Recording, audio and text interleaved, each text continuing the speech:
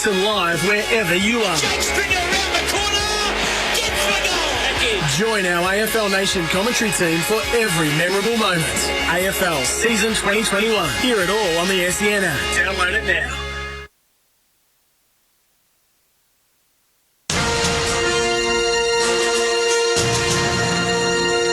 Welcome to SEN's coverage of the Olympic Games 2020.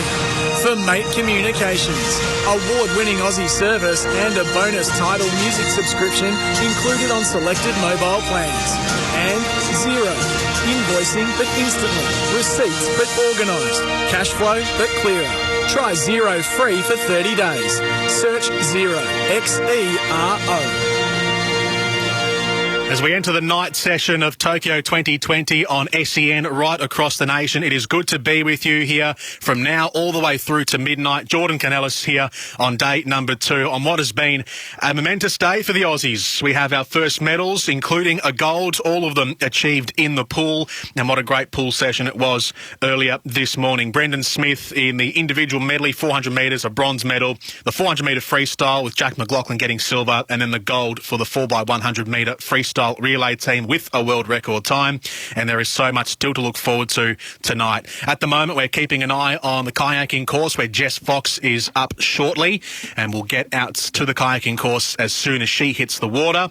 But tonight's session in the Olympics is a big one. Again, we go to the pool for more heats for the qualification stage for finals tomorrow and in the days ahead. And then we have 3 of our more high-profile teams taking to their respective fields. The Olyroos in the football will take on Spain in Group C tonight off the back of a big win against Argentina before the opening ceremony. We have hockey. The Kookaburras take on India, trying to replicate what the Hockeyroos did in the women's group earlier today with a 3-1 win against Spain. The Kookaburras, the men's side, in about an hour and a half from now take on the might of India. But our feature sport for you tonight is the Boomers. In their first game, the men's basketball team will be taking on Nigeria, a side they played in the warm-up matches about a week ago, just over a week ago, and got the job done easily. But what will we expect from Nigeria now as we enter the Olympic arena? I'm sure they, like the Aussies, will be stepping it up another notch. We keep an eye on the cycling as well and how that comes to a conclusion. And the kayaking, as I said, as soon as Jess Fox gets out for her second heats, we'll cross out there. Jordan Canellis with you this evening on SEN for Mate Communications, award-winning Aussie service and a bonus title music subscription included on selected mobile plans, and Xero, online accounting to help you do business but better. We have a quick look at the medal tally in Australia. As a result of their 3 medals today, have got themselves into 6th position. China on top as they were at the end of play last night. They still have the top spot with 4 gold medals, 1 silver and 3 bronze for a total of 8. Japan has 3 gold medals. They won a couple today, including in the skateboarding, the men's street discipline. They took the gold medal there, and a silver as well for the host nation. And we're about to head out to the kayaking as Jess Fox is beginning her second heat. So I'll continue the medal tally right after this. Jess Fox, heat number 2. Clean run, and as always with Jessica Fox, it's that look of determination as she sets off for this second run here. Nice exit out of that first upstream, very tight into the second up at gate 5. Trying to hold the inside line. So it looks like she's setting out to squeeze a bit more speed on the course.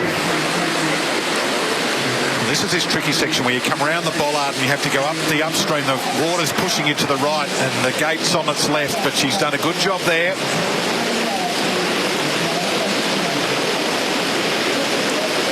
Negotiates the S-turn well. She went for the forwards move on gate 14 because she can, trying something different, and a very fast upstream on 15, so good run through the middle. And clean as well, so fast and clean, and 2 seconds up on the fastest time we've seen is Jessica Fox looking to make a little statement here. The 3-time world champion in the women's kayak, twice a medalist.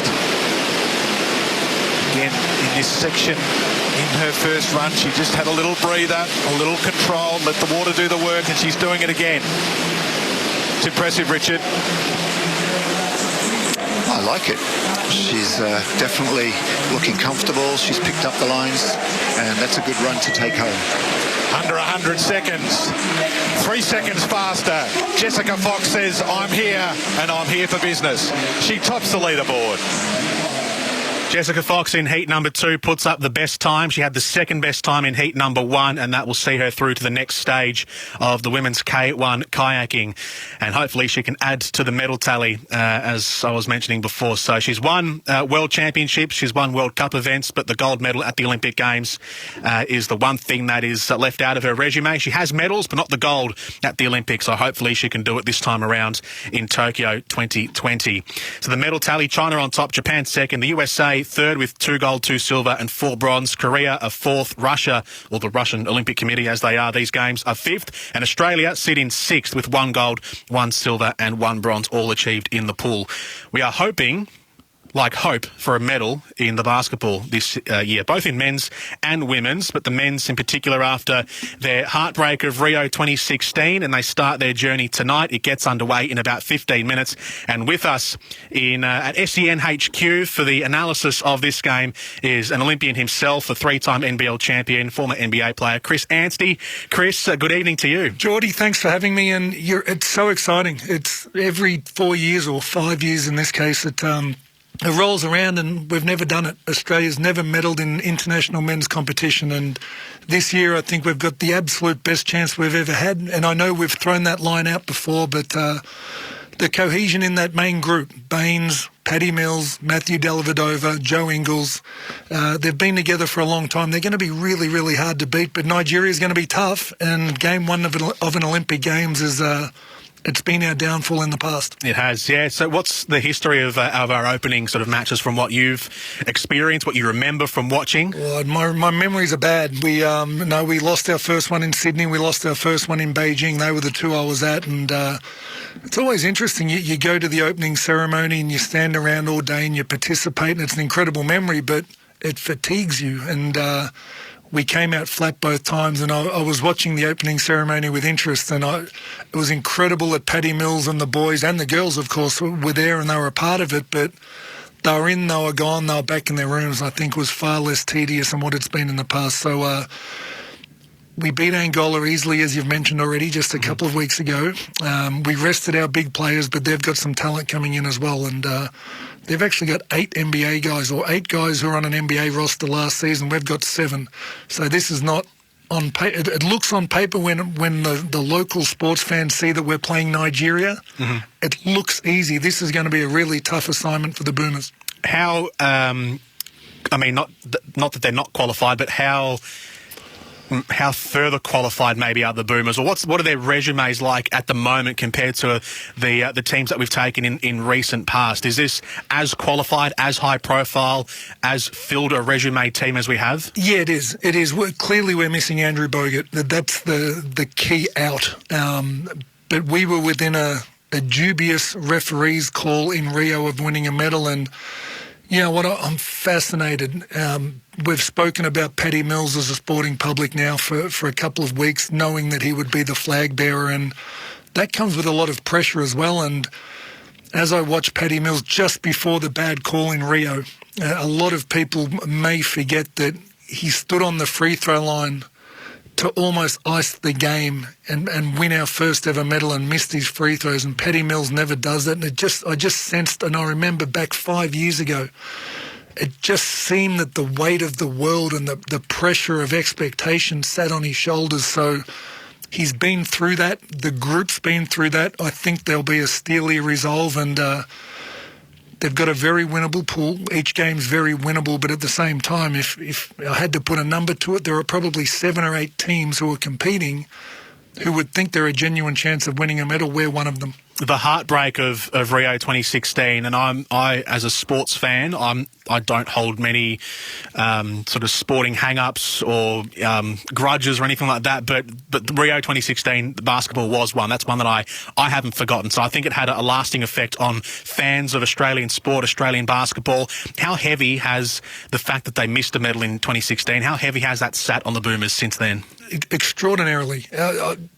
It was so deflating. I mean, you saw it on the players, you saw it on the staff, but just for the basketball community here in Australia and the ex-players like myself, I just sat there and looked, and you couldn't believe it, because what the Boomers are trying to accomplish is something that as a nation we've been trying to accomplish now for 30, 40 years, and we've come agonisingly close 4 times now. We've finished fourth 4 times. We just haven't gotten over that last obstacle, and that was the closest we've been in that semi-final. So, again, I hope that when we hit that moment in this Olympics, which we will, where it's close, we're coming down the stretch, it's not just the talent that we've got on the team, it's the cohesion and the fact that they've been together now for 6 and 7 years, the core of this group. And we get to add such a talent like Matisse Thybulle. Yeah. Of all of the stories coming in, he was the one where we weren't quite sure what to expect. But we knew he was talented, we knew he was athletic, but he has just fit into the culture and become such a liked and respected member of this group from day one.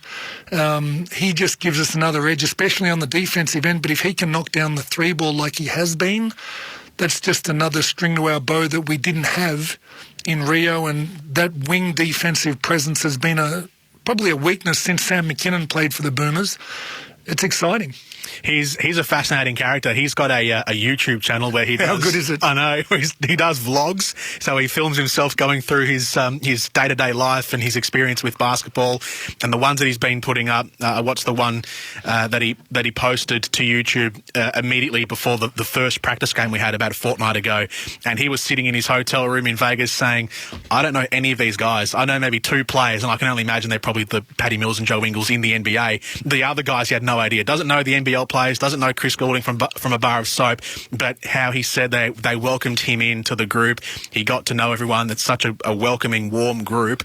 And maybe I heard one of our writers at SEN, he said in an article that Matisse Thybulle, he's got a link to Australia. He's grown up in America, but he plays like an Australian. He plays like a gritty, dogged, defensive player who just fights hard for his team, but has the capability to shoot the 3 outside as well. His characteristics feel like they just settle in really nicely into that Australian outfit. You've absolutely described the on-court stuff perfectly, and I think if I could add to that, he doesn't seem to have any ego, which is another trait that I think within this group for players of such high calibre and high standing in the game, their egos have always been kept in check. So Matisse Thybulle fits well and truly into that.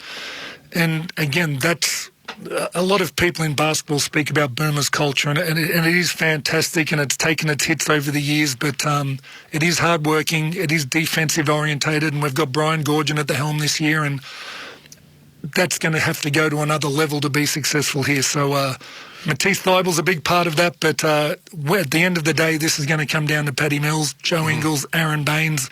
Other guys are going to step up at different times, but they're the crew that are going to need to get it done. Ben Simmons was a big talking point around the Boomers, whether he would compete or not. He was in the squad. He pulled out right after the 76ers were knocked out in the playoffs in the NBA. It's a big loss because he is a crucial player. He's maybe 1 or 2 qualities away in the NBA from really stepping up and becoming an elite player. Most of them, just a few things he needs to brush up on offense. Having said that, though, is his absence, has it strangely, as good as he would have been for the Boomers, has it actually created maybe a better chemistry in the starting 5 with him not there? It's an interesting one. He's not a loss because he's never been there. And so it's not something we've had and we've lost. You mentioned the culture, and, Ben Simmons is a different personality, just like Liz Cambridge is a different personality to the Opals, and probably not the type of personality that fit in as well as a Matisse Thybulle. So having the talent of Ben Simmons on any basketball team in the world will make it a better team on the floor. And yes, we would certainly have benefited from what he was able to do at both ends, the creativity on offense, the rebounding out of his spot in his position, and clearly his defensive ability. But at the end of the day, we don't have him. We're worried about what we do have. we're still a very good chance of winning a medal. And it's, I don't think Ben Simmons is going to be a part of the Boomers moving forward. I think this was the chance. We didn't get him this year. I'd be surprised if we get him. How much do we know about Nigeria? So we played them in one of the warm-up matches. We beat them by about 30-odd points. But, of course, in the Olympic arena, they step up. So what do we know about our opponents? We know that Coach Mike Brown is one of the best coaches in the world, highly respected in the NBA, and they've got 8 guys who were on NBA rosters last year. Through their lead-up, they played absolute even minutes across the roster. So I'm not looking at that. What was it, 108-69, so a 40-point win with anything other than it was a warm-up game. Yep. Josh Okogie, Jaleel Okafor, Gabe Vincent concerned me a lot, and a guy I don't know a lot about, Jordan Nwora, just won an NBA title with Milwaukee. Now, he didn't play a minute, but you need to be extraordinarily talented to be on that roster and to be suited up in that environment. So he's landed, he's joined the group. We haven't seen him yet, so there's a really big X factor among this group. They're long, they're athletic, they shoot the three well. Some of those things we've struggled with in the past, so we need to make sure, again, the ball moves. We don't allow them to play one-on-one basketball and get on the rim, but we know that they're a very talented athletic team and they're scary. All right, we'll take a quick break. They are out on the court. They're about to go through the anthem, so we'll clear a couple of breaks and get back to the basketball arena, where tip-off will happen in about 4 minutes from now. So Australia and Nigeria, the opening game of the group phase in this group. Game number 1, hopefully the medal is down the track, but game number 1 is what we're focused on right now, and tip-off is next on SEN. If you love racing, then must-listen radio is Bensley on SEN Track 1593 AM. Each morning, Andrew Bensley covers the latest news from the stables and track. Ben and JD Hayes will launch off in a matter of days. He's the broadcaster that racing personalities, leading trainers and jockeys talk to. Welcome, Les. Ben joins us. Morning to you, Henry. Bensley, Monday to Thursday, 8 till 11, on Australia's home of chasing, pacing and racing. SEN Track on 1593 AM, the SEN app and DAB+. On AFL Nation, our great game continues to deliver. We're enjoying amazing goals. Bontempelli, can he get enough on the ball? Oh, yes, he can. Celebrating the big moments. Gary Rowan wins it after the siren with a dead-eye shot. And the stars of the game continue to shine. Download the SEN app and listen live wherever you are. Join our AFL Nation commentary team for every memorable moment. AFL Season 2021. Hear it all on the SEN app. Download it now.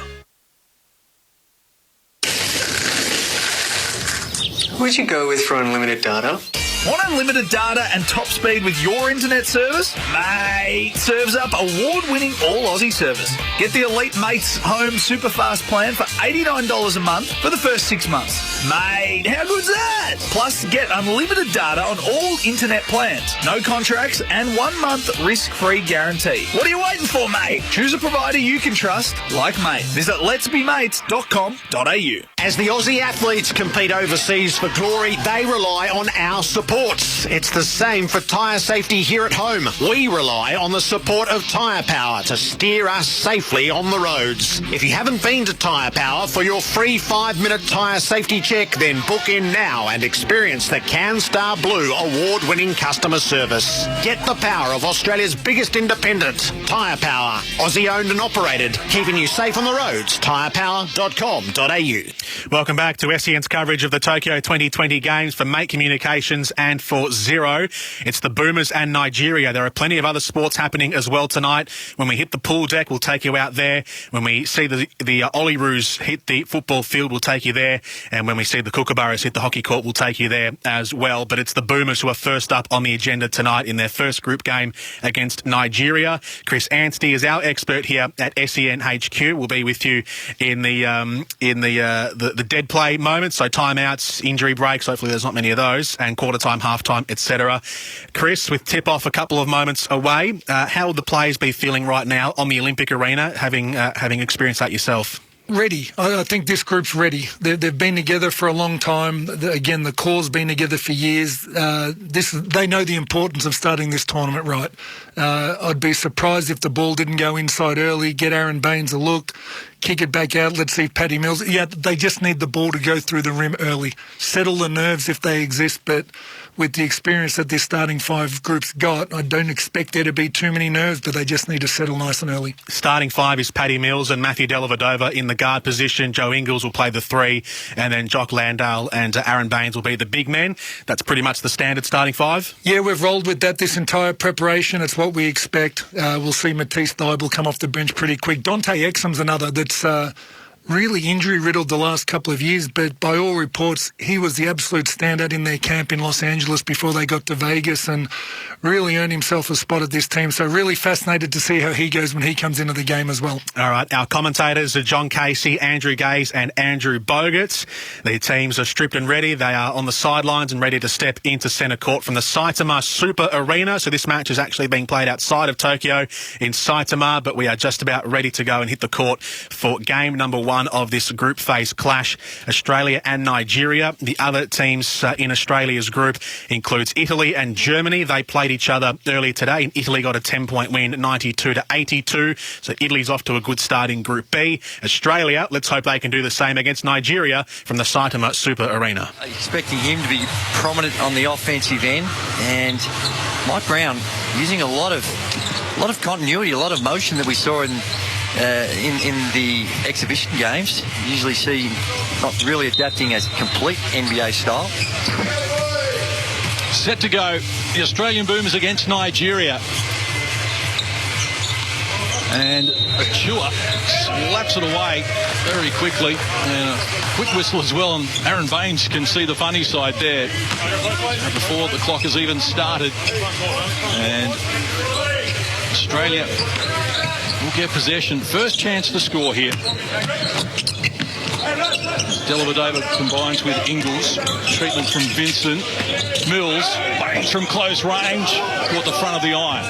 Love the ball movement to start with. Everyone gets a touch, or most of the guy gets a touch. Whip it through some hands, and good first up opportunity to come up short. Parler with it, looking for options. Well guarded by Landale. Achua against Baines. Slow bounce pass. Parler, they asked a lot of him, but he can produce a lot and comes up with the first score in the game. Very nice take there, very, very nice take. Just the athleticism and length, once again, of Nigeria is going to be a problem if we let them get 2 feet in the paint on every possession. Dellavedova shares at Landale in the corner in front of the Australian bench. He too caught it short. Nigeria with a chance to expand the lead here. And they push the ball up the floor as well. D was strong there from Landale, prevented the score, but it comes now to Achua, and he fills it up. Nigeria score the first 4. And we have to get those rebounds. This is a team that's going to survive on loose balls, offensive rebounds. If we get outworked, we're going to be in some trouble. Mills picks up the dribble. Dellavedova. Landale at the elbow. Now Mills penetration opened up for him. Off the glass a little too hard. Couldn't convert. Speaking of offensive balls, they're the layups you've got to make too. Paddy Mills gets deep into it. Wasn't able to finish it off. Needs help now. Ingles provides it. The 3 ball. Oh, the bottom of the net. And that must feel good for Joe Ingles. Just to see that first one go down, settle the nerves. Now he can free flow into this basketball game. It took almost 90 seconds. The Aussies on the board here. Elevation came from Vincent off the mark. Landale hands over to Dellavedova. And you're spot on with Joe Ingles. Although he's got a lot of experience, he was 4 of 24 in Rio. So he wasn't shooting the ball from the 3-point line all that well. So to see one go down, and Paddy Mills just coming off those on-ball screens, squaring up and knocking it down. And just watch the attention that Paddy's getting coming off those pin downs. It's going to be huge for us late in games. This time Ingles off the mark. There's the Opala gets after it. So Australia have scored the last 5 here. They take a 1-point lead. So on the play as well.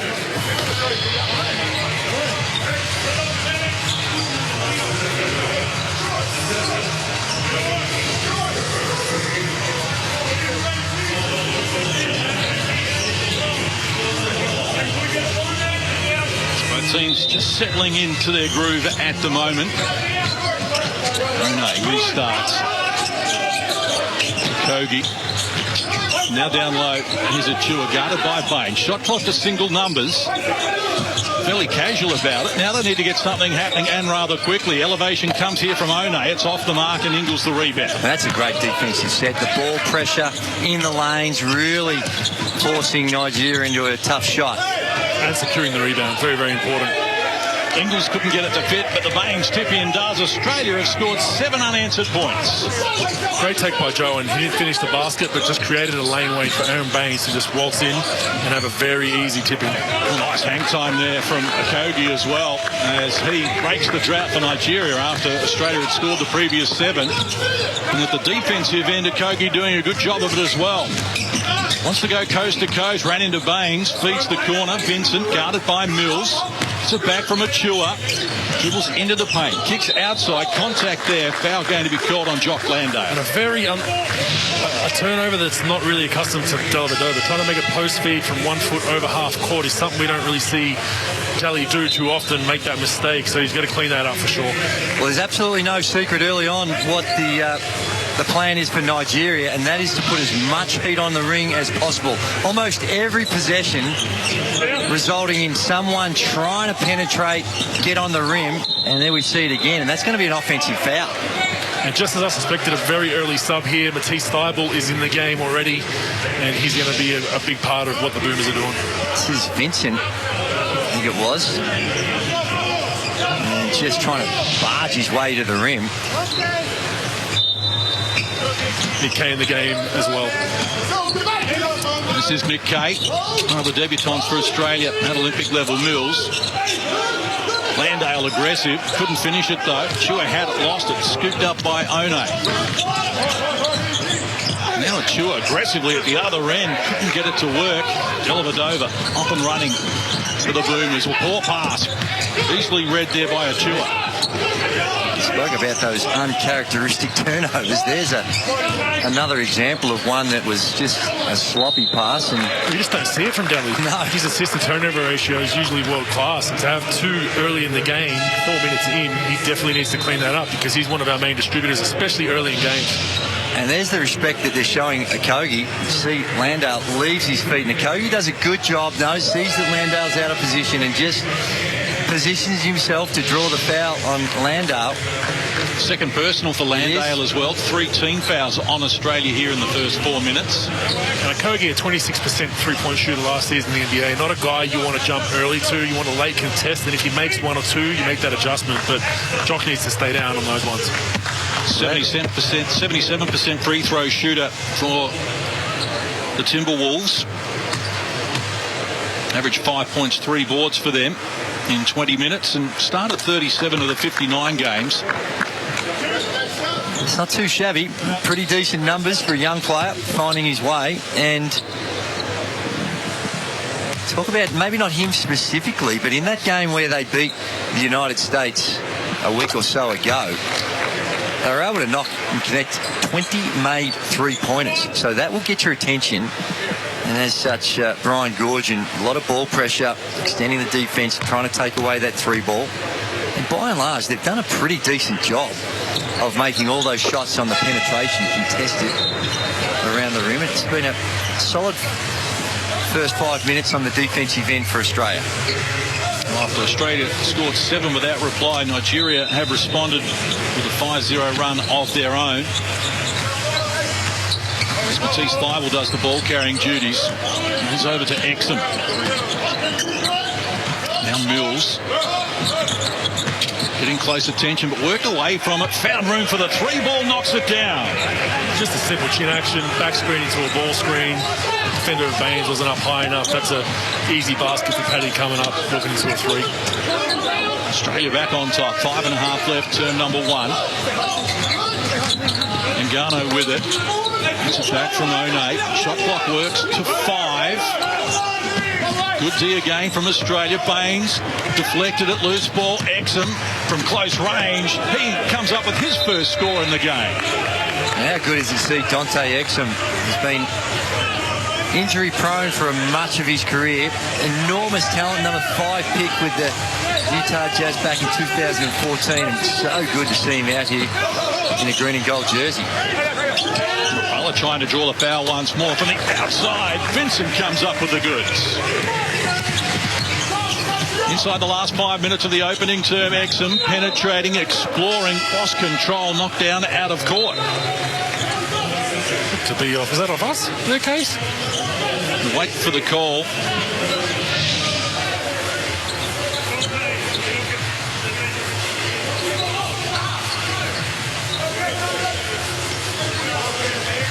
South Australian viewers, stand by now for 7 News to continue watching the Boomers switch to 7-2. Plenty more to come tonight.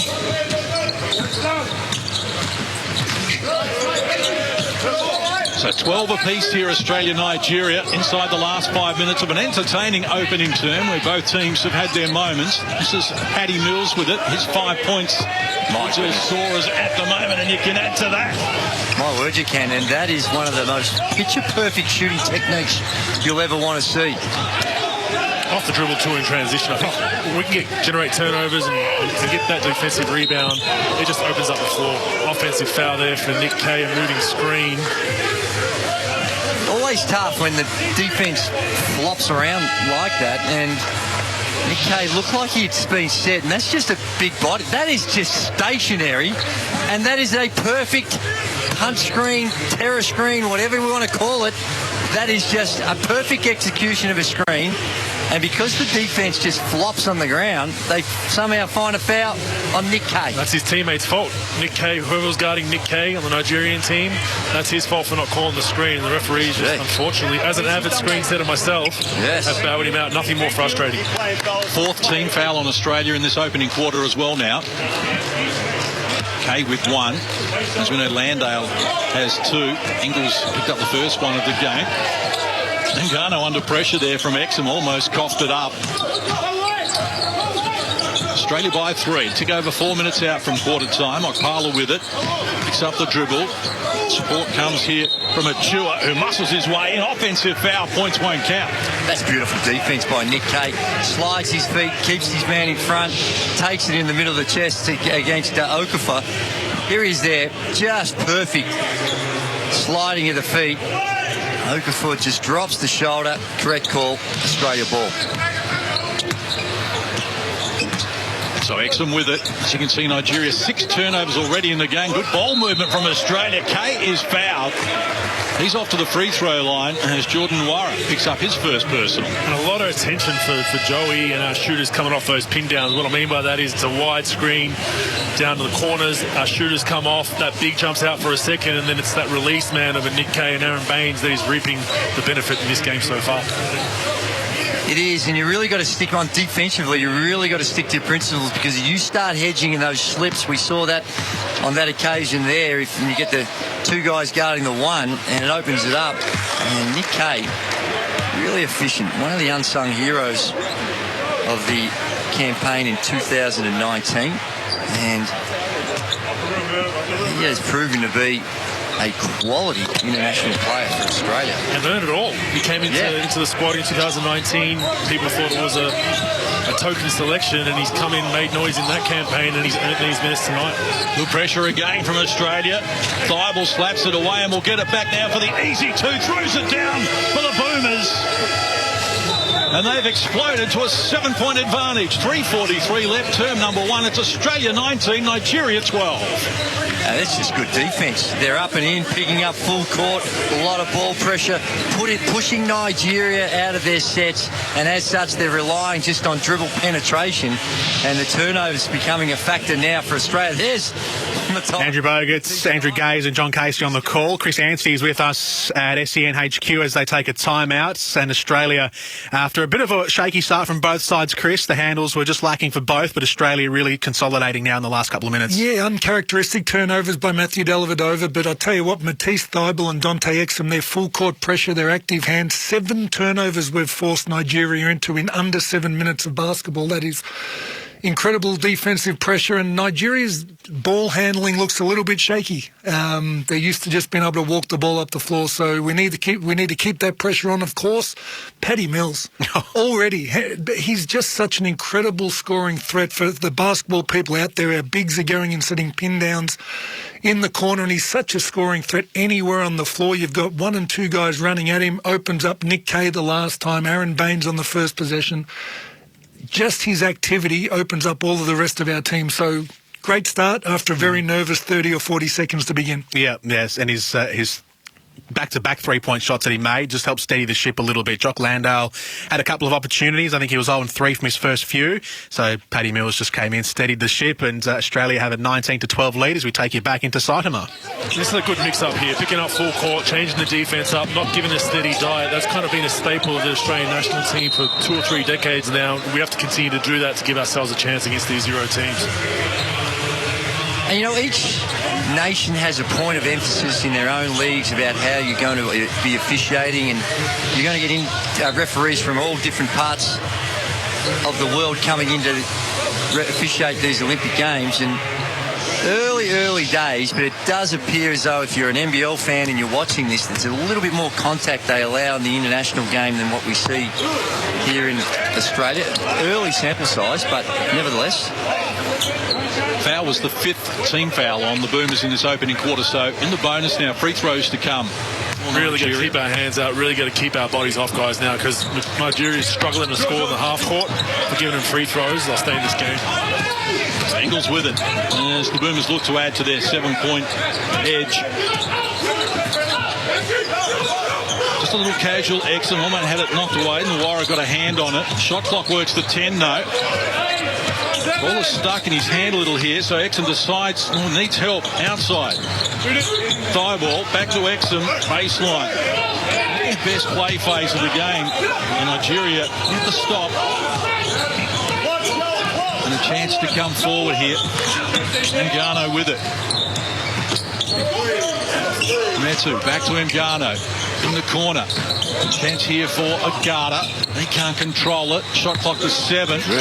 Wasn't the prettiest play phase either, but the finishing touches were nice as well. And Okafor was once a very dominant post player in the NBA, former top pick, top 5 pick in the NBA, so he can cause some problems if you don't get a body on him. Nick Kay with it. Now Mills.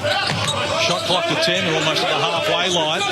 Australia by 5. Mills exploring, penetrating, attracted lots of attention. They swing the ball back. Ingles one on the shot clock, needs to fire under pressure. Good D from Nigeria. Great D by Nigeria. Quickly up the floor. They find Agata, known scorer, not on this occasion. Kay the rebound. Nigeria, really impressive. They extra pass, 2 or 3 extra passes by Australia, but still as Exum goes in and nice penetration, they're still chasing and trying to play catch up, and they did a really good job of it. Trying to draw a foul, Agata getting nothing. Chance here for Nwara. Got the ball from Okafor, wanted to go back in that direction. They coughed it up again. Good pressure from the Aussies. Here's Exum. You cannot be loose the ball around the T-Stable. You just take anything that's loose as we turn it over. Well, 7 turnovers now for Nigeria, and we've still got a minute and a half to play in the first. Nwara, who fires, then knocks down the shot, just as he did in Game 3 of that NBA Championship Series where he knocked down the 3 ball. So Australia by 4, a little over a minute out from quarter time. This is Mills, thought he was fouled, couldn't get a whistle. And Nigeria snatching some momentum here toward the close of the opening term. Outside Mgano, he fills it up. And this is a 1-point game. This is why you got to be careful. The 3 ball, they've been penetrating and trying to get to the rim, and now the 3 ball is opening it up, and there you see it, both teams 3 of 6 from the 3-point line. And defensive transition is going to be vital right throughout that tournament. That last possession, they came down with a little uncertainty. No one had the ball. A late collapse on the ball, and the simple kick-out pass for a wide-open 3. As we see to what Nathan Sobey checking in for the first time Olympians for them, so we should see how they fit in. And Chris Goulding, of course, checking in. It's a willingness to early on to throw your lineup around. Brian Goorjian getting, it's that 10 players now that have seen some court time. Well, Aaron Baines checked out early in the game and then checked back in and now checked out again, so he's happy to rotate, and I think you need to do that internationally. So Australia coughed it up once more. Sobey lost control. Outside they work the ball. Nuamu get it back. Mgano fires. They've gone on a 3-point blitz here, Nigeria, to retake the lead. And they'll keep playing, Drewy. They're not going to stop. No matter what the lead is, they're an athletic young team. They're inexperienced, but they have players. They're not going to quit. We need to keep persisting and trying to extend our lead. 11-2 run here from Nigeria. And it's silence for the moment while Duop breathe his first points for the Boomers. Nigeria can slow it down for the last play of this term and retake the lead. They scored the first 4 of the game. Australia got out by 7 at one stage. And right here at quarter time, we are locked together at 23. Quarter time in Tokyo. It's Australia 23, Nigeria 23.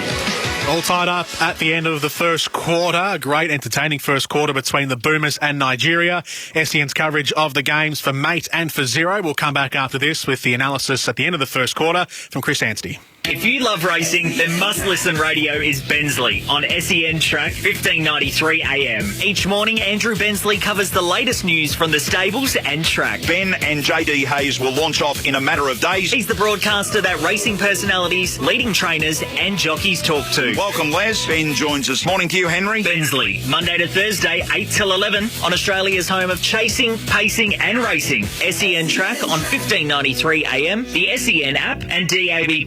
The AFL season is building. The huge moments are becoming huger. And the stars of the game continue to shine. Buddy plays on, he put it through the middle, there's 2 points the difference. Download the SEN app and listen live wherever you are. Join our AFL Nation commentary team for every memorable moment. AFL Season 2021. Hear it all on the SEN app. Download it now.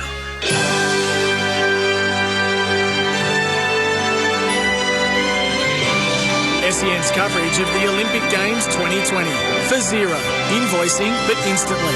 Receipts but organised. Cash flow but clearer. Try Zero free for 30 days. Search Zero. XERO. Welcome back to SEN's coverage of the Tokyo 2020 Games for Mate Communications, award-winning Aussie service, and a bonus title music subscription included on selected mobile plans. Jordan Canellis and Chris Anstey with you from the SEN studios as we watch on at the end of the first quarter between Australia and Nigeria, where the scores are 23 points apiece from the Saitama Super Arena. Chris, from the end of the first quarter, Australia had a 7-point lead. Nigeria fought all the way back to tie the scores. Australia maybe just dropped the intensity at the end of the first, but an entertaining first quarter nonetheless. It was. They fought back when we went small. We put Matisse Theibel in the 4, we had Nick Kay in the 5, and we're very undersized, so a couple of offensive boards, an easy putback by Jalil Okafor, and the disappointing thing at the end of that quarter was we gave up a bunch of uncontested threes, so not what you want when you go small. You want to be able to match up on the perimeter. You're going to give away something, but you don't want to give that up. But 23-23, we got a little bit of rest into our studs, so we're in a pretty good spot. Absolutely. Let's take you back to John Casey, Andrew Gaze and Andrew Bogut on the call from Saitama. Really shooting the ball well.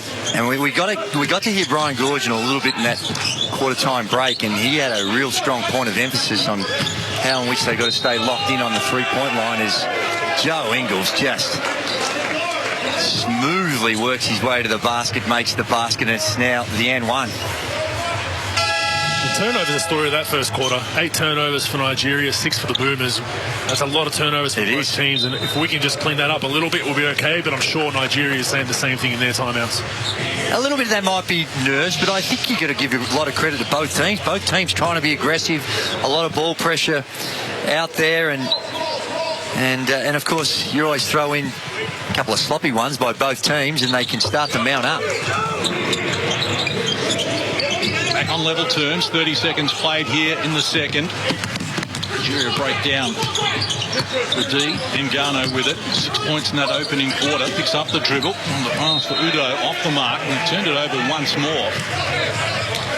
Turnover number 9 for Nigeria.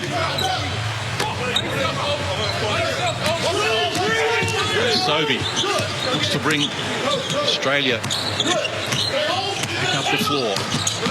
Ingles, screen from Baines, who rolls to the hoop. Nothing on offer there. Skip pass into Kay in the corner. Golding, dangerous from outside. Can't connect. in this lineup, that's going to be Goulding's role. Chris Goulding's going to have to create some offense for us and get us some ISO buckets sometimes. Yeah, you run through your set, and ultimately when things break down, it just can get into those one-on-one situations, and Chris Goulding is elite at being able to create that shot, particularly from the three-point line. He was a perfect 7 of 7 against Nigeria. Just an extraordinary shooting display in that pre-game game in Las Vegas.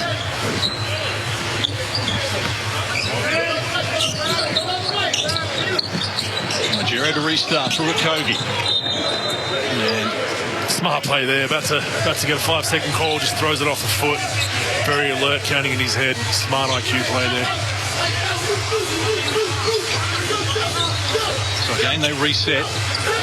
Disjointed start to the second quarter here. Laura shares it around with a Garda. Wants to work on Goulding. Found some openings. Now it opens up outside. Kogi against Goulding. Muscling against Dellavedova. Shot clock to single digits here for Nigeria. Good defensive pressure again from the Boomers. And Dellavedova gets after it. Tried to work it out of court off his opponent.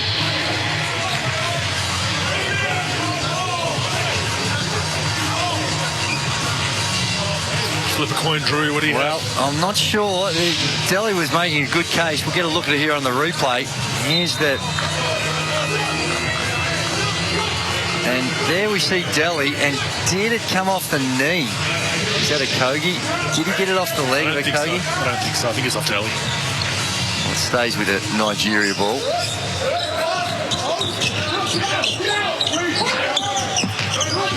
Isolated down at the low. Metu. Agata. Shot clock at 5. Spinning on Goulding and almost out of control. Called for a travelling violation. Great half-court defense there by the Boomers. It just looks like Nigeria looking to really go with 5 out for most of their offense and just attack off the dribble. I haven't really seen anything special from them offensively. No, they do. You've seen it, maybe the odd set where they're coming off a few pin downs, but you're right. And down the other end, we're not doing a whole lot different. We've got that little punch screen that we go to, a few pin downs. Both these teams pretty similar right now. Matisse Thybulle coming back into the contest. And Chris Goulding checking out. Eagles to restart. Here's Kay. Guarded by Metu. Around the perimeter. Now Dellavedova. Shot clock to single digits. The pressure's come from Nigeria here. Dellavedova exploring. Floater off glass. Couldn't connect. Baines tried to keep it alive. Did so momentarily, but now a chance for Nigeria. Kogi. Well, it wasn't the way they planned it, but Metu comes up with the finish.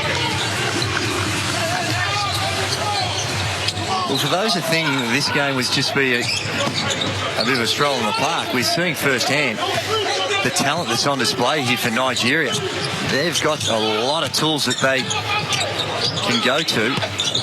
Ingles off the mark. Baines again got a piece of it. This time he does win it back via Kay. Baines from close range comes up with the 2. A little lucky there. A nice stop from Nigeria. They could have secured the ball, and Aaron Baines reaps the benefit. They are just getting in the paint almost every possession. If you allow 2 feet in the paint, possession after possession, with the way they've shot the ball early in that quarter, it could be a long night. So really got to lock down defensively in your stance and guard your man one-on-one.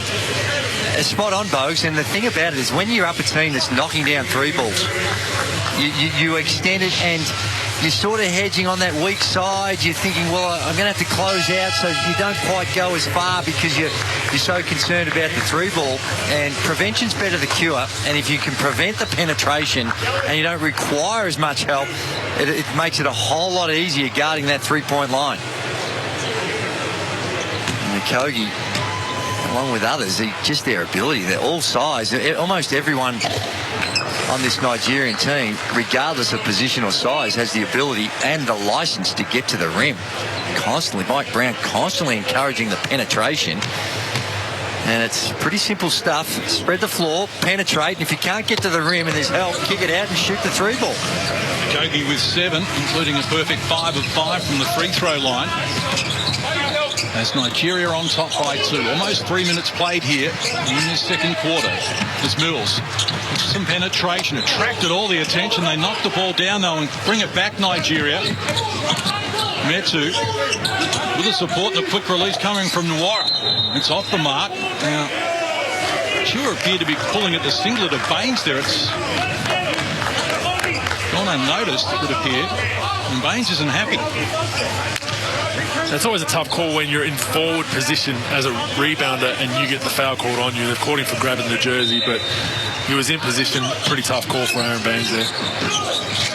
Thread the needle inside of Metu, who just lost it, slipping out of his hands, but he's been impressive so far, Obi Ngano. 9 points leads Nigeria. Paddy Mills with 8 leading Australia. All his points coming in that opening quarter. So Nigeria by 2, but look at that turnover count. 11 turnovers. That's what you'd expect to see for the game. Alone. And there's another one, Case. There's another one. Delavadova thought he got plenty of ball there, but he's been called for the foul. More free throws to come here for Nigeria. And that's what those turnovers do. They just put your defense on the back foot. You have to bust back in transition. We know Nigeria want to get in the paint. They're athletic. So giving them that opportunity, similar to what we want to do in the open floor. We want to get steals and run like we saw Matisse Thybulle do in the first quarter.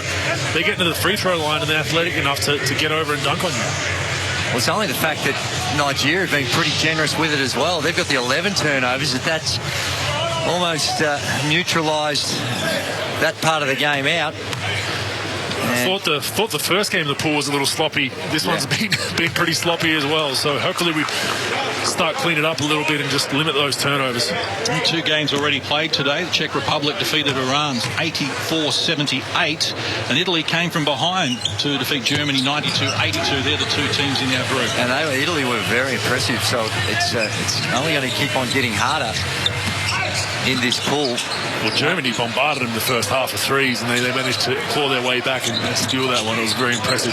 Big edge in the free throws, as you can see, for Nigeria. Thybulle, smooth release, but unsuccessful with it. Foul has been called on Opala there in Nigeria. A rebound duel with Jock Landale. We've seen all kinds of lineups from the Boomers so far. All kinds. Nick Kay's been in for a long stretch here playing with Jock Landale. I don't think those 2 guys have probably played together all exhibition or all camp. So Gorgeon's not scared to throw it out there. Well, we've played 11 players. And Nigeria 12. So the shot clock works to 10 here for Delavadova. Australia scored just 5 points in almost 4 minutes here in this second term. Delavadova deep from the 3 line, knocks it down. And a foul on the play as well, going to be called on Okpala. And we might get the ball back here. Made 3. It was after the shot. We might get another crack at it too. And Matty Delavadova, who in the exhibition series, I don't think he made a field goal in the 3 games. Now, he didn't play in one of them. He's been working on his shooting technique seemingly forever. You're right, Drew. None of 3 against Argentina, none of 2 against the USA, and didn't play against Nigeria. And it's a little quicker release of what we've seen, and yeah, we get it back. So big opportunity here now for Australia. Thybulle almost fouled as well. Oh my! Some sort of play there, just couldn't finish it. And a chance for Vincent to bring Nigeria forward with the support of Okogie. Working on Mills with a height advantage, and Mills is going to be called for the foul here.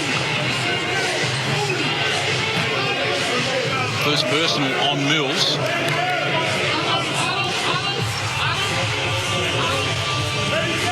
Neither team really able to get some authority on this game. It's a seesawing affair. Well, it's hard to do when both teams committing so many turnovers.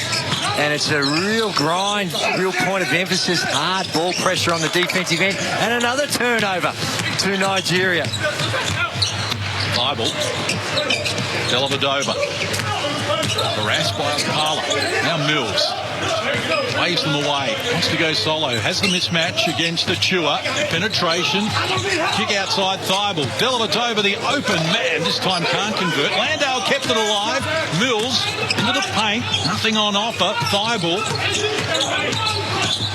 Look away pass for Landale. Just bobbled it, but he's got support arriving now in the form of Nick Kay. A great play by Nick Kay. I mean, he just does not stop moving without the ball. for young kids out there that play off the ball, that don't think you get a lot of touches, watch him constantly moving, puts himself in the right position for an easy basket. 5 unanswered points from the Boomers has them back on top here. As Okpala takes on Kay, muscles his way down low. Not a lot on offer, but he made something happen. And you know, there's not much more he could have done. He did a great job of sliding his feet, just size prevailing. But talk about Nick Kay on the offense. That was pretty good defense, although wasn't able to prevent the two. Mills impeded there. So the foul called on Nigeria.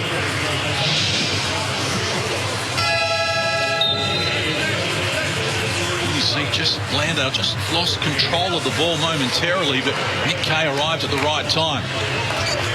And we are loose with it a little bit, but I'm liking the ball movement. It's not sticking too much. You know, a few of the exhibition games it stuck a little bit to isolations, but they cleaned that up towards the end against Team USA, and now tonight we're moving the ball. We're just turning it over a little bit too much. 5th team foul on Nigeria in this quarter as well, so Australia now with an opportunity with almost 5 minutes left on the clock. Yeah, absolutely, and they'd be fully aware of it. Try and put some heat on the rim. Paddy Mills, an uncharacteristic free throw miss. 91% in the NBA last season, so you don't see that often. 71 of 78 with the Spurs. That is very good free throw shooting. It's in 68 games that he played.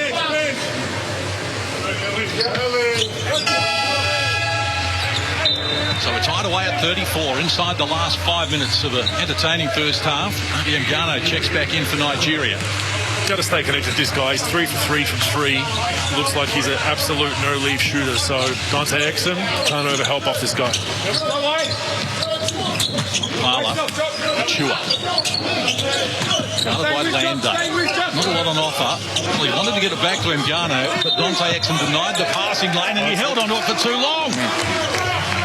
That was great team D from Australia. Exum off the ball, denying his partner or his opponent the ball, and Landale all over the ball. Well, Exum has been very impressive on the defensive end. He's got that length. You know, he's 6'6", and those long arms, time in the lanes, but even on the ball, does a good job of putting some ball pressure. Exum guarded by Ngano. Now Achua takes over. Lob pass inside after a lot of Landale. Trying to keep it alive. And that's gone out of court now off Achua. Australia will get it back. It's clunky. It's really clunky at the moment. Hard to get any real rhythm into the game. And again, another turnover that's responded with a turnover.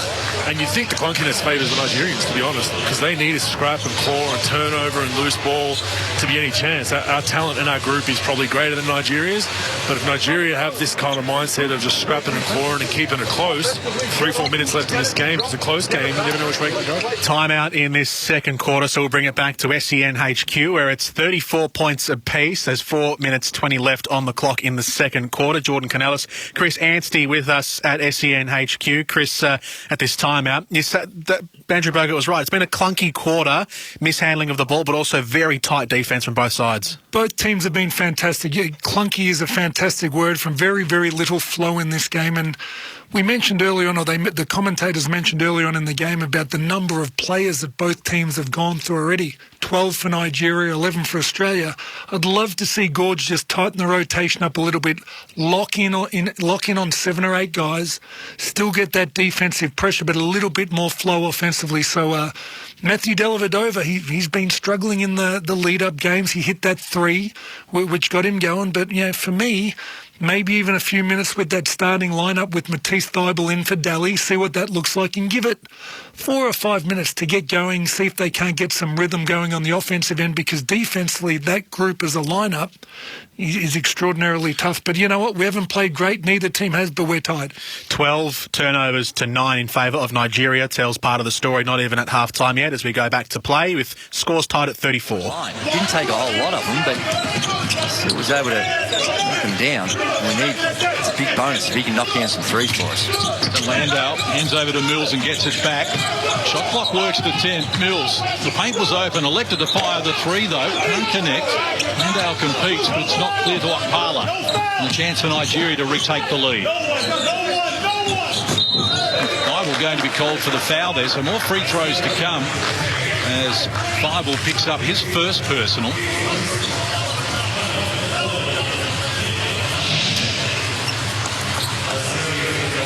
As you can see, just him beating Okpala and getting to the free throw line has been a strength here of Nigeria. They're 7 of 9, Australia 4 of 5 from the stripe. Both teams in the bonus for the rest of this half now, so got to keep our hands out like any cheapies.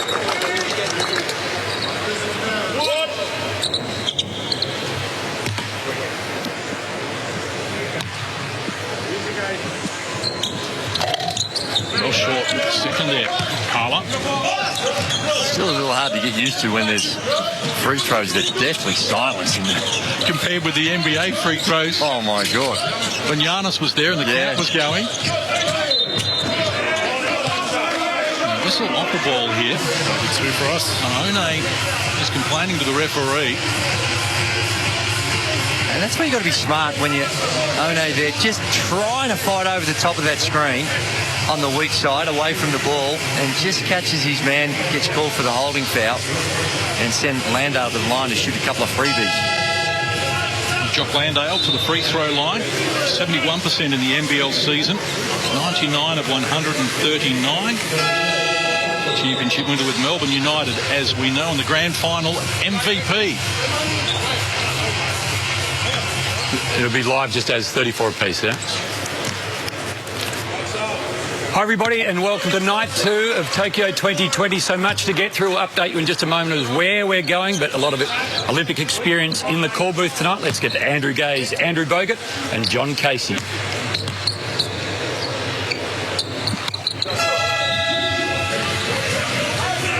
So the Aussies on top by 2, 3.5 minutes left here until half time. Both teams have led in each of the first 2 quarters so far. And hasn't been well, Andrew Bogut told us pre-game, the first game can be a little clunky, can be a little ugly. And it's been that way a little as both teams look to find their rhythm. Shot off the mark there from One. And a chance for the Boomers now to build on this advantage. Ingles with it, hands over to Mills. Aggressive, Ingles wide open, fills it up. They're the ones Joe's going to knock down. You know, they run a little screen and roll action with Joe involved with Paddy, very tough to guard. It should be an easy switch for Nigeria. They mess it up. Feet set, I'm taking Joe to knock that down. Okafor with it, shut down by Baines. One lost control of it. Ingles reaches in. Now the wrestler's on. Play continues. Engano elevates with one on the shot clock, and it's a tough one with defenders all over him. He makes it fit. He's having a great outing. Up to 11 points now, and 4 of 6 from the field. Here's Exum, athletically swinging off the rim to add another 2 for the Pumas. Been impressive, Exum. And it's Australia by 5. Tick over 2 minutes left here in this first half. Penetration from Vincent, who's been quiet, can't connect there. Kept alive there by Okafor. They get it back to Vincent. He's overdue. And he's knocked down taking the 3 by Thibault. Free throws to come. Such a great defensive possession. Just can't allow those 3-point fouls. Getting into the line now for 3 free throws. When we started to gain a bit of momentum, Dante Exum, if you don't mind. It was a beautiful read because you could see Okafor was looking to hedge on that on-ball screen, and defensively they weren't forcing him to the screen. Opened up that driving lane, and Exum made the most of it, and what a finish. And his body looks fantastic as well. He really looks like he's worked on his body in the off-season. Try to get healthy, as you mentioned earlier, but you know, we're all pulling for Dante to just get a good run, get some consistency and stay away from injury, but he looks fantastic, and from my reports in that Boomers camp, people were very surprised at the way he played. He only played 6 games, Dante Exum, in an NBA season last, and got traded from Cleveland to Houston and didn't even get it. Wasn't able to suit up with Houston. Yeah, I think that, and they're probably resting. They were in tank mode at that point, Drewy, so they'll do whatever they could to take nice, respectable losses to get that draft pick a little higher. None of that goes on. Turn it up. Of course not. Of course not. Bugs. Vincent opens his scoring account from the free throw line. They're 9 of 14, Nigeria, so it could be even closer. In fact, in front of, they've been able to make their free throws. As you can see, twice as many as the Boomers. As we move inside the last 2 minutes of the first half, Boomers by 3, led by as many as 7 in the opening term. The shot clock rolls to single numbers here for Mills. Isolated again against Achua, likes his chances, and that's why. Well, that's just great ball handling skills and beautiful shot. Stuck in his hands, but he made something out of it and knocked it down. And we'll get to that a lot. They're switching 1 through 5, and Paddy's ended up with a 5-man on him. We'll take that any day of the week. 11 points now for Mills, leads Australia. Ngannou also has 11 to pace Nigeria. Aussies by 5. As Ingles exploring. He wants the mismatch on Achua as well. He left the ball behind, and Australia will turn it over for the 10th time in the game. Nigeria has 13 in that category. And everyone's had a crack. It's not like there's one person that's turning it over. By committee, Drew. They're doing it by committee. Delhi and Dante with the 2. Paddy Mills has also got the couple of turnovers. Elevation comes here from One, and he comes up with the goods. Just his second field goal. Of the mid-range jumper, Drew. Yes. Oh, Exum took them on there and came up empty. Chance now for Okogie. Inside the last minute of this first half. Australia by 3. Foul's going to be called on Ingles, and free throws to come as Achua hits the deck. That'll be Joe's second personal foul. Dante looking a little ginger here. Hopefully nothing serious. Maybe just a little corky or a knee knock. But a bit slow to get up. Or maybe the turnover, Drew, because that can sometimes affect the... Oh, there you go. It might have been there when he just tried to take off. A little slip as they clean up the sweat. We're talking about that mid-range and one of the areas where you don't see as much of it you used to, but when there you see this level of defensive pressure, those opportunities will arise, and that's where you've got to find that balance, because sometimes just putting your head down and just, if you're not getting the foul and you're trying to score in traffic around the rim, as Dante's are really upset. I think it's more the fact he's just tweaked something than his form, but a mid-range, an open mid-range is compared to a contested at the rim. A lot of these guys, it is, but analytically at least it is, but like you said, every team's trying to shoot open threes and get layups. Defense is going to adjust. Mills fires unsuccessfully. 2-for-1 opportunity there, so a quick shot is fine if we get the ball back in this quarter. Top of the key. Left alone, unable to connect. So inside the last 20 seconds of the first half, Australia by 3 with possession, looking for a high percentage play here to close out the first half. Paddy's been in the key by about 10 seconds. 5 on the clock. Ingles for Mills now. Penetration, floater, off the mark. That is all for the first half. And the Australians have opened up a 3-point edge. It was 23 apiece at quarter time. At the main break, it's Australia 43, Nigeria 40.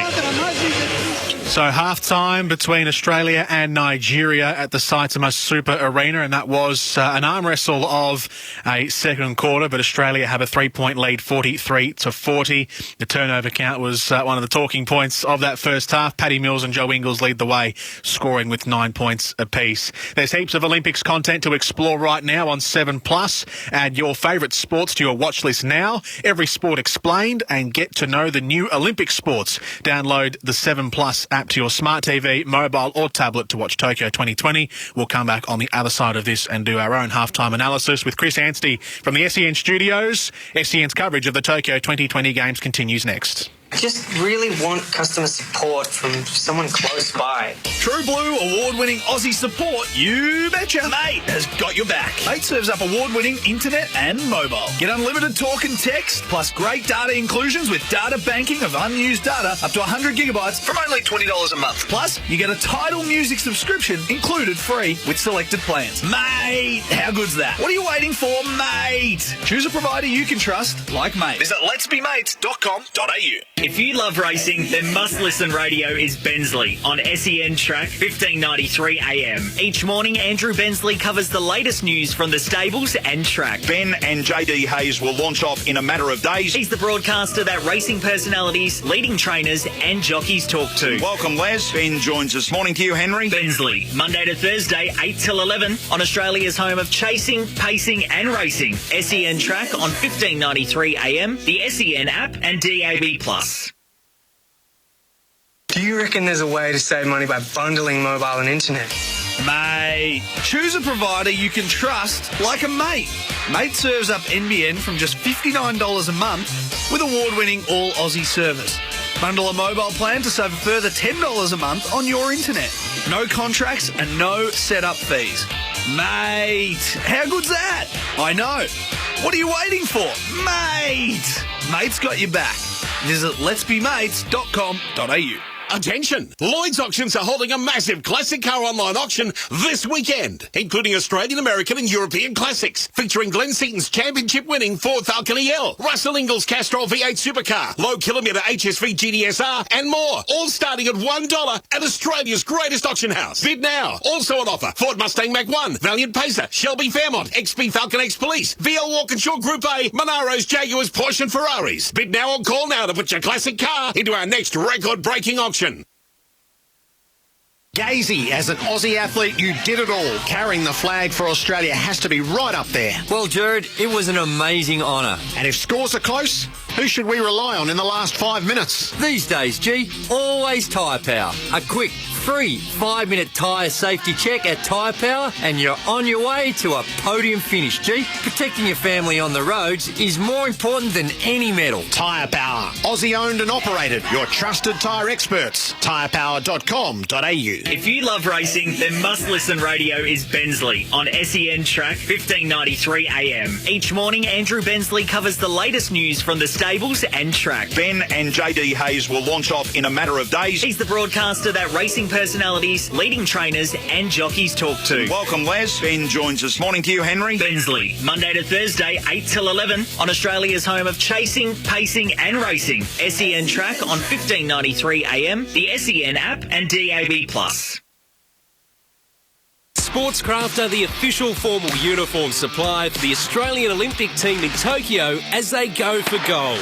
For your own podium finish style, discover the latest Sportscraft collection of men's clothing, including relaxed shirting, classic jackets, warm coats and chinos. All perfectly curated to bring quality, style and versatility to your wardrobe. Sportscraft, we are Team Australia. Discover the latest menswear collection online at sportscraft.com.au. Who'd you go with for unlimited data?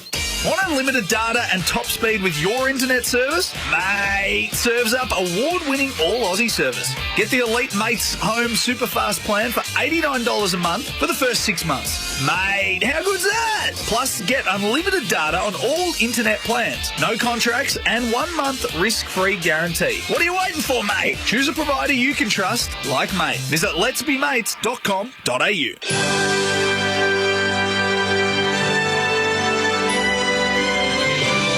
SEN's coverage of the Olympic Games 2020 for Mate Communications. Award-winning Aussie service and a bonus title music subscription included on selected mobile plans. Welcome back to SEN's coverage of the Tokyo 2020 Olympic Games. For Xero online accounting to help you do business but better. Jordan Canellis with you all the way through till midnight tonight. And the first point of call here is the Boomers. We are at half-time and Australia have a 43-40 lead against Nigeria in the men's basketball. Coming up later tonight, we'll have the Olyroos in their second group stage game in the football against Spain, and also the Kookaburras in the men's hockey against India. Plus all that happens at the pool. We'll bring you that as that starts in just over an hour hour from now. So the second half will hopefully finish before the pool starts. That's okay. Chris Anstey, though, is with us in the studio for this Boomers match to analyse what happened in the first half. Chris, it was an exciting first quarter. A bit more cagey, tighter second quarter with a few more errors, and the turnover count currently sits at 13-10 in favour of Nigeria. Your thoughts at the end of half number one? They've thrown the ball around a lot, and let's cover off the stats first. Paddy Mills, 11 points at the half, Joe Ingles, 9, and Dante Exum, 6. Brian Gordon spoke about defending the three-point line. Mgano for Nigeria, 11 points and 3 from the three-point line. Josh Okogie, who most NBA fans would know has been solid, he's got 7 as well. But for me, offensively, our turnovers have come when we're attacking the paint. We're finding our way in and underneath the basket. We've talked about their length and athleticism. 8 steals for them of our 11 turnovers have been live ball turnovers and have led to some easy looks down the other end. So when we've had the scoreboard ticking over, we've got the ball moving early, we've found our perimeter shot, we've gone and attacked space. So reasonably fortunate. Nigeria missed 7 free throws along the way in the first half, as well as turning the ball over 13 times. So a little bit of some self-inflicted wounds by Nigeria we're grateful for. But you know what? You're 3 points up. It's the first game of the Olympics. It has been clunky, as we've said, and we haven't played great basketball yet, so we'll take it. Absolutely, yeah. The free throw count is 6 from 7 for Australia, 9 from 16, though, for Nigeria. So 56% is Nigeria's success rate from the free throw line. The first game of a group stage, we spoke about this pre-game, but is it nice to sort of get maybe this one out of the way, providing this form doesn't continue through the group stage? Absolutely. I'll tell you what, out of the way. Any time you can win in any circumstance at an Olympic Games is valuable. We mentioned pre-game that traditionally Australia hasn't started Olympic Games well. I was a part of 2 that really cost us a genuine shot at a medal. We didn't get off how we wanted to get off, and Nigeria have made as many mistakes as what we have. Both teams look nervous. For me, and I think a player will see a little bit of improvement from in the second half as he settles, is Jock Landale.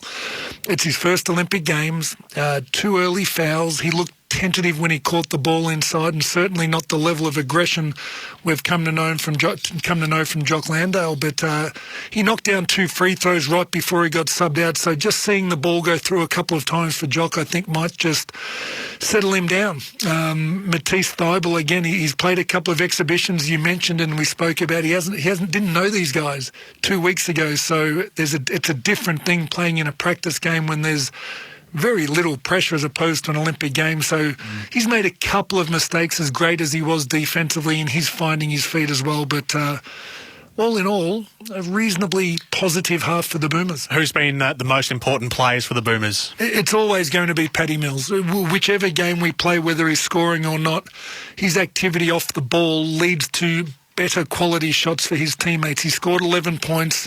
He's yo-yoed with his defender a couple of times, and he's the guy that's kept the scoreboard ticking over.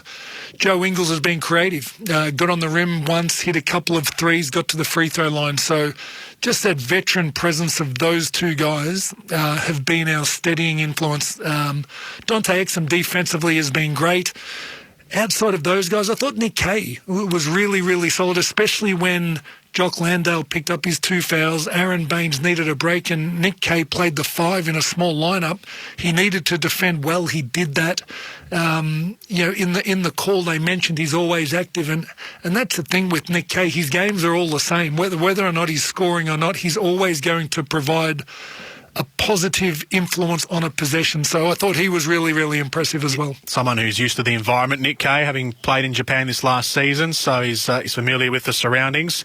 Sometimes the mix of 5 on the court for Australia, you made a point off there that Australia looks pretty short at times, and that's you look at the squad and there's not that many sort of dedicated or specialised forwards and centres in the team. We're rotating Baines, Landale and Diop Reith as the big centres slash power forwards.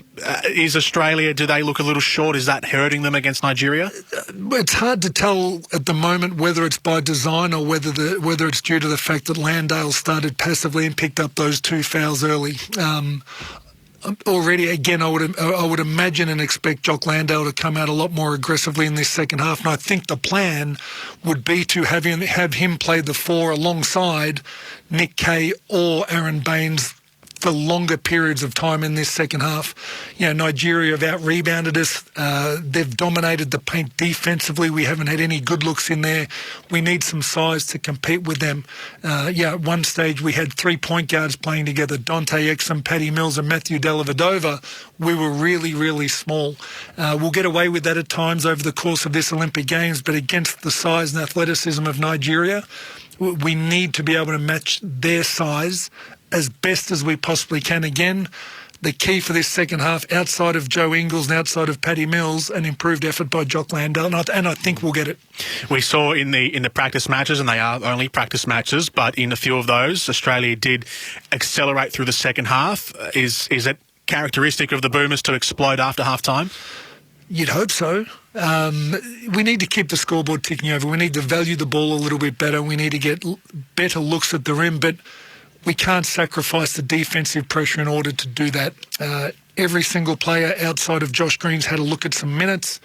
I'm sure the coaching staff's having a discussion about the rotations and who they want to see more of in this second half. I think it's pretty reasonable to expect that we shorten the rotations. We might only see 8 or 9 players in the second half.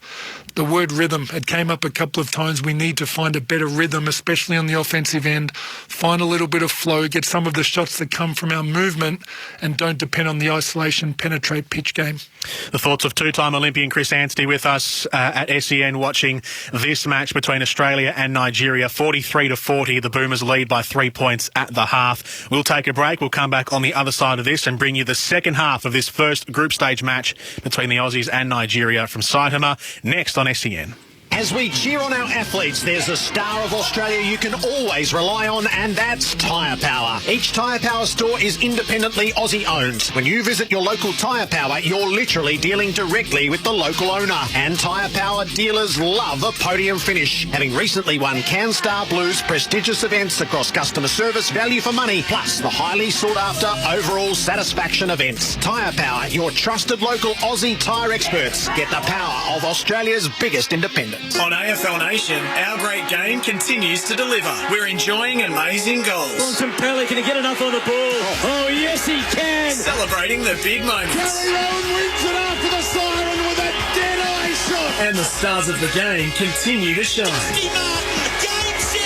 Download the SEN app and listen live wherever you are. Join our AFL Nation commentary team for every memorable moment.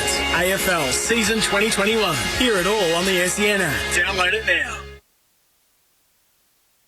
Hello, it's Gazy here. I'm forever grateful I got to carry the flag for Australia and proudly represent the Boomers at 5 different games. My secret? I had the best grip on my shoes to avoid slip-ups. And here's an extra tip. The grip on your tyres needs to be better. If you haven't been to Tyre Power for your free 5-minute tyre safety check, then book in now and get a grip on tyre safety. Tyre Power, Aussie-owned and operated, keeping you safe on the roads. tyrepower.com.au. Attention Melbourne. Lloyd's Auctions are holding a massive classic car auction online in Melbourne this weekend, including Australian, American and European classics, featuring Glenn Seaton's championship-winning Ford Falcon EL, Russell Ingall's Castrol V8 Supercar, low-kilometre HSV GDSR and more, all starting at $1 at Melbourne's greatest auction house. Bid now. Also on offer, Ford Mustang Mach-1, Valiant Pacer, Shelby Fairmont, XP Falcon X Police, VL Walkinshaw Group A, Monaros, Jaguars, Porsche and Ferraris. Bid now or call now to put your classic car into our next record-breaking auction. Sportscraft are the official formal uniform supply for the Australian Olympic team in Tokyo as they go for gold. For your own podium finish style, discover the latest Sportscraft collection of men's clothing, including relaxed shirting, classic jackets, warm coats and chinos. All perfectly curated to bring quality, style and versatility to your wardrobe. Sportscraft, we are Team Australia. Discover the latest menswear collection online at sportscraft.com.au. The AFL season is building. The huge moments are becoming huger. And the stars of the game continue to shine. Buddy plays on, he put it through the middle, there's 2 points for difference. Download the SEN app and listen live wherever you are. Join our AFL Nation commentary team for every memorable moment. AFL Season 2021. Hear it all on the SEN app. Download it now.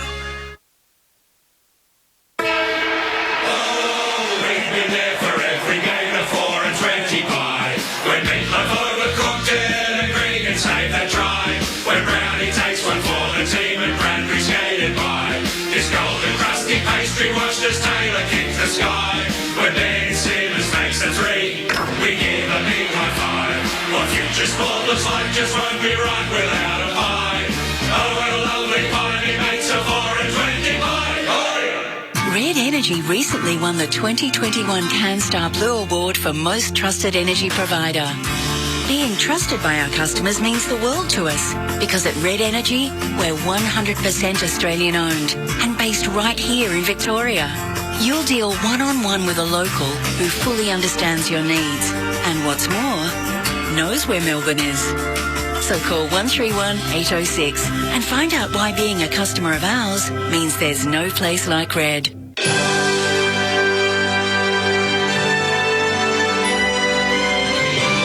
SEN's coverage of the Olympic Games 2020. For zero. Invoicing but instantly. Receipts but organised. Cash flow but clearer. Try Zero free for 30 days. Search Xero. Xero. Welcome back to SEN's coverage of the Tokyo Games. For Mate Communications, award-winning Aussie service and a bonus Tidal music subscription included on selected mobile plans.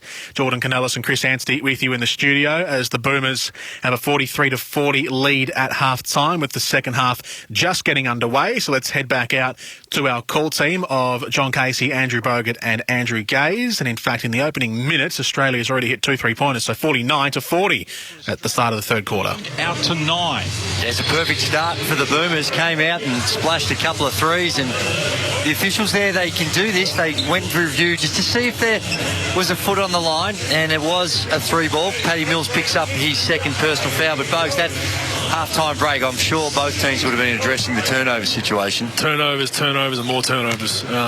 You'd almost want to throw up a bad 3 at this point and turn the ball over. Correct. Or a bad shot. So at least you've got a chance of offensive rebounding. You're not giving them transition. So maybe they've listened. They've hoisted up two good threes, but just throw it up at the rim instead of to an opposing player, and I think we'll be in business. And you mentioned Paddy Mills picking up his second foul already. Joe Ingles, Matisse Thybulle, Jock Landale and Nick Kay all have 2 fouls. And in fact, Nick Kay started the second half ahead of Landale, even though that he has 2 fouls as well. And if Nigeria, well, they're really self-inflicted wounds here. 10 of 17 from the free throw line. It is, and that's going to be a big factor in a game when both teams are coughing it up on a regular basis. You need to be able to knock down your free throws, and Nigeria haven't done a good job of that. I like Nick Kay coming in, though. It gives them that flexibility on the defensive end. You can switch them with a little bit more confidence with Nick Kay. And how about this play? A little alley-oop play and just not quite on the same page. Can get it to finish. Vincent in the corner. An air ball. Kay gets it off the Dellavedova. No support ahead of him. Bounces off one defender. Now runs into Opala. He's got problems trying to find a passing lane. And eventually Kay obliges, and now Mills. But the shot clock's inside 10 as Mills.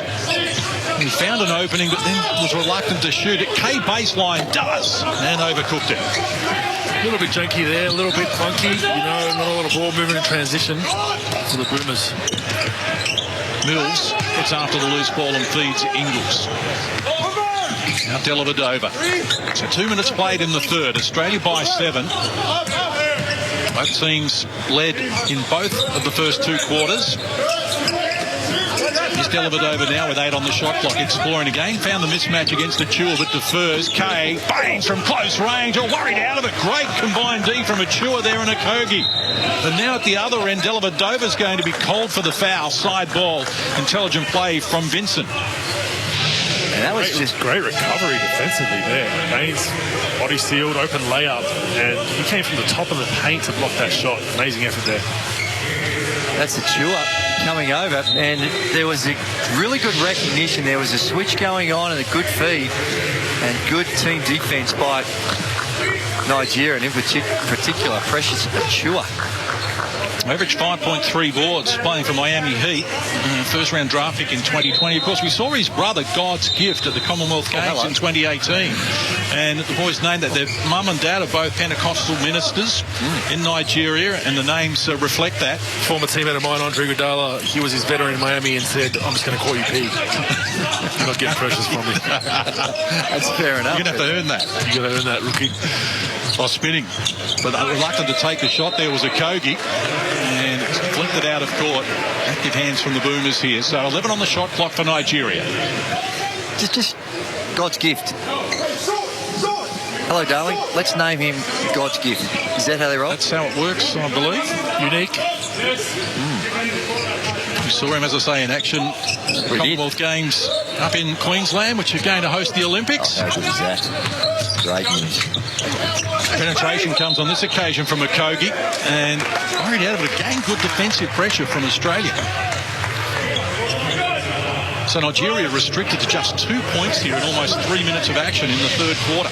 It is, and full credit to the defence of Australia and whoever can contain the penetration. And right now it's trending towards the Boomers in the way in which they can slide their feet, keep someone in front, keep them out of the paint, or really force them into some tough finishes around the basket. Well, the pass inside from Thibault was off the mark. Didn't look likely to get to Landale. It's dried up for the Australians as well. They're scoreless in the last 2 minutes. The tour from close range was acrobatic. Couldn't finish it off though. Surrounded by yellow singlets. So both teams just finding it difficult at the offensive end at the moment. But Australia enjoys a 7-point lead as Kay picks up the dribble. Mills. Shot clock works to 8 against Warren. Now he's got that mismatch again against Achua, which he's been able in the past. He's coughed it up on this occasion, though. The poor pass there, the outlet pass intended for Warren, never looked likely, and Dellavedova happy to escort it out. And when it gets down to those dines in the last 6 seconds, you're looking for a play. That Dellavedova screen on Mills, it's like for like. It's an easy switch. You prefer one of your bigs running into those on balls rather than having that like for like type screen. Definitely, and they could possibly even trap that and make him throw it to Dellavedova because you'd give that 3 up before a shot to Paddy Mills. Turnovers again, though, gents. It's very ugly at the moment. Both teams need to look after the ball. Whistle off the ball here. And almost bordering on a technical foul. The complaint came from Okogie. And just some frustration at the moment, Nigeria. They're none of 5 from the field since half-time. Well, as I said at the start, the officiating, you're going to get variations, but this has been allowed to be played a very physical game, and that's got tells a little bit of the story of why we're seeing so many turnovers. But what about that for an underneath out-of-bounds play? Slick pass, good movement, and finish with a gimme for Kay around the basket. So Australia by 9. Margin has never been bigger in the game. Muscling his way down low, Parla, and came up empty. Again, the defensive presence was there from Australia. Just great defense by Nick Kay, moving his feet, leaves his feet second, walks into a turnover for the Nigerians. Fantastic play. There's that play we're talking about. A little up screen by Dante Exum. Not a whole lot of sophistication. That's just a simple back screen, no help, and as such, Kay ends up with something cheap. To do the ball carrying as well now, goes to Exum. Mills kicks outside. Kay from deep, off the mark. Stewart got hold of it, eventually kept it alive. And now Vincent, quick pass. Nwara, he fires off the front of the rim, and Kay the rebound. It's becoming very terminal for Nigeria now. This pressure defence by the Boomers is forcing them into some early shots, and down the other end, it's starting to open up. This pressure that they're applying, Nigeria, Australia figuring out, seeing some good adjustments at the halftime break. But a lot of it's coming from the ability to get the ball back quickly. Down the other end, it's all one-on-one, not a lot of ball movement by Nigeria. And in contrast, there's been some good off-the-ball movement by the Boomers. Yeah, and the one-pass shot from Nigeria is just not going to get it done. The one-pass transition, hoist up 3 early in offense isn't going to hurt the Boomers, and it's almost what we want because then we can run back on the Nigerians at the other end. How about the rotations in this game? I mean, it's non-stop. There's a sub almost every other possession for both teams. The Boomers are 11, have gone 11 deep. I think Josh Green, the only guy not checking in, and Nigeria's gone the whole floodgate. Everyone's touched the court. It's amazing to see teams go this deep. It is. Early. It is. It's unusual in international basketball, and I dare say it's still just a lot of these teams still just trying to figure out what their best combinations are at certain stages of the games. Let's not forget Nigeria, 46 players at their training camp. Yes, so they haven't refined it as much when you've got dealing with that many players. Shot clock to 5. They forced to fire the trigger. Ngannou from Tika. Now, none of 8 from the field since half-time. Their only 2 points in this quarter have come from the free throw line. We've played 5 minutes. No, that's a great adjustment by the Boomers at the half-time break and really doing a much better job of guarding the ball, keeping people in front, stopping the penetration. 10-2 is the run since half-time in favour of the Boomers as Mills exploring. Shuka Chua. Couldn't complete it, though. Warren with the rebound for Nigeria. They're overdue. He looks for the penetration. A nice finish as well. And a small ball lineup out there for the Boomers. That's what you're going to give up. You get 2 feet in the paint. There's not really a rim protector. Landale was kind of there. But, next biggest guy is Matisse or Joey. Offensive foul called on Matisse Thibault. That's his 3rd personal. It was, and there was a lot of doubt, just the extending of the right arm as he penetrates. But here it is, your D-trans, and this is just good individual drive. Seized it, saw Joey there, and you're right, no rim protection. I mean, Jock has improved. He is. But if that's Aaron Baines there and a big body that might even hurt you if you come in there, it's maybe a bit of a second guess. But it is a small ball lineup from the Boomers at the moment. I do like this. We need to have a small ball lineup at times in FIBA basketball. Well, dare I say it, Case, but that's where you missed the man to my right. The Bogut name might have come in handy. Protecting that rim. Toot my horn, gents. I love it. I love it. Well, Nigeria back to within 6 here. Back-to-back buckets for them. Tick over 4 minutes out from three-quarter time. Ingles monstered from behind. Agata clubbed it away. Feeds to Wara. Oh, he travelled. Surely. Referee didn't see it that way, but it's out of court, and the Boomers are going to come up with possession. I think they adjudicated as a fumble or... Fumble, yeah. A little bit of a deflection. Always a tough one when there's a hand in there. But bit the ball there, in trouble there almost on the break, but to get down to 4 points, so we kind of dodged one there. See Caleb Agata there. And there was the last play phase, but Agata's block, I mean, he's scoring, Forte is scoring average 22 a game, and Israel to lead the competition. And Josh Green onto the floor for the first time. So his debut. So all 12 Australians have been on the floor now. Just under 4 minutes out from three-quarter time. Landale defers. Exum.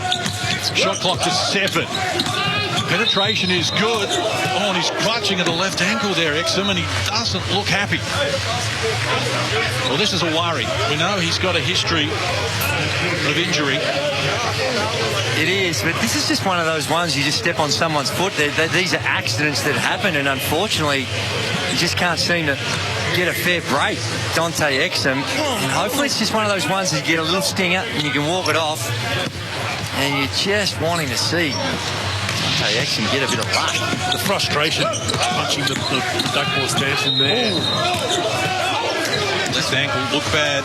Landed his left foot. Oh, he's got stepped on. I think he just wants to be healthy so bad, I've been through injuries like that, and it can get mental a little bit, where now he is frustrated. Every time he gets a little niggle, he's punching the floor, and you just hope that Dante's all right for the rest of the tournament, number one, but just get some health behind him. No, and yes, he's very good offensively. Got that size and length, but what's impressed me so far in the minutes that he's played here tonight is what he does and what he's capable of doing at the other end of the floor. And always had that potential, regardless of offense. He's always had that potential with his length, size, and athleticism. So that's going to be his role, both with the Boomers and potentially in the NBA, to be that role player, that lockdown player. So Australia by 8, 3.5 remaining to number 3. They led by 3 at half time. And Ngannou Shares it now. Shot clock to single digits. Penetration comes from a Garda. Can't finish it. Landale did well against multiple opponents. This is excellent. Pushing the tempo. Wants to go solo. Can't finish it. Rebound snatched away by Okafor. They pick up the floor as well. Dwyer. Penetration. Gets two. And a clumsy foul on Landale. And that's his third personal.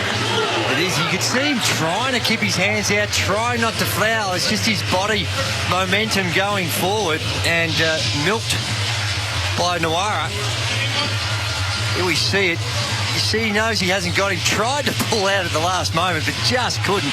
Not a lot of contact, but still enough to send Jordan Nawara to the free throw line, and he's been solid. You see the 10 points, 4 of 7 from the field. Gets out in transition. Real solid, real impressive length, athleticism. Looks like he's one of their main guys offensively from what we've seen today. But yeah, Jock Landale's just got to let that one go. Just don't even jump for it. We're never going to get there out of position. Just take it out of the net. Don't create a stoppage. Well, Nigeria have got 8 players who have got to the free throw line. 5 of them haven't scored from the free throw line as yet. And that's just not going to get it done. In case they make a few more of those, they're 11 and 19 currently, with one to come here in the bonus. They're in this game. You know, they've missed 8 free throws, so they make another 3-4 of those, and we've got a very close game. I think we've got an issue here with the clock, and a technical issue with the scoreboard. Just trying to figure it out. And this delay in the game after a really impressive start this second half by the Boomers. Yeah, knocking down back-to-back threes through Dellavedova and Mills inside 50 seconds. Give us a chance to talk about the Boomers' upcoming games. On Wednesday against Italy in the same time. We're seeing this game tonight, and then against Germany next Saturday. As we told you earlier, Italy and Germany played just prior to this game, and Italy came from behind to defeat Germany 92-82. And they're going to be tough, Andrew. That's their first Olympic tournament since they won silver back in 2004, but they come in ranked number 10 in the world, and they've got some players. Oh, my word, they do. They've got a lot of firepower. It's led by their famous, when you think of NBA experiences, Danilo Gallinari, and he was impressive. He didn't start, but still ended up with 18 points, and Nicola Melli is with the 13, and they've got a really good... Another guy that you would not have heard of, but has been very solid, is Simone Fontecchio. They're solid. They moved the ball well. They got punched in the mouth early by Germany. Germany were rolling. They're up 10 at quarter time. Shot, I think it was 7 or 8, or 7 or 9 from threes at one point to start that game. And I caught the second half of it. They just slowly worked it back and just very well balanced. And Fontecchio, when you think of what's coming up next, he's a guy that led Italy in scoring in the qualifying, so they've had to come through the qualifying route. And here's some of the play. These are the early transition baskets we saw to start the second half. One by Dellavedova, and then Mills, and then just a simple underneath out-of-bounds play. And it's starting to... was really... We'll bring you back to the SEN studio as we just cut into the Boomers and Nigeria match. They're having some technical issues with the clock, it appears. So we are not an official timeout, but we're just waiting for the game to resume. Chris Anstey, we are 3 minutes 12 from the end of the third quarter. Australia lead by 6 points. Very sluggish start from Nigeria, but the last couple of minutes they've made good and have eaten back into that deficit. Yeah, and they ate back again when we went small. They mentioned in the call, Andrew Bogut mentioned that internationally we need to be able to. We need Joe Ingles, we need Matisse Thybulle to be able to play some minutes at the 4. But tonight, I think when the Boomers coaching staff look back over the film, it's when Nigeria were able to peg the game back. We have very little rim presence when Aaron Baines is not on the floor. And just speaking about Aaron Baines, he just doesn't quite look right to me. He trailed the play in a couple of times, hasn't finished as quickly as we know him to. He needs to be healthy. Whether he's sick or hurt or just easing his way into the tournament, I'm not sure, but he is our absolute number one interior defender and post presence in there. But it's been clunky. That's the word, isn't it? Yeah. It's just been clunky. But look, we've seen Josh Green come in. Chris Golding's played 2 or 3 minutes. We're getting through our players. We need a lot more of Paddy Mills now. We need a lot more of Joe Ingles. I'd love to see Gord's role with what we've known for 4 to 6 years as this fourth quarter gets moving. The Dante Exum had a momentary scare before. He's had his injuries. He's had plenty of injuries, unfortunately, through his young career so far.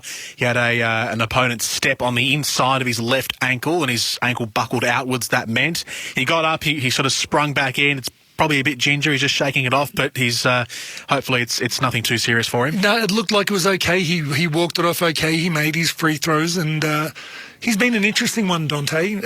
He only played 6 NBA games last year. He's been riddled with injuries over the last number of years. He did an ACL. He did his shoulder. He had a patella injury. And it just looks like he's trying so hard to be so good that he's almost trying to do too much. When he's in that point guard position for this group, you know, I know we can't see it on the rep. He needs to get the ball out of his hands a little bit more quickly, not drive all the way into the teeth of the defense where that ankle injury happened. So he's turned it over a couple of times, made a couple of choices where maybe there were open shooters around him.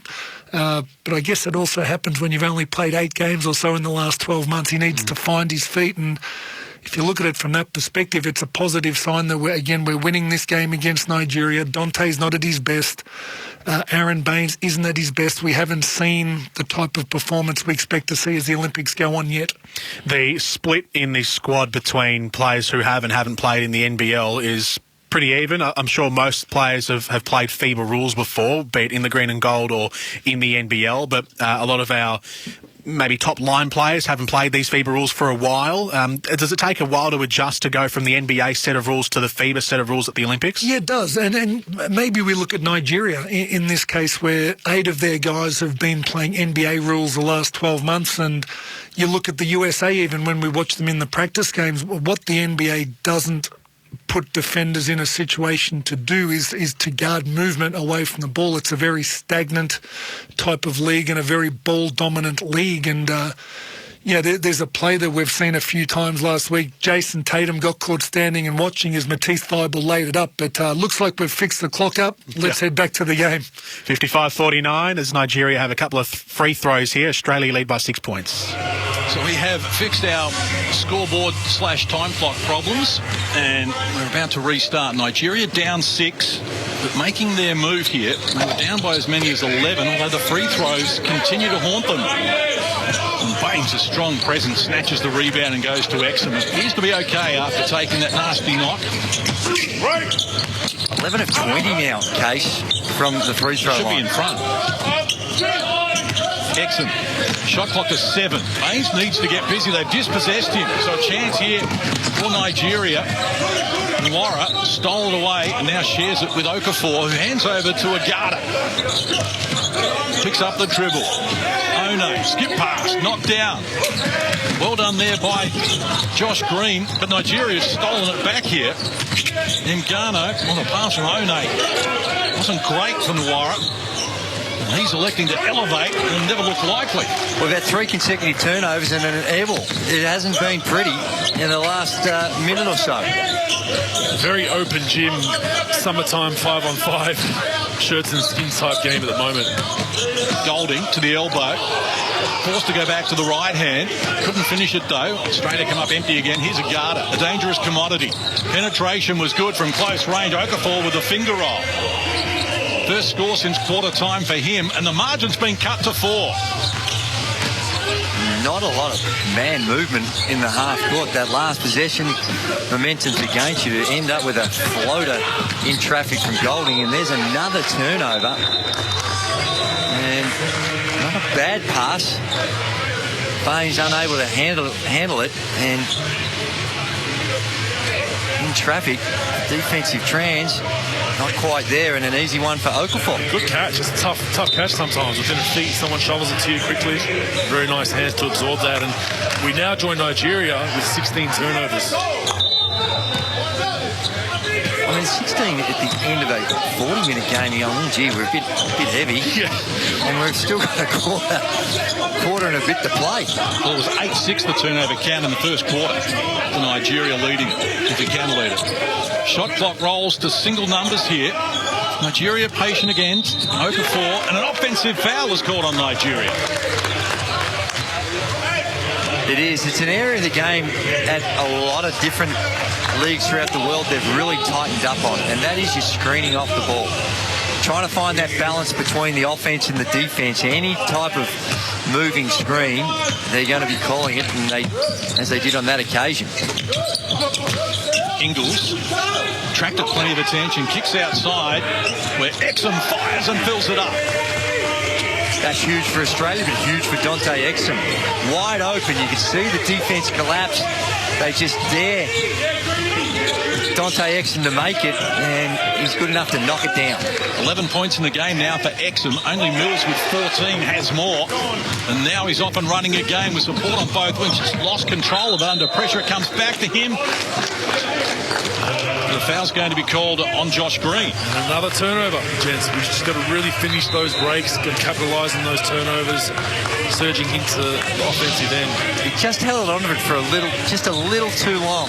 There's the one. You see the defense collapse, wide open in the corner. Okafor with a token closeout, and Exum knocks it down. And that's a shot he has to make. That's a set one that you're probably giving. Who are you giving an open 3 to in that guard rotation? Probably Dante. He knocks one of those down a game, maybe two. Even in his NBA career, becomes a really good defensive play. He's going to find a role somewhere. Well, he's having a good one here. He's 4 of 6 from the field. He's got his 11 points. The turnovers are an issue. He's got the 4 of those, but he's looked solid out there. 4 free throw misses now for Nigeria.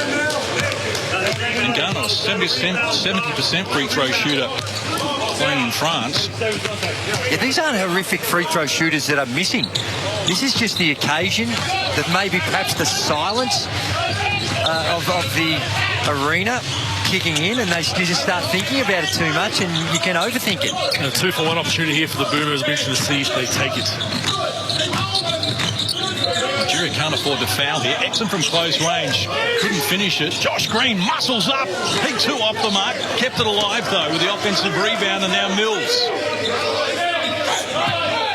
Shot clock rolls to single digits for Paddy Mills. Australia up 6.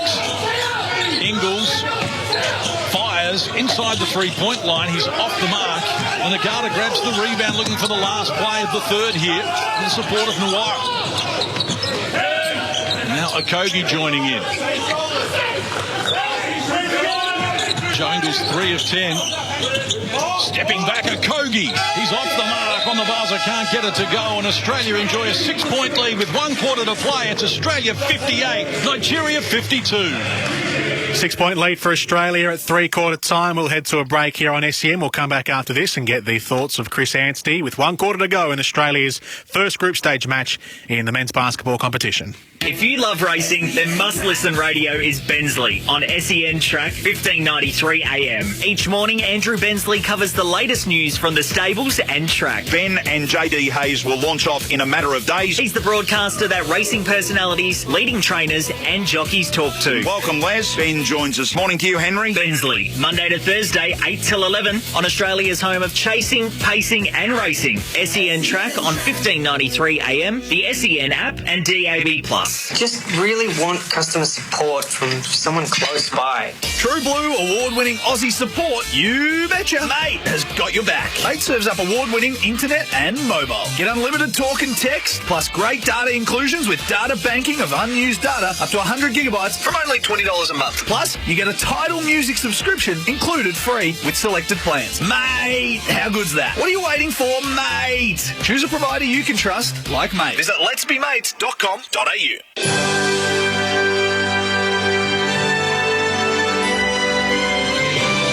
SEN's coverage of the Olympic Games 2020 for Mate Communications. Award-winning Aussie service and a bonus Tidal music subscription included on selected mobile plans. SEN's coverage of the Tokyo Games. We are at 3-quarter time in the Boomers match against Nigeria, 58-52. SEN's coverage of the games for Xero, online accounting to help you do business but better. Quickly around the grounds, we'll have swimming coming your way. We start the swimming program tonight in about 15 or so minutes. There's hockey on as well, men's hockey. The Kookaburras up 1-0 on India, start of the second quarter. You can check it out on 7, watching our mighty Kookaburras, who lead 1-0 thanks to a Daniel Beale goal in the first quarter. Tokyo 2020 live and free and in HD on 7 and 7+, the only place to see it all. With the last quarter about to get underway, Chris Anstey, your thoughts heading into the final stanza of the match? We're up, of course, which is my number one thought. We're lucky that Nigeria have missed 10 free throws. It was interesting watching Chris Golding and Josh Green try to earn some minutes together. Probably not the right time for it, and Nigeria made a run. Dante Exum, 5 turnovers, only 2 assists, trying to do just a little bit too much. So we need to settle. We need to get the starters back in. We need to finish this game off. Sam Stosur and Ellen Perez in the women's doubles in tennis are down a set to Yelena Ostapenko and Anastasia Sevastova. Into the second set they go. Into the last quarter we go. Australia 58 lead Nigeria 54 in the last term. There's defensive pressure, real physical contest, this one. And once again, an even smaller lineup out there for the Boomers. Joe Ingles at your 4 spot, Josh Green, Dante, Paddy, and Joey. And UK at the 5. Knocks down the triple with 17 in the game. He leads all scorers. He hit a 3 to start the third quarter, and now he comes out the same in the fourth. Penetration from Nigeria. He was on the retreat. Kogi wanted a foul. Couldn't get a whistle. A chance for the Boomers to extend a 7-point lead. Early stages of the final quarter. This is Ingles. Hasn't scored in the second half, Joe Ingles. Now Mills. Shot clock at 7. Penetration. Great recovering D there from Metu. Slaps it up against the board, and now a chance for Okogie with the Euro step. Banks 2. That was solid defense there against Paddy Mills. That's what you want to do. If you're switched and you're big on a guy that's trying to cross you over and shoot that 3, get up in him, make him finish the basket over a big fella. And if he makes it, he makes it. 6 blocks now for Nigeria. This game well and truly up for grabs. Boomers by 5. Shot clock to single digits, 1 more. Mills to Ingles. Needs to get busy. Harassed by Nawara. Exum forced into a tough shot. Good D again on that occasion from Okogie. And a chance for Nigeria just to work a little closer here. Agada. And stepped out of court. Turnover number 19 for Nigeria. It is, and it's becoming real stagnant on the offensive end, relying on these types of plays. And as you mentioned, Bogues, that's just really good defense by Metu. And just the simple penetration. Not a lot of cutting action, not a lot of off-ball screening going on. And I had that concern after the Argentina game, the friendly, our first game. There wasn't a lot of movement. We adjusted well to that next game. This is looking a lot like that Argentina game where it's very screen roll oriented. Matisse Thybulle there with a big 3. If he shoots the ball like he did in these exhibition games leading up with his defensive prowess, that is a huge factor for the Boomers. 8-point edge for Australia. Active hands from Thybulle at the defensive end. Knocks down the pass. The lane was open for Mills, but he couldn't get it back to Thybulle. This is Ingles. Isolated in a one-on-one. Wants to take on One. And he's lost control under pressure as the help D arrive. Another chance here for Jordan Nawara. He's worried out of the points as well. Now Dellavedova draws a foul. That has a chance to be an unsportsmanlike. Now look at this, because it was not a legitimate play at the ball. It was purely to stop the transition. This has to be, to the letter of the law, it should be 2 in possession. By the letter of the law, FIBA are a bit more lax at that than we see, obviously, in Australia and the NBL. But Matisse Thybulle has had his handprints on the last 3 possessions. Either a deflection or a contested shot, almost got a block shot there. And he's just an absolute menace defensively. It's so fun to see someone with his athleticism on that wing in a Boomers jersey. Spot on. And this shouldn't even be a conversation. They're going to. It looks like they might go to the video to have a look at it. But the guy was not in a sound defensive position. It didn't look like there was any attempt to even hit the ball. To me, this is as straightforward as it gets as far as the rule in that was set in place to stop teams from intentional foul. This is, to me, textbook why the rule was introduced. And if you're not going to use it, how do you expect people to change? You're exactly right, Andrew. Couldn't agree more that this was the precise reason that it was introduced. Well, I'll have a look at it and hopefully it'll become as clear it is to them as it is to, well, certainly me and Case. I haven't heard you, big fella, but it seems like... Let me get another look. Didn't chin wagon too much. Just from behind, just grabs him. It was. If I'm refereeing that game, I'll just let it go. I don't even call that. I mean, it wasn't a blatant, obvious grab. If you look at it again, it just took a little cheap swipe. I mean, minuscule, I'd let the break go, but by the letter of the law, that is 2 free throws in the ball. And actually, I'm kind of with you, but I think you should, but if you have called it... Oh, no, it's an intentional. Yeah, he's blown his whistle. It's an intentional. Yeah. I agree with you, fellas. And this was stopped because the Europeans were notorious. Any chance for a fast break, they would hold and grab. The fans didn't like seeing no highlight plays in the open floor. And in the NBA, that is sideline play on. Sure is, yep. And it's one of the areas I think the NBA should look at the FIBA rule, because I think it makes for a better spectacle. You get those transition baskets, you get the play on the rim, and it's one of them. We're going to bring you back to the SEN studios here for the sake of radio to give you a bit of a more detailed explanation. Chris Anthony, what was the foul and what's the difference between FIBA and NBA here? So what you'll see, they will call an unsportsmanlike foul. What the rule is that you can't make a non-basketball play without making a play at the ball. So the Nigerian defender simply grabbed Matthew Dellavedova as he went to start the break. In the NBA, it's a professional foul. You stop the break, you take away the dunk at the other end. In FIBA, they've introduced a rule exactly for that. They want the ball to advance. They don't want the offense to be penalised.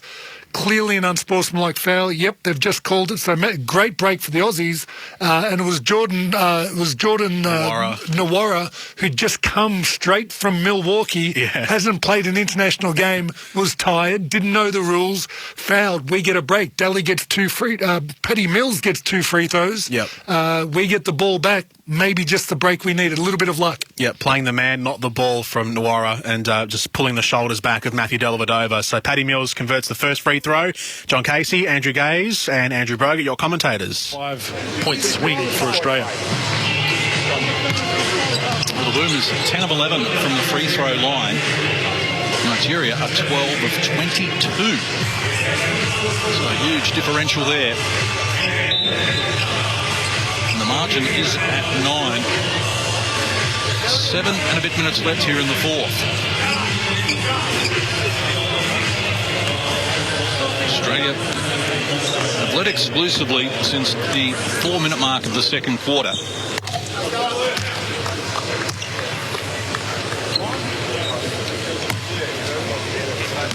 Now Dellavedova to the free throw line. Well, it appears there might have been also a technical foul. I think there was, yeah. Paddy had 1 free throw, now I've got Daly shooting 2. So it was back-to-back, and I think Metu, ta-da, see you later, you've got to go in the locker room if it's got the 2 technicals, because he took 2 free throws. A technical foul is 1 free throw and possession, or no, you don't get possession, it's just continued play. And there's the 2. So that's why Daly has gone to the line, and he's also knocked down the 2. Huge swing for Australia. Wow. Massive. Potential 7-point play. And then, because you've got the 2, you're not allowed to stick around. One unsportsmanlike. And he's out of here. So Tunisia Metu. Nice up for the next game and get ready. Australia now enjoying an 11-point lead. It's never been bigger in the game. We've got a tick over 7 minutes left on the clock. The pass from Kay wasn't great. Mills kept it alive. He's Dellavedova. 3 on the shot clock. Love pass to Landale. Came back to him. The shot clock expires in the background. We play on with Vincent leading Nigeria's charge. And the time is now for the Tigers of Nigeria. As Mills gets a hand in a passing lane. They have been aggressive at the defensive end, the Boomers, and they've restricted Nigeria to just 56 points here. I think Nigeria just questioning themselves with who's that guy for them right now? Who do they go to? How do they get a bucket? Stewart tried hard and couldn't get it done against Landale and others. You're spot on, Bogues, and this is where Australia has its advantage, because when you've got these nucleus of guys that have been together for so long, they understand each other and they've established their roles, unlike a Nigerian team that's been thrown together, albeit an extremely talented team that's been thrown together and not knowing where your priorities are going to be in those circumstances when you need a basket. Dellavedova picks up the dribble, goes to Mills against Achua. Treats Thibault, 10 on the shot clock. Dellavedova got it from Mills, needs support, goes back to Paddy, who fires and fills it up. Great ball movement on that possession, wasn't it? Went side to side on this line a few times. Paddy kept moving once he gave it up. And the man, Dellavedova, easy pass right on the numbers. Free ball for Paddy Mills. His second leading scorer in Rio 5 years ago, and he's 5 of 6 from the three-point line. He's got 21 points, Paddy. And 6 assists to go with it. Very nice. And another tremendous game, Paddy Mills, as we expected. Please don't ignore the 4 steals by the great man as well. And Paddy's gonna get his buckets regardless, but if we can get Paddy Mills a feed set 3 or a backdoor layup and get him some easy ones like this that he just doesn't have to dribble for, he'll make those ISO buckets when we need. It'll be huge for his psyche and the team's psyche going forward. And there's no stat to it, but that little screen by Jock Landale there, it's coming down, you're in that last 6 seconds and knowing who your go-to guy is. And here he is right here. And there's an offensive foul. That time, Jock Landale, he gets called for a moving screen. And we sing the praises of Paddy, but a bit of that is caused by Paddy coming off the screen and not letting Jock Landale. See, Paddy's on the move already and just... Gee, look, Jock didn't do a whole lot. But I'm more shocked you've given a big guy credit for getting you open for all those years. Mark Bradke, if you're watching, there's your credit for getting the old goat over here open for some threes. You finally got the credit. No, he gets a lot of love. Absolutely. Luke Longley, Brad Dalton, one of the greatest screens ever. And Mills off to the free throw line, looking to build on his 21-point haul. He opened the 2016 Olympics with 21 points against France, Paddy Mills, and twice had 30, including against Spain in that bronze medal playoff. It is, and as Bogues was talking about understanding your roles and who you go to in big moments, we know, and Australians know, and they're built to know, that in crunch time we're playing through Paddy. Now, it may not be him always shooting it, a lot of times it is, but you're going to play through him. The ball's going to be in his hands to create. And we saw that in that screening action, that last 6 seconds. You know, hey, we've got to get Paddy the ball, but uncharacteristically, just coming up short on the free throw, 2 of 4.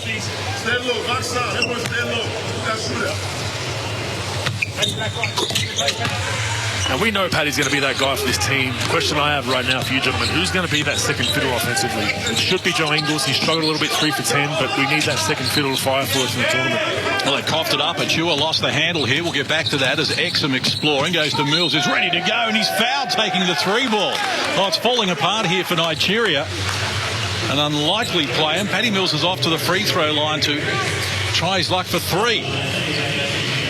To answer your question, Bogues, I think there's a number of players who can do that.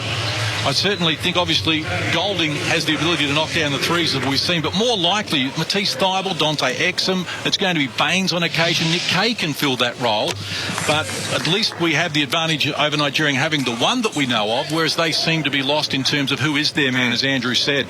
And I think Joe Ingles is going to be the priority, but they, as you were talking about before, they kind of do it by committee because they have such depth in the ability to score, and it's not just also about what you're doing on the offensive end. Is in the crisis, you're balancing of what you need down the other end, and that's where Dante Exum, Matisse Thybulle come into play on the defensive end. Is getting stops as well as putting points on the board. The margin out to 16. As we started this quarter, Australia up by 6.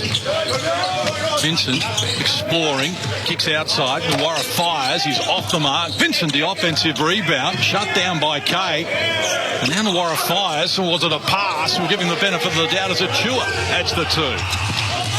They made hard work of it. Mills hands over to Kay and turn Ingles. Now Thibault to Exum. Shot clock at single digits. Exum, a little out of control. Flipped it up without success. Australia will get it back. Impressive performance by the Boomers as Mills elevates for the three. Two pieces of the rim without success. Baines trying to keep it alive over the back of Pollock. Can't do so. Luara feeds it Chua. Faces Kay. Kay stands his ground. Quick whistle though. Foul's going to be called on Nick Kay. And who would you say after Joe Ingles and Paddy Mills would have played the most minutes for the Boomers tonight? If I asked you before the game. Would you say Nick Kay? No, I wouldn't. No. But I think a lot of that has got a little bit to do with the foul trouble by Jock Landale as well. But we saw in crunch time against Team USA a lot of confidence in Nick Kay, as they should. He's been exceptional, very versatile at both ends of the floor. He's so solid in this unit with all the guys they have and all the weapons that they have. I think he just understands his role. And now you see in these when you've got a 14-point lead, 4 minutes to go. Now it's about clock managers as well. You're only going to take something cheap. Oh, that's just a dribble off the foot. But usually in these situations, yeah, you're going to explore, but unless something really presents, and I think that's what Brian Goorjian is talking about, unless something really presents, then you want to use the clock, use that 24-second, and look for a shot in that last 6 seconds rather than that first 6 to 8 seconds. And that's the only way Nigeria have a chance to get back in this. Full court pressure, turnovers, quick buckets. Other than that, if we manage the clock well, this should be a pretty easy victory for the Boomers. 74-60 is the current score. Australia with a 14-point lead with 3:56 left on the clock in the last quarter, so they've managed to stretch it out to double digits plus. Chris Anstey, our expert here at SEN, as we take a timeout in this match between the Aussies and the Boomers. How have Australia been able to break clear of Nigeria? What's been the main reason? Well, a little bit of Nigeria, a little bit undisciplined. They went a little bit individual, and of course that all culminated in the unsportsmanlike, which led to another tech and Me Too getting ejected. That was just a nice little 5 or 6 point run unanswered without us having to do anything. So that helped a lot. But Andrew Bogut's been reading my notes, unfortunately. I was about to mention just before that if you had have come into this game and said outside of Paddy Mills and Joe Ingles, who's your next high minute guy, no one would have picked Nick Kay. And as just described, the role that Nick's playing, he knows exactly what it is. He doesn't have to create a shot. He'll set screens. He's always active. He's rebounding and defending well. He's a perfect complementary player to the scorers that we've got on the floor. And speaking of scorers, Paddy Mills, 25 points, 6 assists, 4 steals. And we have a plus-minus stat in basketball that essentially means when you're on the floor, does the score trend positively or negatively when you're on the floor? And, we're up 14. Paddy Mills in his 30 minutes is plus 17. Matisse Thybulle plus 16. Of course, Nick Kay plus 14. No one else in double figures. That's incredible. 74-60 with 3.5 minutes left on the clock as they've just resumed from the timeout. Kay in the vicinity. That could be foul number 4 on Nick. I see a little bit of Duop Reith get some minutes if Bainesy's not back in here. Paddy Mills, game high, plus 17 at the moment, and he's scoring the ball well, but 6 assists and 4 steals so far, doing some things that we don't usually accustom to Paddy. He's usually a really good scorer, going to get buckets, but the 6 assists key and 4 steals, very, very good. And, Bogues, the thing about this tournament as compared to, since I can remember, the format of the tournament's changed. There is less games, a little bit more recovery time, and that is an area when we look back at some of our previous campaigns, the workload that Paddy and Joe and some of these guys had to do, it's less of a factor. It's still a factor, but it's less of a factor than when it used to be 2 pools of 6, and now we've got 3 pools of 4. That it's less games that the Boomers potentially have to play. And there'd usually be a team in your pool and a group of 6 that was a walkover. You could rest guys in, so... Good ball movement from Australia. Kay gets it back in the end from close range, but couldn't finish. But the extra pass was delightful, including the one from Thybulle. Penetration comes here from Okogie, and it's an offensive foul. Nixon goes down to Kane.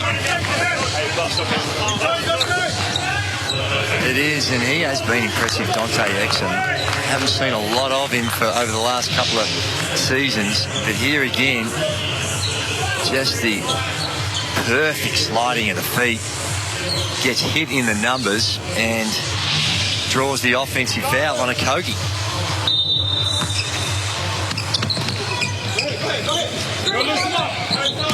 So Exum with the ball carrying duties, and then does it nicely as well. Thigh ball, who went to towel? Well, he climbed over the top there of Udo and was about to dunk all over him, and Australia came up with a 2 nonetheless. That was ambitious.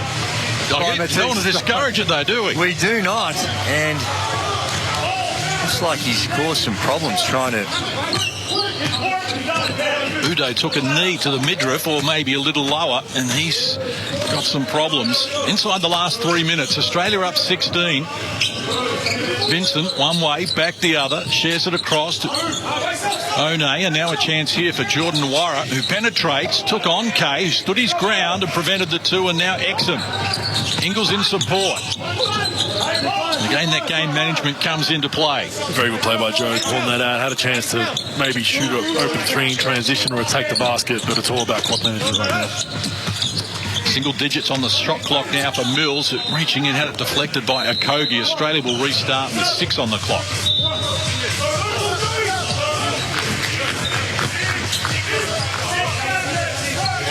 Okogie's been busy, but hasn't scored since half-time. And as you can see, Ekpe Udo is still a little second hand after Matisse Thibault went upstairs on him. Just wondering if it's a groin issue or the old berries that were hit. Hopefully it's just the berries, because they usually recover, but if it's a bigger injury, might miss some time. Well, the elevation came from Mills. He was off the mark, and a chance here for Aikuamu. And at this point in games, when it's a bit kind of free-flowing, just finishing out the game, as Thibault has a wide-open dunk, you just want to make sure that no one gets hurt from either team, especially Australia up 18. You come in like Thibault did to try and dunk on someone probably doesn't want to have any business with that and might hard foul you, so you just want to make sure that the team comes out unscathed at the end of this with no injuries. Offensive foul on Achua.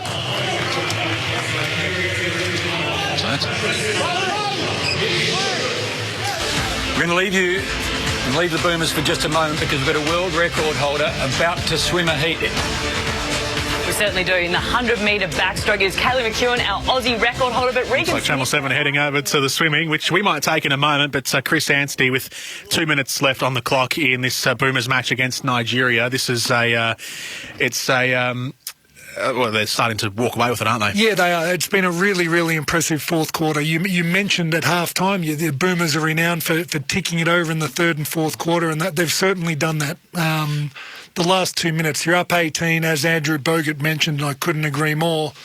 Dead ball. We hope that Brian Goorjian gets another couple of minutes into maybe Nathan Sobey, maybe Diop Breath, get them a bit of a look and close the game out without any injuries. We will actually head to the swimming. It is heat number 6 of the women's 100-metre backstroke, featuring Emily Seebohm and Kaylee McEwen. They've just gotten underway. Silver medalist from London in 2012 and the gold medalist Kathleen Dawson from Great Britain at the Euro Championships in lane 5. They're our leaders.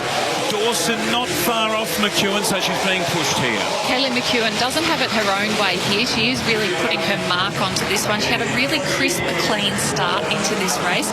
She's looking really good. She is stroking really high, but she still looks really smooth doing it. It does still look effortless, and she's doing a great job. So the previous heat, the former world record holder Regan Smith broke the Olympic record. It was until 2 races ago held by Emily Seebohm, who's in lane 3, broken by Kylie Mass of Canada, then broken by Regan Smith.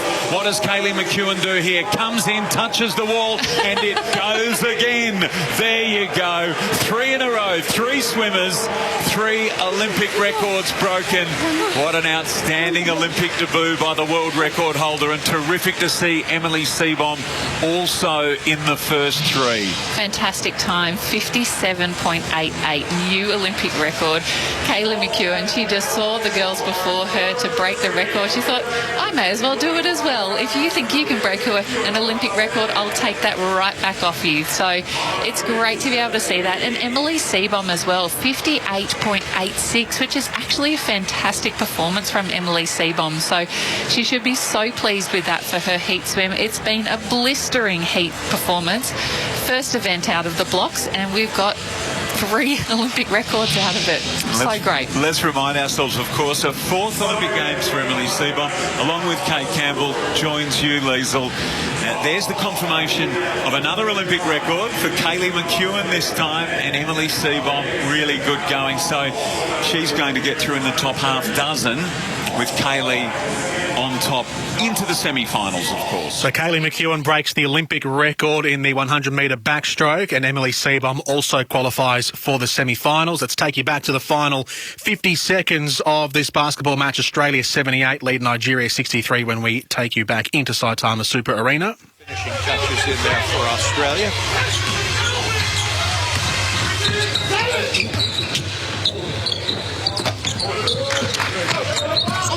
There's just a lid on the basketball for much of the second half for Nigeria. Thibault, nice pass and an easy jam for Nick Kay.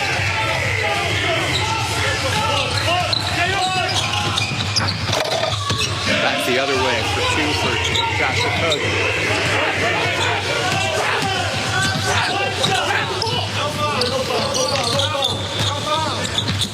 Alley-oop. And Nick Kay, the beneficiary. Final seconds. They wave off the basket, so that'll do it. Australia with an easy win over Nigeria, 84-65. So that was the final minute of the basketball. By the time we left you for the swimming, the game was effectively over as it was. So 84-65 for Australia, a 19-point win against Nigeria in their first group stage match. A great start, Chris Anstey. You've been with us tonight all the way through this Boomers encounter, and it was a bit of an arm wrestle the first half. It was defensive. It was a bit nervous maybe from both sides, but Australia got progressively more comfortable through the second half. Such a positive start to get a win like that and run away with it. The plus-minus differential in these pools can become important, and we saw early on in the day Italy come back from 2 points down with just a few minutes left to 12-0 run to finish the game and beat Germany. So we sit at the top of the pool with plus 19, Italy a plus 10, and we play Italy in 3 days' time, so that'll be a fascinating one. But again, anytime you get a win at the Olympic Games, it's a fantastic achievement. Paddy Mills, 35 minutes, 25 points, 6 assists and 4 steals, has just led from the front. And it's funny, you see him on the bench and you worry about things going wrong, and you look at the stats at the end of the game and he only sat for 5 minutes, but that goes to show the impact that he has. Dante Exum, 11 points in a great game first up. He did a lot wrong, but defensively I thought he was really solid. Joe Ingles with 11 as well, and Nick Kay with 10. Yeah, Paddy Mills was far and away the top point scorer, wasn't he? 25. Next best for Australia was Exum and Ingles with 11, as you said. So Paddy Mills, aside from him and aside from just the point scorers, who were the more important players for the Boomers tonight? Defensively, and I think both ends of the floor, Matisse Thibault, I just think he's going to continually get better and better in this team. He was really, really effective, active hands and active feet, and you watch some of the slow motion replays after a foul, and even the plays he doesn't make, he's right there making plays towards the basketball. Nick Kay, for me, was really, really impressive. Stepped up when there was foul trouble to Jock Landale. Something not quite right with Aaron Baines, who a little bit concerning. Only got 15 minutes out of Aaron Baines for 4 points and 5 rebounds. We expect him to improve. Only 16 minutes for Matthew Dellavedova as well. But They mentioned in the call who's going to be the second points guy. I think it has to be Joe Ingles, and we saw him look to be aggressive a number of times. But again, as Matisse Thybulle gets his feet, essentially gets his legs under the desk of this team, I expect him to play a bigger and bigger role. 23 minutes in his first game as an Australian Boomer in a win against a very strong and very athletic Nigerian team. So overall, how pleased will Brian Goorjian be with this performance? I know Gorge well. He will be absolutely wrapped, and he wouldn't. He'll finally allow himself to exhale. Yeah. The interesting thing is, and the way the game's panned out, Brian Goorjian had a saying all the way through his career and the time I've known him: if you continually apply pressure to a team, eventually they'll break. It might not be the first half, it might not be the third quarter, it might take until right at the end, but if you continually apply pressure at both ends of the floor, we'll find a way to break a team, and that's what the Boomers did. They applied pressure throughout the first half and didn't get the result they wanted on the scoreboard, but early in that fourth quarter, that pressure, I think, broke Nigeria. It cracked them emotionally, it cracked them physically. We went on that run and ran out by, 17-point winners. And that's an extremely useful quality to have in tournament basketball like this. Olympic basketball, high stakes, pressure is, that could effectively decide the gold medal by the end of it, regardless of who makes the gold medal match. There are going to be games at this Olympic Games where we don't shoot the ball well and we're going to make some mistakes, but what has to be consistent is that defensive pressure and a willingness or an unwillingness to allow our opposition to take uncontested shots, easily get to the free throw line, and we didn't do that. There were probably 2 or 3 periods of a couple of minutes where we weren't quite at our best defensively, but outside of that, if I'm Brian Goorjian and I'm sitting in the locker room after the game, I'm thinking that's 35, 36 minutes of really solid defense. We held a Nigerian team who has fantastic scoring ability and scored over 100 against the USA to 67 points. I think that'd be the most pleasing thing for Brian. So what are they looking for now in this next match against Italy on Wednesday? They need to take away the three-point shot. It's a very, very different team to what Nigeria is. Higher IQ, they'll move the ball better, they'll shoot it well from the three. They need to look after themselves. Every sport says it. I was watching the swimming earlier on today, and they're talking about the importance of recovery. The longer this tournament goes on, the more we're going to need to get involved with that. So we played a lot of players. We mentioned Paddy Mills and Joe Ingles were high-minute guys, but they'll get off their feet tomorrow. They'll go and watch the film, and what they need to do is get the scout right. A lot of these players wouldn't have ever seen any of these Italian guys play. They need to understand them. They need to get to know their tendencies, and they need to be ready to go and defend and understand their tendencies right from the start in a few days' time. Chris, it's been a pleasure working alongside you tonight, watching the Boomers. Hopefully we have the same lot of success come midweek on Wednesday against Italy. It's been a lot of fun. There's nowhere I'd rather be, and let's get it going in a few more days. You're more than happy to stick around and watch the swimming or the hockey with us if you want. I don't know what your hockey analysis is like. My hockey analysis is very, very average. A pleasure doing business with you, Chris. Thank you. We'll see you again soon. Thanks, Geordie. Chris Anstey with us, two-time Olympian, watching the Boomers tonight get the win, 19 points. The victory, the margin, 84-65 in the first group stage match with Italy midweek, and then Germany next weekend, the next game for the Boomers. We'll continue on our Olympic coverage. We've got the the Kookaburras against India. It's 4-0 lead at half-time. In fact, India's just scored off the top of the third quarter, so 4-1 is the Kookaburras lead against India. We've got the Olyroos walking out at the moment onto the stadium in Saitama against Spain, so we've got football coming up for you. Swimming continues as well. The night's going to get busier and busier as we go along. The SEN Games, or the Tokyo Games on SEN, brought to you by Mate and by Zero, continues right after this. Attention! Lloyd's Auctions are holding a massive classic car online auction this weekend, including Australian, American and European classics, featuring Glenn Seaton's championship-winning Ford Falcon EL, Russell Ingall's Castrol V8 supercar, low-kilometre HSV GDSR and more, all starting at $1 at Australia's greatest auction house. Bid now. Also on offer, Ford Mustang Mach-1, Valiant Pacer, Shelby Fairmont, XP Falcon X-Police, VL Walkinshaw Group A, Monaros, Jaguars, Porsche and Ferraris. Bid now or call now to put your classic car into our next record-breaking auction. If you love racing, then must-listen radio is Bensley on SEN Track 1593 AM. Each morning, Andrew Bensley covers the latest news from the stables and track. Ben and JD Hayes will launch off in a matter of days. He's the broadcaster that racing personalities, leading trainers and jockeys talk to. Welcome, Les. Ben joins us. Morning to you, Henry. Bensley, Monday to Thursday, 8 till 11 on Australia's home of chasing, pacing and racing. SEN Track on 1593 AM, the SEN app and DAB+.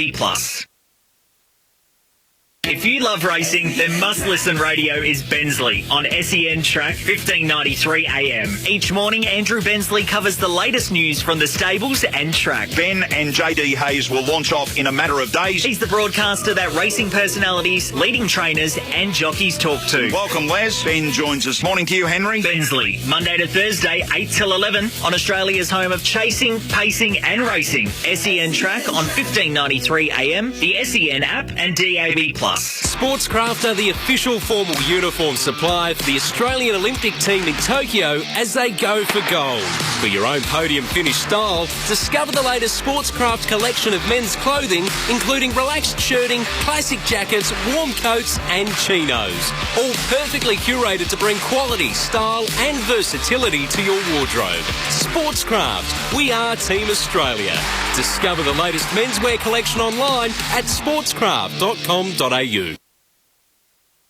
When playing for the Boomers, we loved Aussie sports fans cheering us on. Well, let me tell you this. Go get a free 5-minute tyre safety check from Tyre Power and we'll all cheer you on because it means your tyre safe. Each Tyre Power store is independently Aussie owned, so when you visit your local Tyre Power, you're literally dealing directly with the local owner. So be tyre safe and be Aussie proud. Get the power of Australia's biggest independent. Tyre Power, your trusted local Aussie tyre experts. On AFL Nation, our great game continues to deliver. We're enjoying amazing goals. Bontempelli, can he get enough on the ball? Oh, yes, he can. Celebrating the big moments. Gary Rowan wins it after the siren with a dead-eye shot. And the stars of the game continue to shine.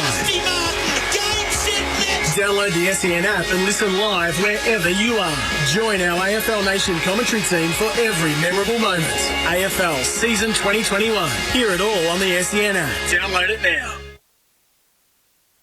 As the Aussie athletes compete overseas for glory, they rely on our supports. It's the same for tyre safety here at home. We rely on the support of Tyre Power to steer us safely on the roads. If you haven't been to Tyre Power for your free 5-minute tyre safety check, then book in now and experience the CanStar Blue award-winning customer service. Get the power of Australia's biggest independent, Tyre Power. Aussie owned and operated, keeping you safe on the roads. tyrepower.com.au. The AFL season is building. The huge moments are becoming huger.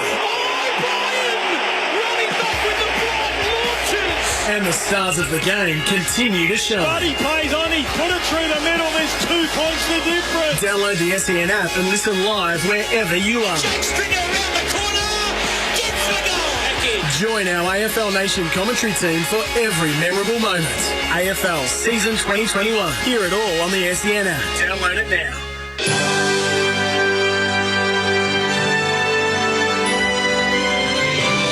SEN's coverage of the Olympic Games 2020. For Xero. Invoicing but instantly. Receipts but organised. Cash flow but clearer. Try Xero free for 30 days. Search Xero. Xero.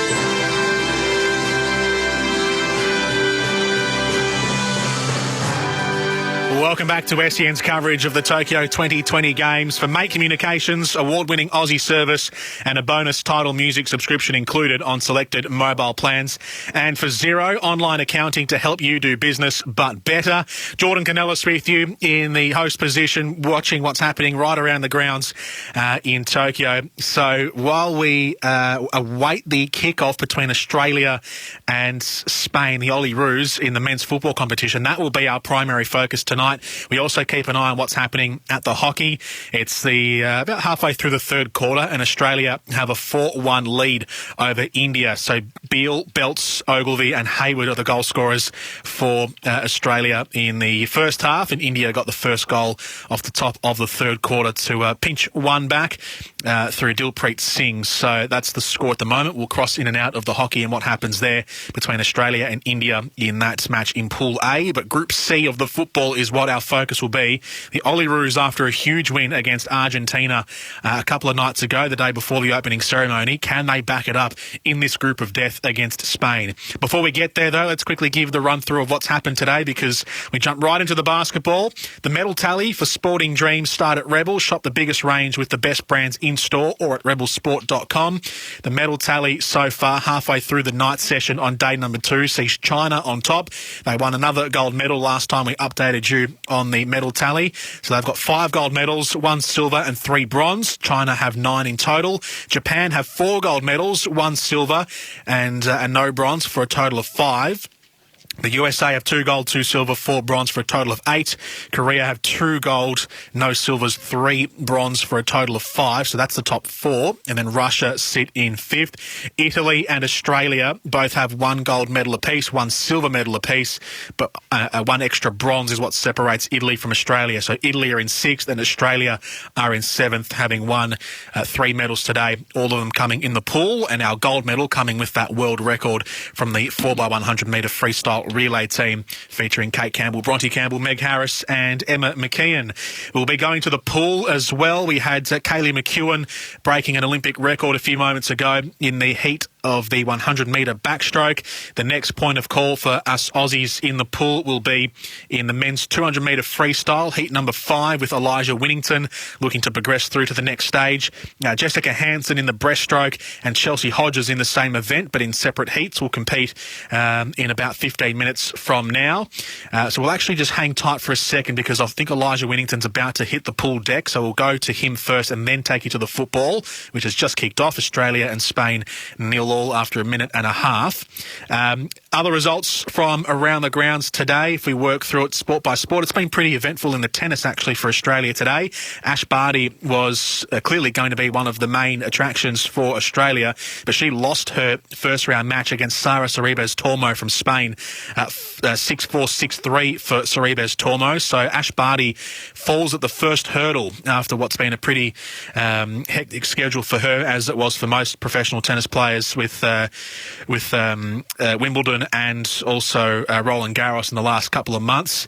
But we have had wins elsewhere, with James Duckworth, who beat Lucas Klein of Slovakia. Max Purcell perhaps is the story of the day, a man who wasn't even going to be at the Olympics only a week ago, but Alex de Minaur's positive COVID case meant we had to replace de Minaur, and Max Purcell was the guy. Purcell's been competing in primarily doubles in the last 12 months. He's just switched over to be a primarily singles player now, and he's beaten the young starlet from Canada, Felix Auger-Aliassime, 6-4, 7-6 to qualify for the second round. So it's been a fascinating day for Australia in the tennis. We've had doubles wins as well for Sam Stosur and Ellen Perez, John Peers and Max Purcell, and John Millman and Luke Saville also to come tonight in the men's doubles. We'll bring you those updated scores. To heat number 5 of the men's freestyle, Elijah Winnington and Thomas Neal in this heat. Let's take you into the pool as they've just jumped in the water. Championships and was disqualified. Matsumoto Katsushori alongside him, the Japanese swimmer. He finished 3rd and was bumped up in the silver medal position at those World Championships because of Raps's disqualification. He's 3rd this year, and Elijah Winnington lane 6. So keep an eye on the yellow cap, and it's been a good start by the 2 Aussies. Winnington's 2nd, I reckon, at the moment, and Tommy Neal not too far behind. Martens of Germany, he's 7th in lane 7, and Zerk of Estonia in lane 8. Yeah, Rapsis I thought would be out a little bit faster than this, but it's the Japanese swimmer Matsumoto who's leading this pack through.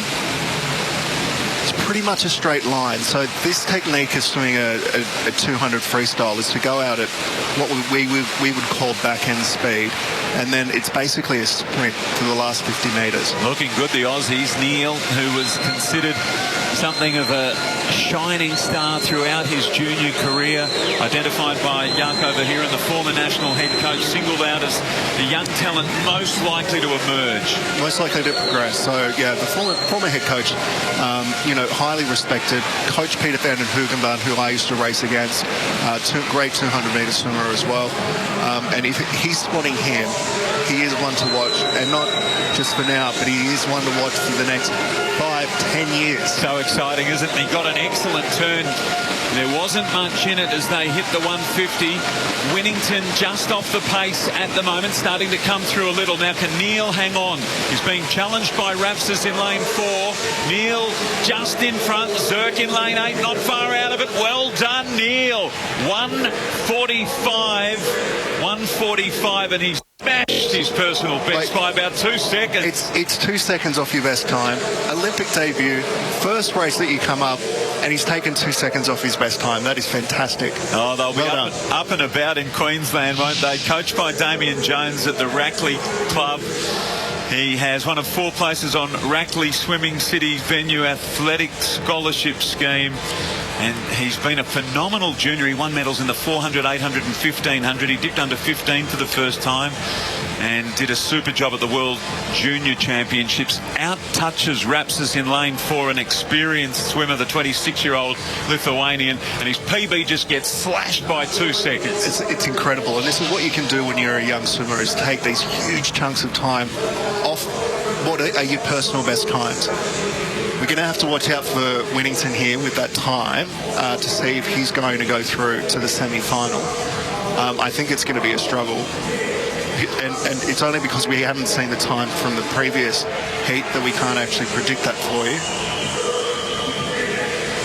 So we'll have to wait. It'll be a nervous little wait for Elijah Winnington. He came into this event as the 10th fastest in the world this year. He trains, of course, with Ariane Titmus, who we're going to see soon. A big showdown begins in different heats of the women's 400 with Katie Ledecky, coached by Dean Boxall. Women's 100 breaststroke is our next event. But, well, the real positive was the swim of Tommy Neal. That was something out of the box by the young Australian. It certainly was. Thomas Neal in lane number 2, getting the best time in that heat. Heat number 5, that'll see him through to the final. We just await the final standings, though, from the accumulated time rankings from the other heats, if Elijah Winnington gets through. But he finished 7th in that heat, Elijah Winnington, one of our stars of the Dolphins swim team in these games, but he underperformed in that particular heats. But Thomas Neal is the one who goes through to the next phase of the men's 200-metre freestyle. So he's all but into the semi-final. And Elijah Winnington, we wait and see on the final results. We will take a 60-second break. When we come back, we'll take you to the Olyroos in their match against Spain. We've played 7 minutes. It's 0-0. 60 seconds. Football next. Attention Melbourne. Lloyd's Auctions are holding a massive classic car auction online in Melbourne this weekend, including Australian, American and European classics, featuring Glenn Seaton's championship-winning Ford Falcon EL, Russell Ingall's Castrol V8 supercar, low-kilometre HSV GDSR and more, all starting at $1 at Melbourne's greatest auction house. Bid now. Also on offer, Ford Mustang Mach-1, Valiant Pacer, Shelby Fairmont, XP Falcon X Police, VL Walkinshaw Group A, Monaros, Jaguars, Porsche and Ferraris. Bid now or call now to put your classic car into our next record-breaking auction. Oh, we've been there for every game, the 4 and 20 pie. Purchase any 4 and 20 product from anywhere 4 and 20 is sold for an opportunity to win 4 PS5s. One for you and your 3 best mates. Together you'll go head-to-head in a game of Fortnite with your AFL Dream Team. Plus a 4 and 20 branded Sharon footy to be won daily. T&Cs apply. See fntaflgameon.com.au. It's 31/8/21. Retain receipts or wrappers. And get them while they're hot. Oh, well, lovely find me mates of 4 and 20 pie.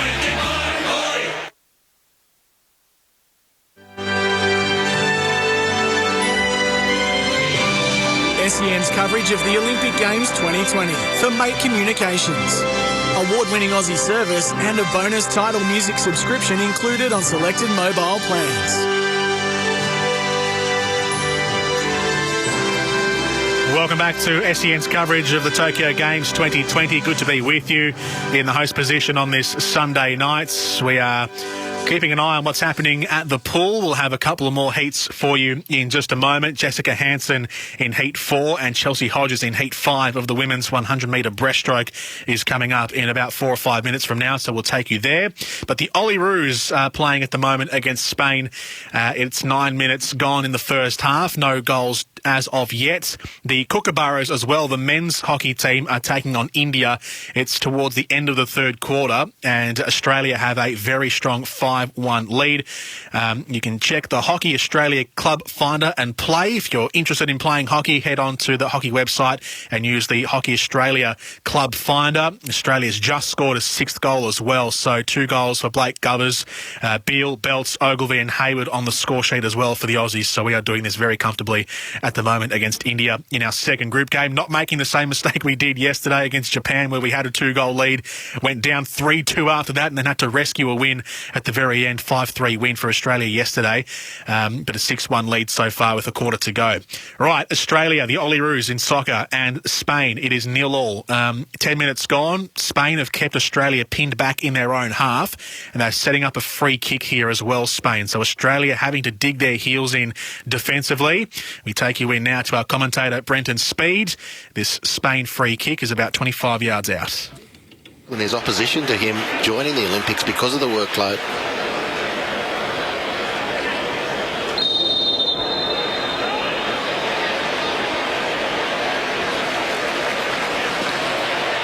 Thunderbolt clips it in, looking for Pau Torres, and it clipped off him, harmlessly out for the goal kick. A little stop-start the opening 10 minutes in this game. Well, free kicks take a long time to get taken. Yeah, they have, and they haven't been particularly impressive from either side, sort of loopy affairs, but the Olyroos have succeeded in this opening 10 minutes to ensure that Spain can't get into any sort of fluidity. Australia with numbers committed forward here. Atkinson did well once more. Wales had nowhere to go. Able to recycle via Riley McGree and then Jonro.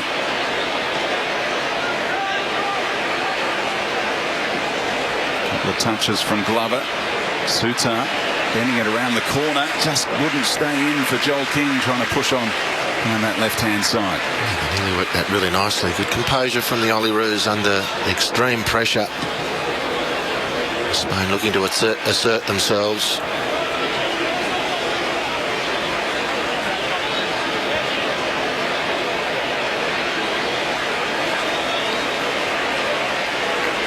The Olyroos' defensive starting point is very encouraging. Look how high the men in gold are. We watched Egypt try and defuse Spain the other day. Their option was to drop into their own half and completely congest. So Graham Arnold's strategy is A, positive mindset, B, make sure Spain do all their passing up in their own half if we can do it that way. Zani, such a tight window, worked it beautifully and takes the game on into the penalty area. Goes Daniel Arzani, and just that little nibble, a little tug of the shirt, enough to throw him off balance, and it's out for the goal kick in the end. But he is such a threat, such an exciting player. Well, Oscar Hill is already on the yellow card for his 3 rapid-fire fouls against Arzani in the opening 3 minutes. And that was probably the marker he was trying to set down. The first chance Daniel Arzani gets to burn him, he does. Great enterprising play by the Olyroos. And now Jonro robbed it clean. Looked early for Duke. It was the right idea.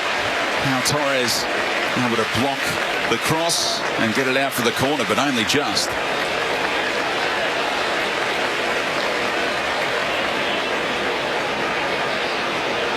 The belief is strong.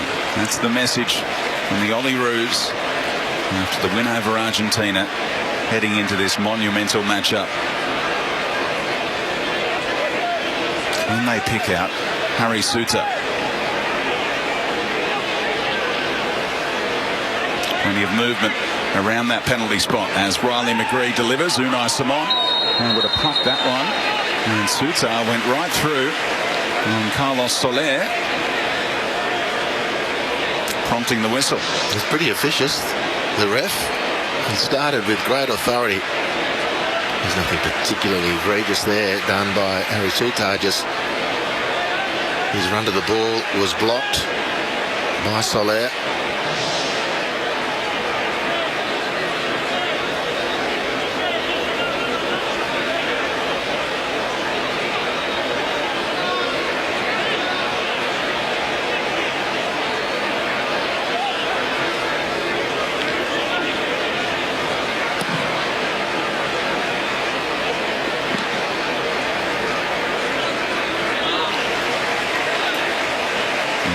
With one overage player, that's Mitch Duke. Spain picked 3. None of them in the starting 11 today. Danny Ceballos, Marco Asensio among the significant absentees. One due to injury. Asensio left on the bench tonight. Here's Danny Olmo. Their major attacking threats, the RB Leipzig man.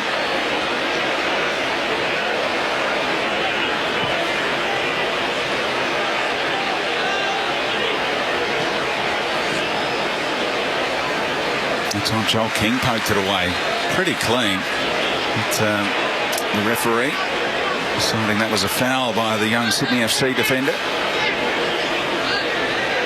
Went to the Sydney Olympics. In Mum Donna's tummy. Came into the world about a month after the closing ceremony. Right through the middle, big chance here for Spain, but Soler couldn't kill it with the first touch after threading away between Sutar and King. And Joel King on the spot just to clear the danger. The first very dangerous moment for the Olyroos. We'll cut in on the Olyroos. We'll return to that one in just a moment. But the women's 100-metre breaststroke heat number 4, Jessica Hanson of Australia is competing in this heat in lane number 1. Away they go. Basil Zampa. Olympic Committee athlete at her 4th Olympic Games, 29 years of age. Silver medalist in Rio and also in the 200 metres, 6 gold medals at World Championship level. It has been a career that's, well, it's been littered with indiscretions here and there and certainly some suspensions along the way. Tang Gun Ting of China in lane 3. Good start from her, and Jess Hanson just off the pace, but not a great deal between her and the leader. Jess Hanson's done an excellent job in this first 50 metres getting on the wall. She does have a little bit of work to do in this second 50, but Tang's done a great job getting out there. The thing with Yulia Efimova is she can do everything from a 50 to a 200, and look at that, off that turn. She is noted in that third 25, and watch for her coming home nice and strong. She looks smooth, she looks pretty long, high stroke rate, but that's not abnormal for someone like Efimova. 2 silver medals and a bronze medal in Olympic competition. As we said, her 4th Olympic Games. Hanson just fading a little. Top of the screen, lane 1. Efimova's going to hang on. Efimova first, Tang second, third for Watanabe of Japan. And Jess Hanson, well done, Olympic debut. 8th in her heat. Efimova had to work hard for that. She is puffing a little bit, so she does look pleased with that. Jessica Hanson 107.50, so 1.29 seconds behind Efimova there, but Tang really took it out. She dominated that first 50, put everyone on notice. Efimova would have noticed over her shoulder and maybe would have questioned how fast she was going, but that second 50, she really just motored home, but it didn't look as easy as Efimova as we would usually see. Let's get confirmation of those times and placings. Jess Hanson was 10th at the World Championships. 26-year-old studying a Bachelor of Exercise Sports Science and Business Sports Management from Deakin University. Coached out of the ACT by Shannon Rollerson, and in the water at an Olympic Games for the first time. And ditto now for Chelsea Hodges in our next heat, heat 5 of the women's 100 breaststroke, and Chelsea to make her debut here in lane 3. Best wishes to Chelsea, and this is going to be a great race. She trains out of Southport alongside someone also well known to the breaststroke events with Leaston Pickett. Lane 4, second fastest this year, 17-year-old American Lydia Jacoby. She's really an emerging talent in this event. Vacant lane 8, Jessica Val of Spain in 1. Jefimova, only 14 years of age, the Estonian swimmer in lane 2. She turns 15 after Christmas this year. Chelsea Hodges, her Olympic debut for the 20-year-old in lane 3. Jacoby in 4. Schoenmaker of South Africa in 5. McSharry in 6. And Mammy lane 7, bottom of the screen. Lane 8 is vacant. Schoenmaker has a very controversial stroke. She really rips her head back and really pulls back, but she had a focus on the 200, so she likes the longer distances, but she's doing an excellent job of this 100 metres. She's really working hard. She's pushing very hard for this heat, so I would like to see her maybe drop back a little bit, drop that stroke rate. Chelsea Hodges doing a great job out there in lane 3. So it's third on the turn, still in about third position. Let's see what she's got here. Schoenmaker's going to hang on the South African lane 5. Where's Chelsea? Third, maybe fourth at the moment. Just pushing up a little bit is Jacoby into second place. It's an Olympic record for Schoenmaker. Jacoby second, McSharry third. And let's check it for the Australian. It's going to be a fourth place finish, I think, for Chelsea Hodges. 104.82 is exceptionally fast for a heat swim. She was losing her cap, which would be very distracting and very frustrating, I think. So she's done a great job this morning. That is pretty quick, and I think Lily King might have a little bit of work to do. I don't know that she's going to play a game of cat and mouse. She's just going to do enough to get through, and she'll show all her cards come the final. So Schoenmaker, I don't know whether she intended to go that quick. She's certainly shocked herself, certainly very impressed. A very well-deserved Olympic record. Just don't need to work that hard for a heat. She could have comfortably moved through. So Lydia Jacoby with a 105.52, quite a fair bit behind, but Chelsea Hodges 106.70, great time. So, of course, racing for a place in the semi-finals. Chelsea Hodges, she'll be okay quite comfortably. I think the good news is going to be that both of the Australians will get through. That will be the hope. We've got the fastest heat now, heat 6, with Lily King, the superstar. So Hansen in 14th spot. A couple more to come through. So Hodges okay. Hansen obviously a little more vulnerable. Lily King now defending champion, the world record holder. She's done it all. Lane 4. It's another Hansen. Sophie Hansen, 5th fastest this year of Sweden in lane 5. Carraro of Italy, lane 3. Away we go. Amelie Fast of Sweden, great name for a swimmer in lane 1. Vasi of Great Britain in 2. Carraro 3. Lily King, the defending champion and world record holder, in 4. Hansen of Sweden in 5. Chikanova of the Russian Olympic Committee, lane 6, the 16-year-old. Smith of Canada in 7. And Hulko of Finland in lane 8. Hulko's had a great start coming into this first 50. Has really put it to Lily King, who has a really great first 50. So looking on the turn here, she's turned through first and put Lily King second, only a fraction behind. But watch for Lily King in this second 50. She's really not going 100% here. You can see she's just sort of having a sneaky look to the side. That is her technique. She won't necessarily be looking, but it looks really comfortable here. Hulko from Finland in lane 8, still doing a great job. Let's see if she can hang on, Hulko. Bottom of screen with the silver cap. The Finnish swimmer. It's all about the finish now for her. Lily King, Hansen. King just coming through. Hansen right there, whether it's going to be the touch and the experience. Lily King got it. Hansen second. Carraro third. Coaches look, ecstatic. Contemplate.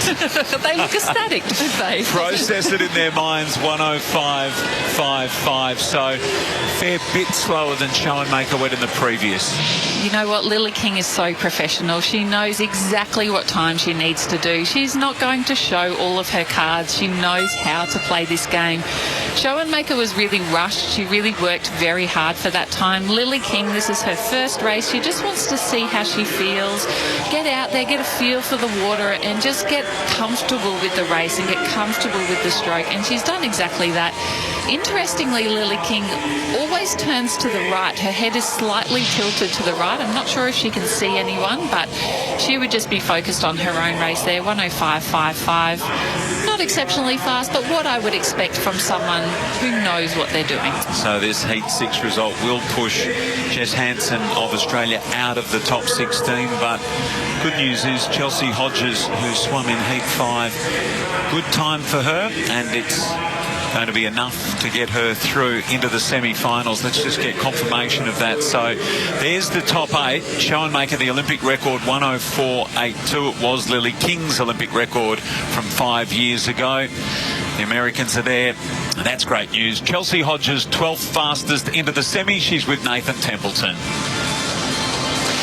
Baz, I've just been standing with Chelsea waiting for those results to come through, and that's a relief, Chelsea. Great swim, well done. Thank you, yeah. Obviously, I was hoping to go a bit faster. Obviously, a night swim, take advantage of that, but I'm into the semi-final. That's all you got to do. So. Exactly. You've got yourself through. You feel like there's a bit more in the tank, a bit quicker tomorrow morning? Yeah, definitely. I definitely know that I've got a lot more than that in me, but obviously the job was just to get into the semi, and I've done that, so I'm happy with that, yeah. Exactly. You've done that perfectly, and we'll see you in the morning. Yeah, thank you. Done. So there you go. Those were the heats of the women's 100-metre breaststroke. You heard Heat 4, 5 and Heat 6. Heat 4, Jessica Hansen of Australia finished 5th and did not qualify, unfortunately, for the next stage, the semi-finals. Heat number 5, Chelsea Hodges did get through with the 4th place finish in her heat and qualifying for the semis. And then heat number 6, as you heard there, didn't have an Aussie in it, but did have the champion of the breaststroke, Lily King from the USA. And she cruised her way through comfortably through to the end and through to the next stage.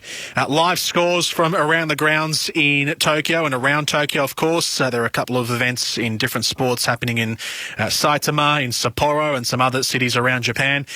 Currently in the tennis, the men's doubles, so we've had mixed luck, as I said before, in the singles in tennis, both men's and women's, and the doubles is likewise. So earlier in the evening, it was John Millman and Luke Saville who were knocked out by the Austrian pair, Oliver Marach and Philip Oswald. So Millman and Saville have been knocked out in the first round of the men's doubles in tennis. But we have one more pair still surviving, John Peers and Max Purcell against the American pair of Austin Krajicek and Tennis Sandgren. Peers and Purcell of Australia won the first set 6-3. They just lost the second set about 3 minutes ago to the American pair in a tiebreaker, 7-5. So they were almost had the chance to seal the match, but they didn't. So into a deciding third set they go. Other live scores as well. The hockey, Australia, the Kookaburras doing it comfortably in the last quarter. 7-1 leaders over India at the moment. And we also keep an eye on, we've got equestrian. We've got 2 equestrian riders tonight. Group D, Simone Pearce finished 5th in her group in the equestrian dressage, which I don't think will be enough to get her through to the next stage. So it's the top 2 from each group in the equestrian dressage that progress through to the next phase. And then the next 6 best riders, and I don't think Simone Pearce will qualify for that. And also Kelly Lane of Australia is competing in Group E, and she's in 8th position at the moment. So I think all 3 of our equestrian riders, Kelly Lane, Simone Pearce and Mary Hannah from yesterday, Group A, will all be knocked out in the group stage and not progress to the final. We will take a quick break. We'll come back after this and we will head back to the football, where Australia and Spain are still at 0-0, almost at the half-hour mark in the Olyroos match. 60 seconds, soccer up after this. If you love racing, then must-listen radio is Bensley on SEN Track 1593 AM. Each morning, Andrew Bensley covers the latest news from the stables and track. Ben and JD Hayes will launch off in a matter of days. He's the broadcaster that racing personalities, leading trainers and jockeys talk to. Welcome, Les. Ben joins us. Morning to you, Henry. Bensley, Monday to Thursday, 8 till 11 on Australia's home of chasing, pacing and racing. SEN Track on 1593 AM, the SEN app and DAB+. Do you reckon there's a way to save money by bundling mobile and internet? Mate, choose a provider you can trust like a mate. Mate serves up NBN from just $59 a month with award-winning all Aussie service. Bundle a mobile plan to save a further $10 a month on your internet. No contracts and no setup fees. Mate, how good's that? I know. What are you waiting for? Mate! Mate's got your back. Visit letsbemates.com.au.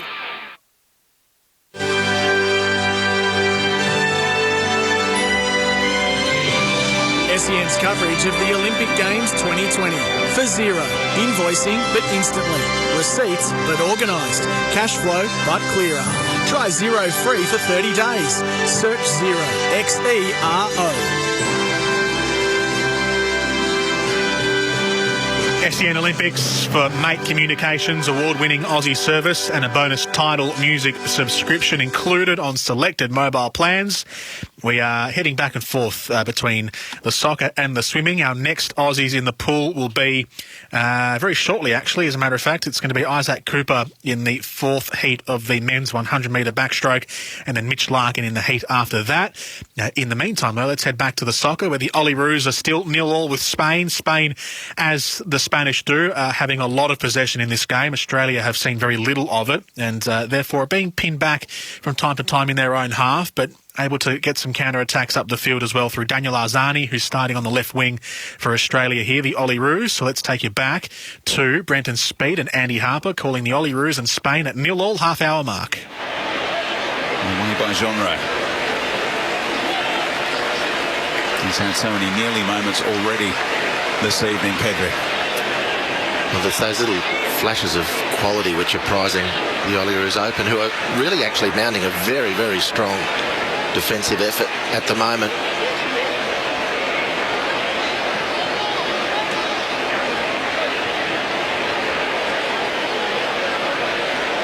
Not much room between their lines at the moment.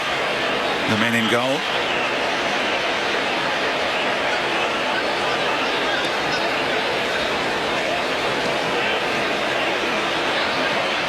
Mendy, Cucurella maintaining the width. Almost as though we didn't see Riley McGree there, who's won his fair share of possession by being in the right place. Welcome to our new SEN audiences right across Australia from wherever you've joined from, NRL, AFL or any other sport of choice. This is the SEN coverage of the Tokyo 2020 Olympic Games for Mate Communications, award-winning Aussie service and a bonus Tidal music subscription included on selected mobile plans and Xero online accounting to help you do business but better. This is night number 2 of the Olympic Games and we're here with you right through until midnight. Jordan Canellis in the host chair over the next couple of hours. At the moment, we've just been watching a bit of the Olyroos, who are at 0-0 against Spain in the group stage match after their big win the other night against Argentina.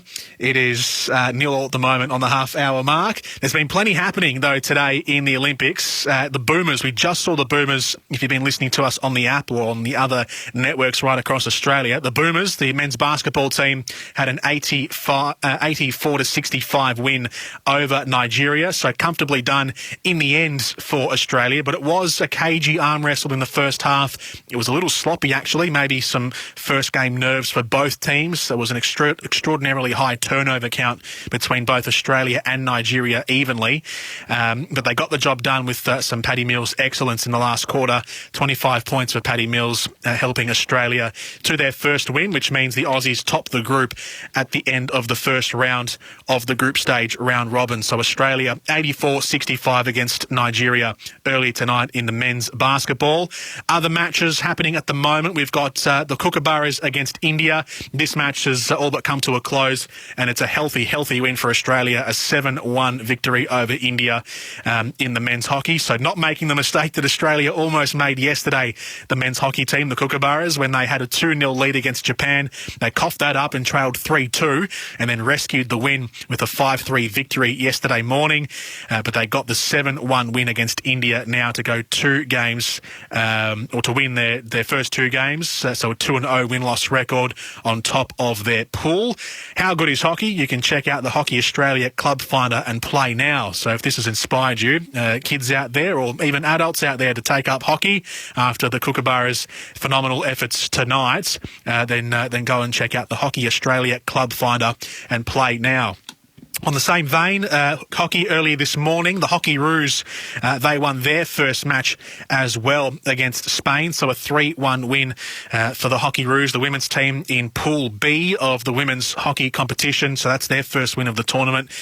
So excellent stuff from the Hockeyroos. Other events throughout the day, we've had, well, let's go through sport by sport. Initially, we had the badminton, where we've unfortunately lost both of our ties today in the badminton, the women's singles, with Swan Yu to Wendy Chen, who lost to the Danish woman Bianca Blichfeld, 2-0. Our mixed doubles pair lost as well. Simon Wing-Hang Lung and Gronya Somerville to the Japanese pair. So both of our badminton pairs went down today. The basketball, as I mentioned, we've got beach volleyball as well. Mariafe Atacho del Solar and Talika Clancy today, 2-0 win over Cuba. So a good start for our beach volleyball women against the Cubans. The canoe slalom, we were watching with interest as to Jessica Fox and what she would do. Well, she did excellently, actually. She finished second in the first heat and first in the second heat, which qualified her quite comfortably for the semi-final stage. So she's done it on pretty much every stage apart from the Olympics, where she's won medals but not the gold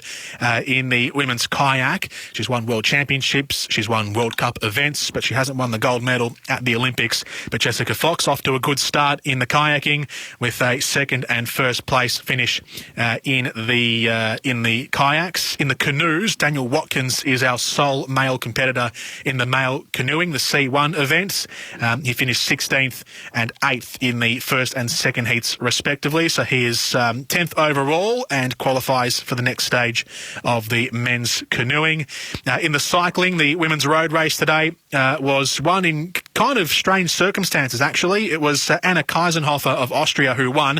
Annemiek van Vleuten of the Netherlands, who is one of the world's best women's road cyclists, thought she had won when she crossed the finish line, but didn't realise that way up the road out of distance was Anna Keisenhofer. So Keisenhofer of Austria won it comfortably, and to the complete, I guess, lack of awareness of Annemiek van Vleuten. So that was the gold medalist there. The Australian finishers in the women's road race in cycling. We had one did not finish in Amanda Spratt. Our best finisher was Tiffany Cromwell in 26th. We had Sarah Gigante, who finished 40th, and Grace Brown, who finished 47th. We're just keeping an eye on the equestrian as well, the dressage and the equestrian. We're into Group D and E tonight, but it appears that our three competitors in the equestrian dressage won't make it through to the next stage. Mary Hanna, Simone Pearce and Kelly Lane. The gymnastics as well. We had some great results earlier today with Emily Whitehead and Georgia Godwin. We still await the final results there with one more group to go. I'll continue this wrap-up, but Mitch Larkin is in the pool for the men's backstrokes. Let's head out to Basil Zemplis and Ian Thorpe calling this men's 100-metre backstroke heat number 5, featuring Mitch Larkin. Number 1 ranked swimmer this year, so the pace will be alongside Mitch, and that might be handy for him. But a Russian in lane 4 right alongside him, and Irie Ryosuke in lane 2, the bronze medalist 2012, the Japanese swimmer, 31 years of age now. He was 7th in Rio. So that speed is on. The number 1 ranked swimmer this year, lane 4, out by a body length on Mitch, so Mitch is going to have to do some work in this back 50. So he's under world record plates, Kolesnikov, and Mitch Larkin does need to do a bit of work here. It's Ryan Murphy's world record. He's the defending champion. He's up in the next heat, the American, and he's watching this challenge be set. Klement Kolesnikov, under world record pace. Are we going to have a world record fall in the heats? He's right on it. Murphy swims next. His world record hangs on just. Cecchon, the Italian, second, and Mitch Larkin finished well to get third. Good job from Mitch Larkin being able to qualify 52.97. He'll be happy that he's under 53 seconds. That's probably what the goal was for him today. 52.09 his personal best, so just outside that PB for Kolesnikov. You can see he's got plenty of speed. His first 50 was blistering. It really was. He was impressive today. And I think when we go through these heats and there's another Russian coming up, or someone representing, a Russian who's representing obviously the Russian Olympic Committee. We'll see if they've been training alongside each other and whether or not he can get close to that world record as well. Mitch Larkin, one of Australia's favourite swimmers. He's swimming the 100 back, the 200 IM and the medley relay in Tokyo. Third Olympic Games. He debuted in the 400 IM in London. Commonwealth Games champion So Mitch Larkin finishes third in his heat number 5, with one more heat to come in the men's 100-metre backstroke. So we'll know with certainty if he qualifies for the next phase, but that time would suggest he probably will. In the heat earlier, about 5 minutes prior to that, was Isaac Cooper of Australia, who finished 4th in his heat. So he might be a little more on the fringe of qualifying or not, Isaac Cooper, for the next phase of the men's 100-metre backstroke. But Mitch Larkin, who is one of our veterans of the Dolphins swim team, looks like he's okay to go through. Our next Australians in the pool will be in about 20 minutes from now, when Ariane Titmus and Tamsin Cook compete alongside each other in heat number 4 of the women's 400-metre freestyle. In the heat prior to that, heat number 3, will be Katie Ledecky, one of the absolute superstars of the pool across any discipline, really, because she can swim just about every stroke. And of these games, I'm sure Katie Ledecky in heat number 3 and Ariane Titmus, her great rival from Australia, along with Tamsin Cook in heat number 4. That'll be at, scheduled to be at 24 minutes past 9 Eastern. So it'll be around the mark. They normally go a couple of minutes over time, but we'll bring you to that as soon as it happens. And then we have the heats of the men's 4x100 metre freestyle relay. Australia competing in heat number 2, looking to repeat what the women did earlier today by qualifying for the final, and wouldn't it be good if they can set a world record in doing so as well tomorrow in the final? We've had one do it, why not two? So that's what's happening in the pool tonight. A couple of other bits and pieces from around the grounds. The hockey, as I mentioned, Australia Australia in both men's and women's against Spain and India respectively, with 3-1 and 7-1 wins. So great stuff from around the grounds there. The sailing has begun. We had Mara Stransky and Matt Wern compete in their sailing events today. Mara Stransky is currently 21st overall after the second race of the 10 in the women's laser radial, and Matt Wern is 17th overall after the first race, with the second race postponed till tomorrow. In the surfing, we have our three of our 4 competitors in the surfing have qualified for round number 3. So if you win or you finish in the top 2 of your round 1 stage, you jump the queue and go straight into round 3, which was the case for Owen Wright in the men's, Sally Fitzgibbon and Stephanie Gilmore in the women's. Julian Wilson, our other male competitor, finished last in his first round. You do get a second chance, though, in surfing, so he's into the second round, hoping to perform better and join his compatriots in round number 3. In the tennis, now this has been a point of fascination for us Australians today. In the singles, Ash Barty today unfortunately lost her first round singles match against Sara Sorribes Tormo from Spain, 4-6, 3-6. So Ash Barty has been eliminated from the women's singles event. She still survives, though, in the women's doubles. In the men's singles, James Duckworth got a great win in 3 sets against Lucas Klein from Slovakia, 5-7, 6-3, 7-6. We also had a win for Max Purcell, and this is maybe the story of the day for Australia in the tennis, as confirmation comes through that Mitch Larkin is into the semi-finals of the men's 100-metre backstroke. And we just await the results for Isaac Cooper. And he has qualified. Isaac Cooper has qualified for the semi-final. So both of our backstroke competitors have qualified for the next phase of the men's 100 metres. So Isaac Cooper and Mitch Larkin qualify. Mitch Larkin with the 5th best time overall. But Max Purcell, as I was saying in the tennis, might be one of the stories of the day. He wasn't even meant to be at the Olympics, but the COVID-19 positive case to Alex de Minaur meant that Max Purcell was a late call-up. He had to face none other than the young starlet from Canada, Felix Auger-Aliassime, and Max Purcell got the victory, 6-4, 7-6, and is into the second round. So from not even part of the Olympic team to begin with, he got the late call up and is now into the second round, having claimed a big scalp against Felix Auger-Aliassime. In the women's singles, Ayla Tomljanovic beat Yaroslava Shvedova of Kazakhstan, 7-5, 3-2. So the 3-2 scoreline in the second set was because of Shvedova's retirement. She retired injured from Kazakhstan, so Ayla Tomljanovic into the second round. In the women's doubles, Sam Stosur and Ellen Perez qualified after beating the Latvian duo of Yelena Ostapenko and Anastasia Sevastova, 4-6, 6-1, and then 10-5 in the third set tiebreaker to qualify for the second round. John Millman and Luke Saville unfortunately did not qualify for the next round after they lost to the Austrian pair, Oliver Marach and Philip Oswald. And John Peers and Max Purcell, so Max Purcell's doubling up after his singles singles match today. They have unfortunately just lost in their doubles tie against Austin Krajicek and Tennis Sandgren from the USA. So the Aussie pair get knocked out 6-3. Sorry, from the Americans' perspective, 3-6, 7-5, 10-5 was the American winning scoreline. So it's been pretty much a 50-50 day. We've had 4 winners and 3 losers, so almost 50-50 in the... So no, it is 4 and 4. We've had 4 wins and 4 losses in the tennis across both singles and doubles, men's and women's. And then in the water polo today, our men's team got beaten by Montenegro 15-10. So they sit second in the group, Australia, after their first match.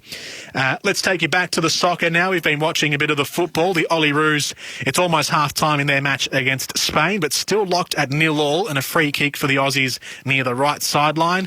Brenton Speed and Andy Harper are your commentators. The Olyroos, after their big first win against Argentina the other night, now against Spain, with a couple of minutes to go before the half. Level of football.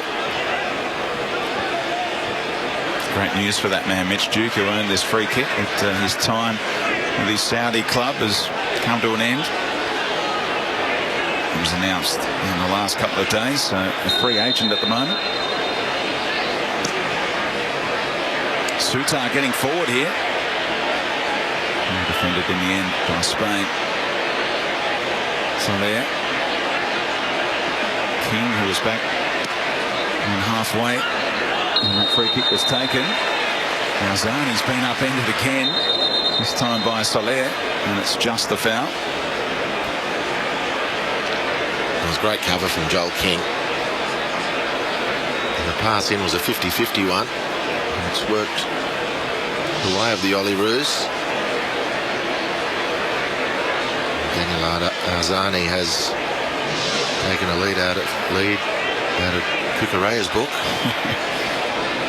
Very smart young man, almost a wink there from Daniel Arzani, who was asked by his Sydney High principal as a young man, what do you want to be? He said, well, I want to be a football player and a neurosurgeon in the years to come. He's completed one half of that assignment so far.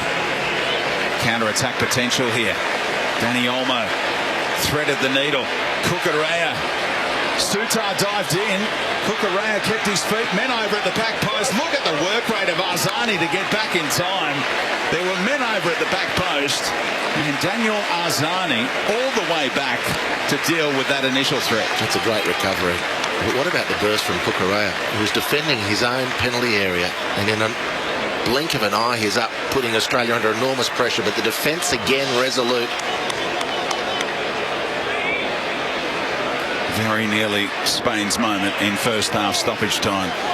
And I reckon a whole country held their breath when Harry Sutar went down, a la Lucas Neal from 06 against elite opposition. But stayed away from Kukureya at the same time. It was a sliding block more so than a sliding challenge. Yeah, I wonder if Graham Arnold will try and get to the Spain dressing room and cut his hair, a la Samson, take his power away. Yes. Kukureya has been one of the stars in this first half. Danny Olmo down that right-hand side, and this man frustrated by the woodwork. Moya Tharbel, his shot came back off the crossbar, and at the break, in Game 2 in Group C, Australia and Spain are locked at 0-0.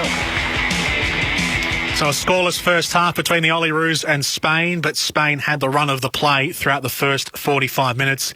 Spain, as Spain normally do, really at all levels of football, dominating the possession and frustrating Australia in the match. The Aussies found themselves pinned back in their own half for the majority of that first half, and it didn't really offer too much of way of really testing the Spanish team or the Spanish goalkeeper with no shots in the first half. Spain had 8 shots, 3 on target. Australia 0 from 0. So it was really all Spain in that first half. 70% possession as well for the Spanish team in half number 1. So Australia will have to find something to try and to produce to try and beat the Spanish in the second stanza of 45. But the fact it's scoreless is probably some kind of win. It's a little win. You take the little wins, and Graham Arnold will be happy with that.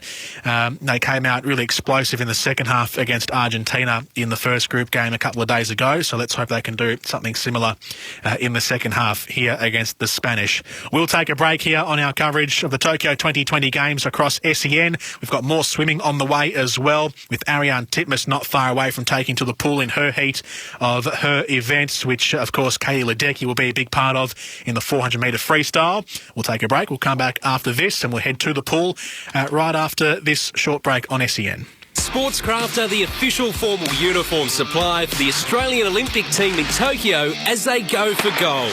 For your own podium finish style, discover the latest Sportscraft collection of men's clothing, including relaxed shirting, classic jackets, warm coats and chinos. All perfectly curated to bring quality, style and versatility to your wardrobe. Sportscraft, we are Team Australia.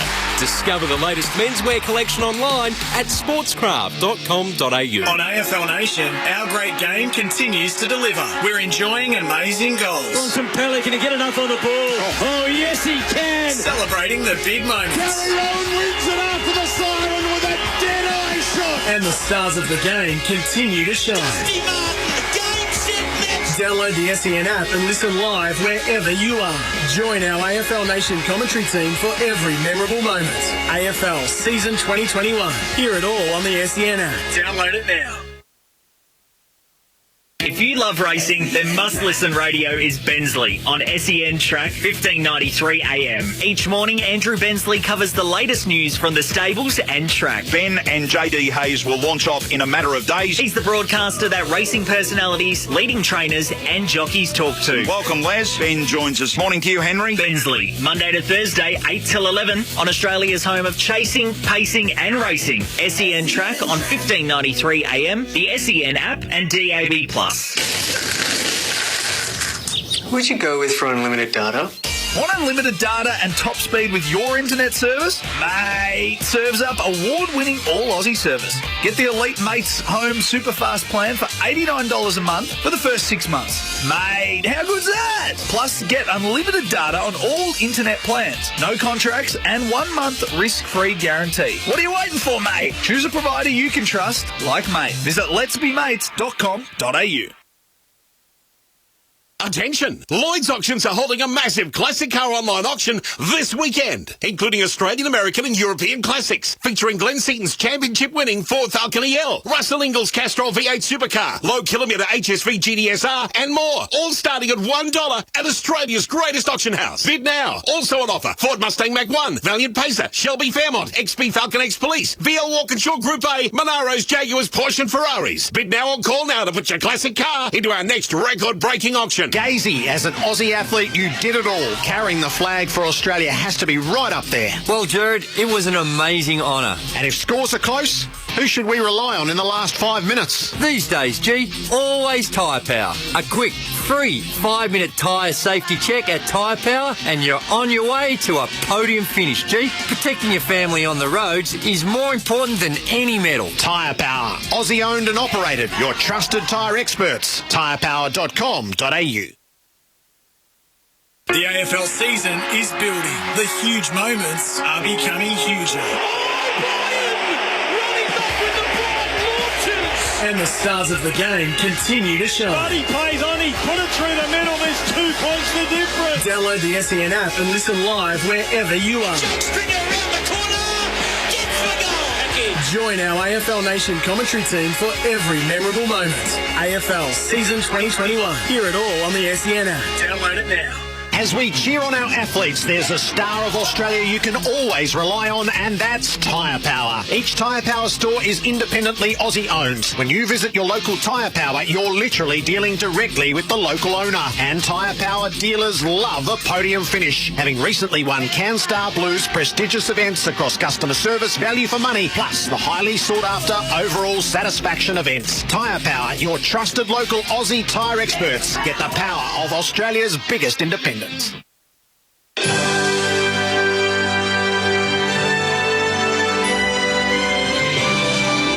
coverage of the Olympic Games 2020 for Mate Communications. Award-winning Aussie service and a bonus title music subscription included on selected mobile plans.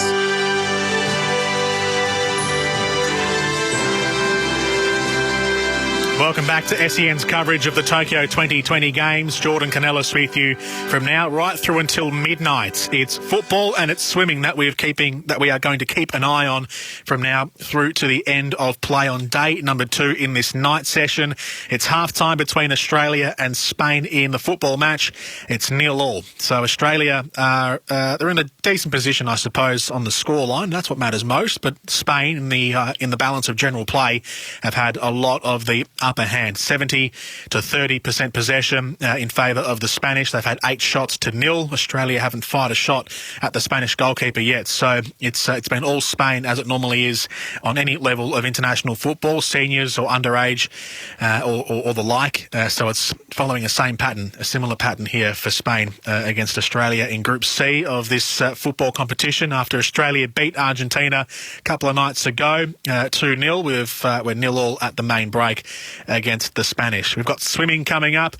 We've got Ariane Titmus and the men's 4x100 metre freestyle relay team still to come. Ariane Titmus and Tamsin Cook, as a matter of fact, in the same heat. Heat number 4 will be our next... is it the next heat coming up? It's meant to be around about now. They've probably just gone a bit overtime at the pool, but it is one of the next heats coming up. The women's 400 metre freestyle, and then the 4x100 metre freestyle relay for the men's is up after that. A couple of other results from around the Tokyo Games from the last couple of moments. Harry Garside, who is one of Australia's lighter weight boxers, he's competing in the men's 57 to 63 kilogram division in the round of 32. He just beat John Ume from Papua New Guinea 5 rounds to 0 to qualify for the round of 16. So the first of our boxers have stepped into the ring, and Harry Garside has got the victory against his geographical neighbour, I suppose, Australia and Papua New Guinea. Harry Garside beating John Ume 5 rounds to 0, which is how they do the scoring in the Olympics. It's scored similarly, I suppose, to professional boxing, but a different system, but same principle. So 5 rounds to 0 win. Earlier in the evening, across swimming, our other results from the pool deck so far tonight in the night session. We have seen Kaylee McEwen and Emily Seebohm qualify for the semi-final stage of the women's 100 metre backstroke. Back in heat number 6 of that event about an hour ago, Kaylee McEwen broke the Olympic record in doing so. She won her heat and broke the Olympic record to qualify for the semi-finals. Emily Seebohm finished 3rd in the same heat and is also through to the next stage. In the men's 200 metre freestyle, heat number 5, Elijah Winnington, who went in as one of the favourites in heat number 5, finished 7th in the heat and did not qualify for the next phase of the men's 200 metre freestyle. However, his compatriot in the same heat, Thomas Neal, finished 1st and qualified for the semi-finals. So Elijah Winnington goes out, but Thomas Neal continues on in the men's 200 metre freestyle. In the women's 100 metre breaststroke, we had Jessica Hansen, who finished 5th in her heat number 4, unfortunately didn't qualify for the next stage. However, Chelsea Hodges in the following heat number 5, she finished 4th and did qualify for the semis. And then we just had both male backstrokers compete and progress into the next phase. A few moments ago, you heard Mitch Larkin, Isaac Cooper from the heat prior. So heat number 4, he finished 4th, Isaac Cooper, and is into the semis. And Mitch Larkin finished 3rd in his heat and qualified with the 5th best time overall to make it through to the semi-final stage. So we've got 2 more heats to look out for in the pool tonight, and we've got a football match to continue us on into the evening in Saitama, where the football is being played in these Olympic Games outside of Tokyo. So a couple of events being held away from Tokyo because of logistics. Firstly, it's a normal thing for events to be held outside of the actual host city, but also for COVID reasons and just, I guess, general stadium reasons. The stadium in Saitama in Japan is actually one of their biggest stadiums right across the nation, so why not play the football there? We keep an eye on the artistic gymnastics as well tonight. We had back in subdivision 3 of the women's artistic gymnastics, our 2 Australian competitors in the afternoon. So it was Emily Whitehead and Georgia Godwin. The final subdivision, so subdivision is just basically a synonym for group. They group the athletes together across 5 different subdivisions in the women's artistic gymnastics, and our 2 Australians were in group number 3, which competed earlier in the afternoon. Georgia Godwin and Emily Whitehead. Their standings in the apparatus results. So the 4 apparatuses for the women's are the vault, the uneven bars, the balance beam, and the floor routine. So our standings in that. So Emily Whitehead is equal 33rd in the uneven bars, while Georgia Godwin is 35th overall. In the balance beam, it is Georgia Godwin 31st and Emily Whitehead equal 36th so far. And in the floor routine, Georgia Godwin 23rd. She did very well in the floor routine, and Emily Whitehead 41st overall. Currently unranked in the vault discipline, the apparatus discipline, and their overall standing in the all-round division. So they compete. The way that the scoring works is you have the apparatus results separately, and that's its own individual gold medal, and then the all-round division is all of those apparatus combined. So in the combined total standings, Georgia Godwin is 29th overall, and Emily Whitehead is 35th overall in the all-round division of the artistic gymnastics, with one more group of athletes to go, which will come up in about 10 minutes or so from now. Unfortunately, it means that for the individual apparatuses, they are out because the top 8 ranked athletes make it through in the apparatus, but in the all-round results, it's the top 24 gymnasts who go through to the next stage. Unfortunately, it means both of our Aussies fall just outside the rankings. So top 24, Georgia Godwin 29, Emily Whitehead 35. That's where the standings sit at the moment in the artistic gymnastics. And given we've only got 2 competitors, we don't qualify for the teams event. I think you need at least 4 competitors to be a qualification for the all-round teams event. So we've only got 2 athletes, which makes sense there. So that's what's happening in the artistic gymnastics. They perform very well. Georgia Godwin is a great story. She's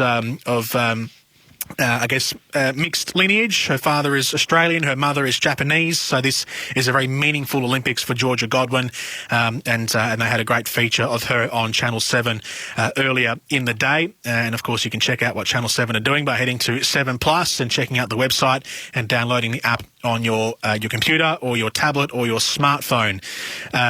And on the artistic gymnastics, Simone Biles, she leads the all-round division with a score of 57.731. In her apparatus, she was actually overtaken on the floor apparatus. So her score was in the floor division was 14.133. Vanessa Ferrari of Italy actually overtook her in the most recent group number 4, 14.166. So Simone Biles was bested in the floor. On the balance beam, she ranked 7th overall, Simone Biles from the USA. In the uneven bars, she ranked 8th overall. And in the vault, she was 1st overall, which is basically her pet event, the vault, with a score of 15.183. So that's the artistic gymnastics rundown from earlier today. We'll get a quick break out of the way. Second half is about to begin between the Olyroos and Spain, with the scores at 0-0 at half-time. That's next on SEN. On AFL Nation, our great game continues to deliver. We're enjoying amazing goals. Bontempelli, can he get enough on the ball? Oh, yes, he can. Celebrating the big moments. Gary Rowan wins it after the siren with a dead-eye shot. And the stars of the game continue to shine. Download the SEN app and listen live wherever you are. Join our AFL Nation commentary team for every memorable moment. AFL Season 2021. Hear it all on the SEN app. Download it now. Hello, it's Gazy here. I'm forever grateful I got to carry the flag for Australia and proudly represent the Boomers at 5 different games. My secret? I had the best grip on my shoes to avoid slip-ups. And here's an extra tip. The grip on your tyres needs to be better. If you haven't been to Tyre Power for your free 5-minute tyre safety check, then book in now and get a grip on tyre safety. Tyre Power, Aussie owned and operated, keeping you safe on the roads. tyrepower.com.au. Welcome back to SEN's coverage of the Tokyo 2020 Games. Before we take you back to the football, Ariane Titmus and Tamsin Cook have just jumped in the pool for their heat of the women's 400-metre freestyle. They're only 20 seconds in, so let's take you back to Basil Zemplis, who is calling the action on Channel 7. An impressive start from Ariane. Very impressive start. She is out quick in front of the world record pace at this stage. I don't expect for this to be a world record.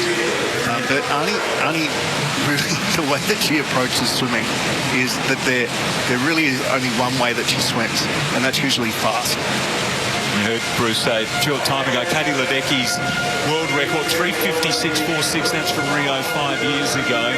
Ariane Titmus's 3:56.90 back in June in Adelaide qualifying here. So the Aussies and the New Zealanders in 1, 2 and 3 at the moment. It's been a very good start also in lane 8 by Erica Fairweather. She's only 17 years of age, so we're seeing some emerging talent, aren't we, in the placings and in the finishings here. Ariane Titmus controlling it nicely. Tamsin Cook staying with her, and also pushing up now is Tang of China in lane 2.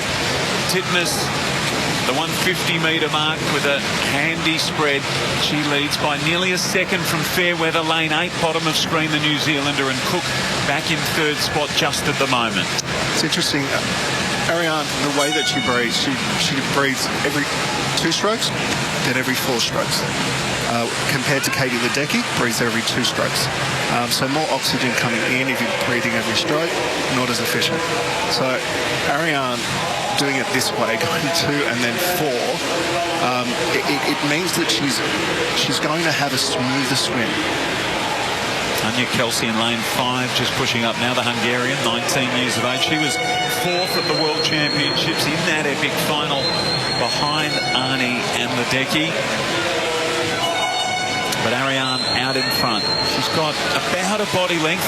Lane 8, Erica Fairweather, the New Zealander, has hung in there. It's been a very good swim from her in lane 8.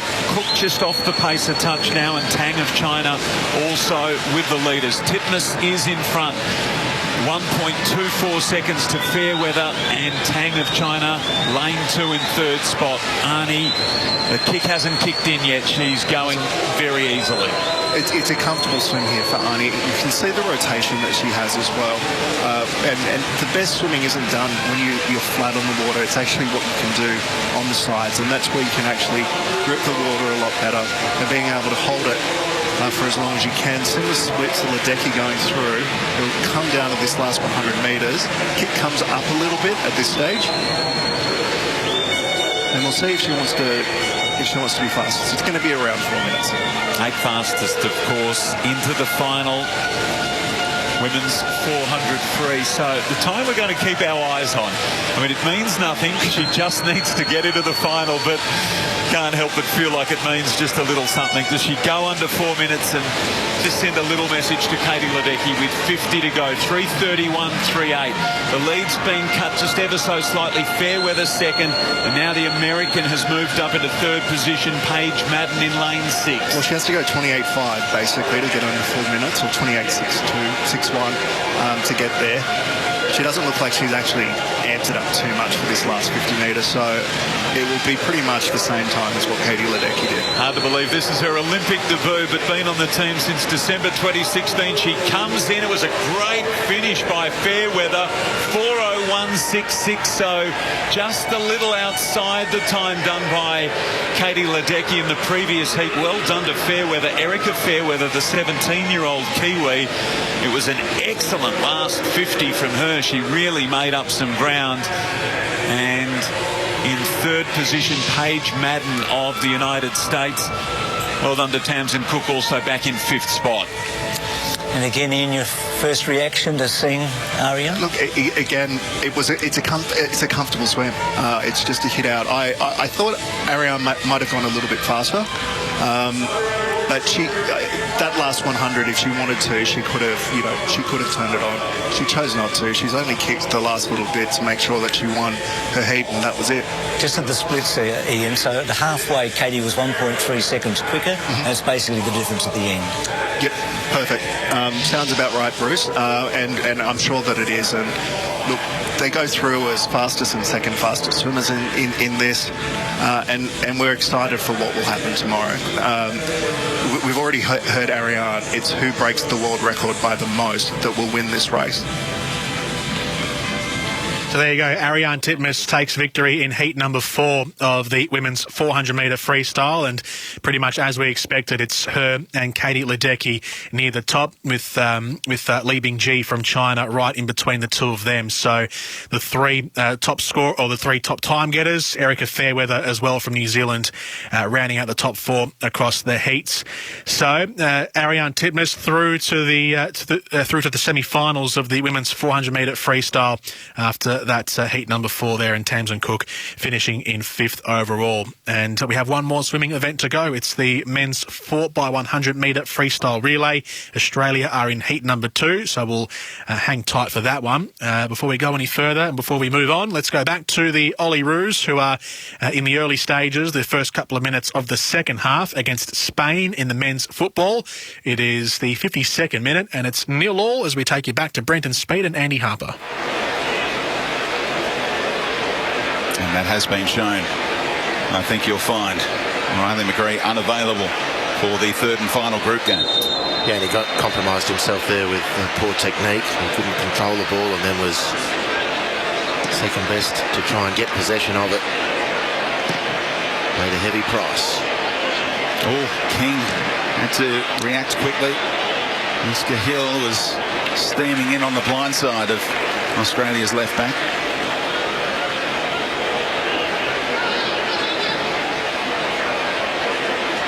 Correa. Lovely pullback. Inventive. A little back heel from Pedri, but no teammates reading it. Took speed out of it if someone was arriving on the edge of the area.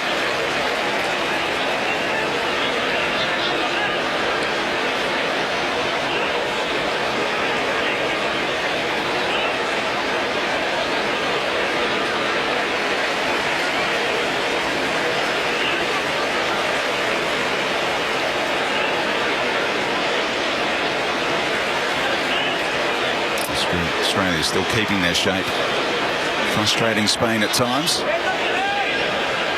Possession has been around that 70% mark for the Spaniards for a while now. Tharball couldn't keep that one down. He rattled the woodwork in the first half. This time no test for Tom Glover's goal. Well, that's a massive let-off, really, for the Olyroos. Olmo does brilliantly to bring this down. Look at that seamless transition. And he's heavily left-footed, and he beat Sutar as he cut in on that left. The big defender for Australia needs to do better in those exchanges. Well, Tharball is always going to angle onto that left foot, and that's a chance that he'd normally finish.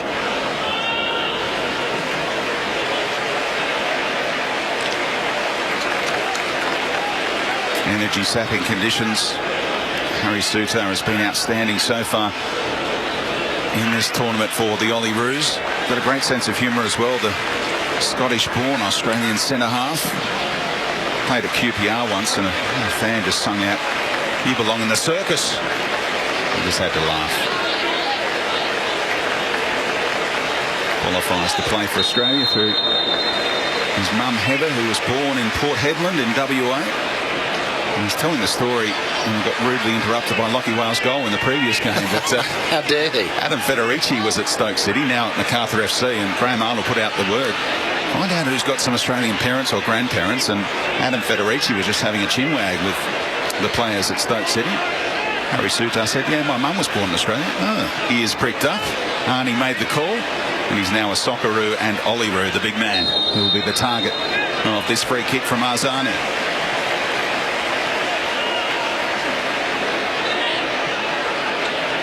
Genre. Tommy Dean staying forward. Lost out to Cucurella. Spain look to sweep it up the pitch in a hurry. Australia looking to get back in numbers. Look who's seen off the thread again. Nathaniel Atkinson. One out against Plido. And got his measure again.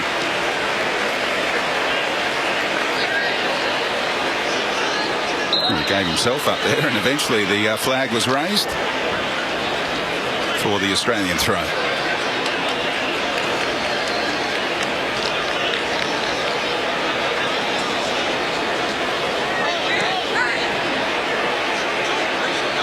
And I'll hold off on the subs for a long time the other night against Argentina. In the end, one of the many brought on, Marco Tilio, sealed the 3 points with that spectacular goal just less than a minute after coming on. I wonder when the first changes will be made here this evening. There's a few running on empty right now. Duke's hold-up play was better on this occasion, but in the end, the physicality and the palm off leads to a yellow card, and he will be unavailable for the Egypt game as well. So changes are going to be forced for the third and final group game in Group C. And again, how is that worthy? Well, it's not. But it's done, and he'll be missing the next match. It's a gross overreaction from the ref, who's been very officious tonight. Basically very good. He's kept good control of the game, but there's a couple of yellows he's given when he shouldn't have. Ultimately, going to interject on the football for just a moment, with Australia and Spain still at 0-0, but the Australian 4x100 men's freestyle relay team are about to take to the pool. So we'll take a quick break, and on the other side of it, we'll have heat number 2 of the 4x100 metre freestyle relay. That's next on SEN. Sportscraft are the official formal uniform supply for the Australian Olympic team in Tokyo as they go for gold. For your own podium finish style, discover the latest Sportscraft collection of men's clothing, including relaxed shirting, classic jackets, warm coats and chinos. All perfectly curated to bring quality, style and versatility to your wardrobe. Sportscraft, we are Team Australia. Discover the latest menswear collection online at sportscraft.com.au. Just really want customer support from someone close by. True Blue award-winning Aussie support, you betcha. Mate has got your back. Mate serves up award-winning internet and mobile. Get unlimited talk and text, plus great data inclusions with data banking of unused data up to 100 gigabytes from only $20 a month. Plus, you get a Tidal Music subscription included free with selected plans. Mate, how good's that? What are you waiting for, mate? Choose a provider you can trust, like Mate. Visit letsbemates.com.au.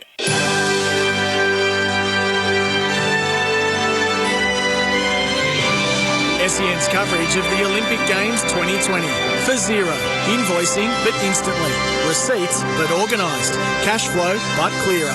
Try Xero free for 30 days. Search Xero. Xero.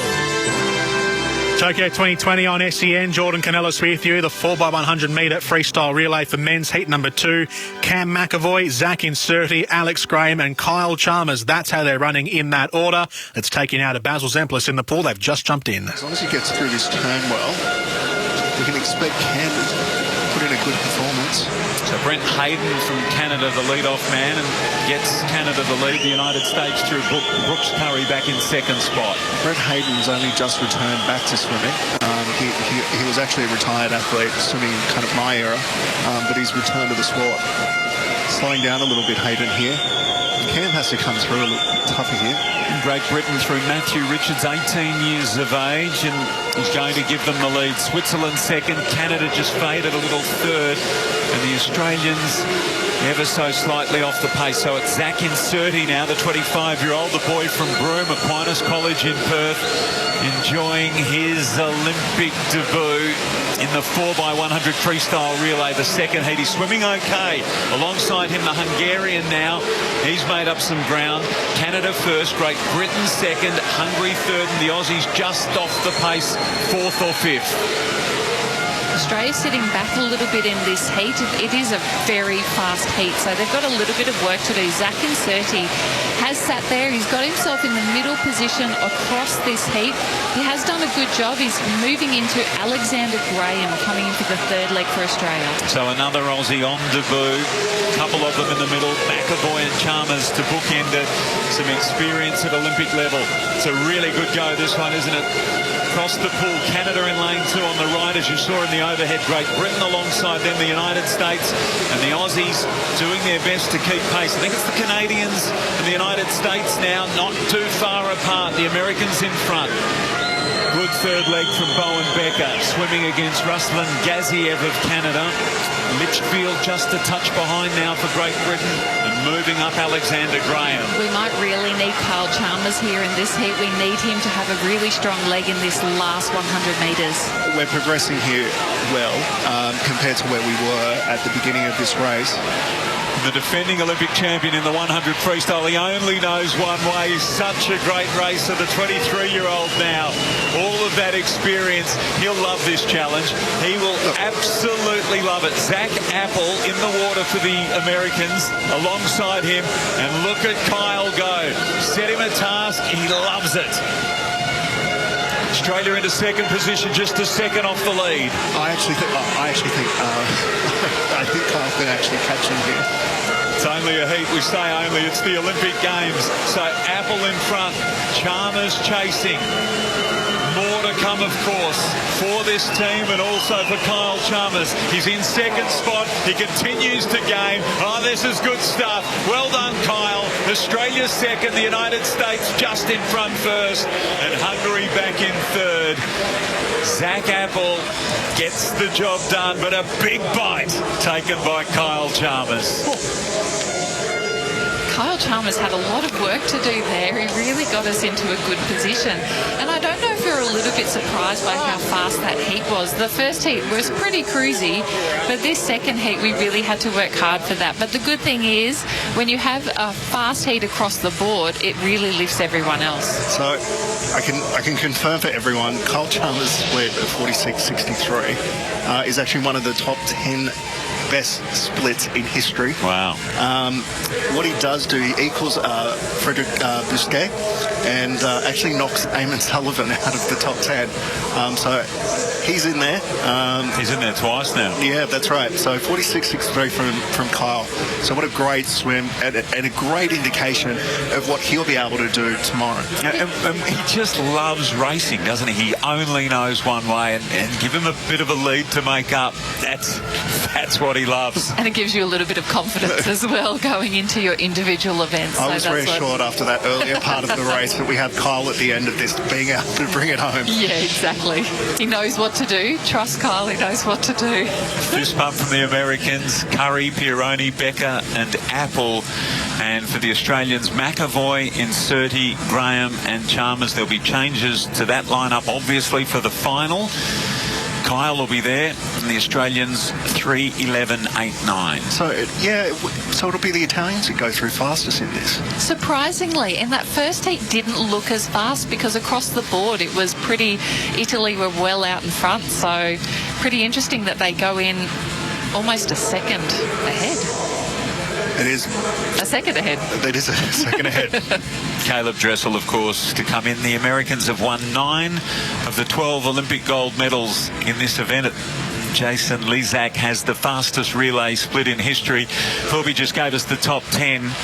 46.06, that was back in the supersuit era in 2008. So the United States, France and Australia at the last Olympic Games, at the last World Championships, it was the United States, Russia and Australia. That swim from Jason Lezak basically secured Michael Phelps' 8th gold medal. That was at the Olympic Games, and it was blistering. No one thought that the French team could be beaten in it, even the French. Never pleasant for those that are involved in a swim-off. We'll try and get to Nathan Templeton very soon. And obviously, there's the Australian contingent watching on in Noosa. Terrific stuff. And Cam McAvoy leaning in to have a look at the monitor to see who's in Noosa, Nathan. Great stuff from this team. Yeah, it's wonderful that they can look at their families. Cam, who did you spot there? I saw everyone. I saw Maddie right in the middle of the front. Yeah, it's a great idea getting them all together for this. It's excellent. That was a pretty hot heat. It was a bit stressful there for a while. You guys had some work to do. Oh, yeah, we did, but we got the job done. And, yeah, I guess it's just regrouping and get the boys ready for the morning. Yeah, well done. And Zach, if you want to come forward, 47.64 for you. That's a pretty good split. How happy are you with that? Yeah, really happy. I'm just happy to be here, to be honest. And yeah, great experience racing with my great mates and just having fun. Yeah, you did a super job, Alex. You've had a long wait for this moment. You know, you've been on the international scene for many years, but this is actually your first Olympics. Yeah. How satisfying is it to put down a good heat swim? Yeah, absolutely. Like you said, it's been a long wait, and we've been here for about a week now, and I've just been itching to get in the pool and race. So it's good to knock out a good heat swim and get the boys through the final. Yeah, and also good to have the big dog at the end there, Kyle. We weren't necessarily expecting to see you tonight. Can you just take us through the decision to swim? I just need a hit out, really. I'm here. Olympic Games, I want to swim, so to be there with the boys, especially after watching the guys do so well this morning, especially those girls, I want my opportunity to race. So just kind of put myself in there and get us through the final tomorrow morning. You swam a 46.63. When there's someone to chase down, you just can't help yourself, can you, even if it's a heat? Yeah, exactly. I think my coach might be a bit disappointed with that. It's probably a bit harder than I needed to go, but we want to be in those middle lanes tomorrow. Qualifying in third's awesome, probably almost a bit better than we thought we could do, so tomorrow's going to be exciting. All right, well done, fellas. See you tomorrow. Thanks, Good mate. work. There you go, the men's 4x100 metre freestyle relay from the pool in Tokyo, and Australia qualify after finishing second in the group and or in the heat, and it'll be a third fast. That's the third fastest time overall from the two heats combined. The first heat was won by Italy, and they actually had the fastest time overall when you combine the two heats together. So Italy tomorrow will race out of lane number 4. America will race out of lane number 5, and Australia, with then the third place time, will race out of, I'm assuming, lane number 3. It'd be either 3 or 5, but I think it's lane number 3 that gets priority first. So Australia are outside of the golden roped lanes in the 4x100 metre freestyle relay tomorrow. And as you heard Ian Thorpe's commentary there on Channel 7, his split, Kyle Chalmers' split on the final leg. Firstly, it helped Australia over the line because we were trailing quite a bit. The first two legs, Cam McAvoy and Zach Inserti, weren't terrible, but they were just lagging back a little bit on the rest of the field. Alex Graham in the third leg did a great job to reel us back in, and then Kyle Chalmers, as he so famously did now 5 years ago in Rio, when he turned at the 50-metre mark of the 100 metres in 7th, he pulled it all the way back to win the gold medal. Well, it was not quite as spectacular in the heat, obviously, but similar in principle, I guess. Australia a couple of spots behind, and he reeled the rest of the field in and finished Australia in second in the heat and third overall with the third fastest time. So Australia into the men's 4x100 metre freestyle relay final with the third fastest time tomorrow. So the 4 swimming finals in the afternoon session tomorrow, and Jared Waitley will take you through this during the day, will be the first one will be the women's 100 metre butterfly final. This will be at 11:30 a.m. Emma McKeon of Australia is our sole competitor. She'll be in lane number 3 for that final tomorrow, with Yufei Zhang and Marie Wattel from China and France, respectively, the two inner lanes, and Sarah Sjostrom, who is the current world record holder and one of the all-time great swimmers in the women's 100 metre butterfly, in lane number 6. So it'll be two exceptional swimmers in Emma McKeon and Sarah Sjostrom, flanking the two fastest swimmers in these games of Zhang Yufei from China and Marie Wattel from France. The second final will be the men's 100 metre breaststroke. This will be at 12 minutes past midday tomorrow. There were no Australians in this, so this is an Australian-less final, but Adam Peaty of the UK and Arno Kamiga of the Netherlands will be the two major competitors here, with Michael Andrew and Andrew Wilson from the USA also in the field. The third final will be the women's 400 metre freestyle. So we just saw Ariane Titmus before. This final will be tomorrow, not long after the first one. Let me get the schedule back up. So this will be in the afternoon. I've just lost it. I'll get it up for you in a second. But Ariane Titmus and Katie Ledecky, along with Bingji Li from China, will be the three top qualifiers for that event. Erica Fairweather from New Zealand in 4th, and Tamsin Cook just missed out in qualifying for the 400 metre freestyle final with the 9th best time. So she missed out by 0.77 of a second, so 7/10 of a second she missed out, Tamsin Cook, on making the 400-metre women's final tomorrow, which will be at 12 in the afternoon. And then the final tomorrow, the final gold medal event, will be that men's 4x100 metre freestyle relay, and that final will take place tomorrow at just after 1 o'clock, or just a bit after 1 o'clock tomorrow. So those are the 4 finals. Australia will be in 3 of them.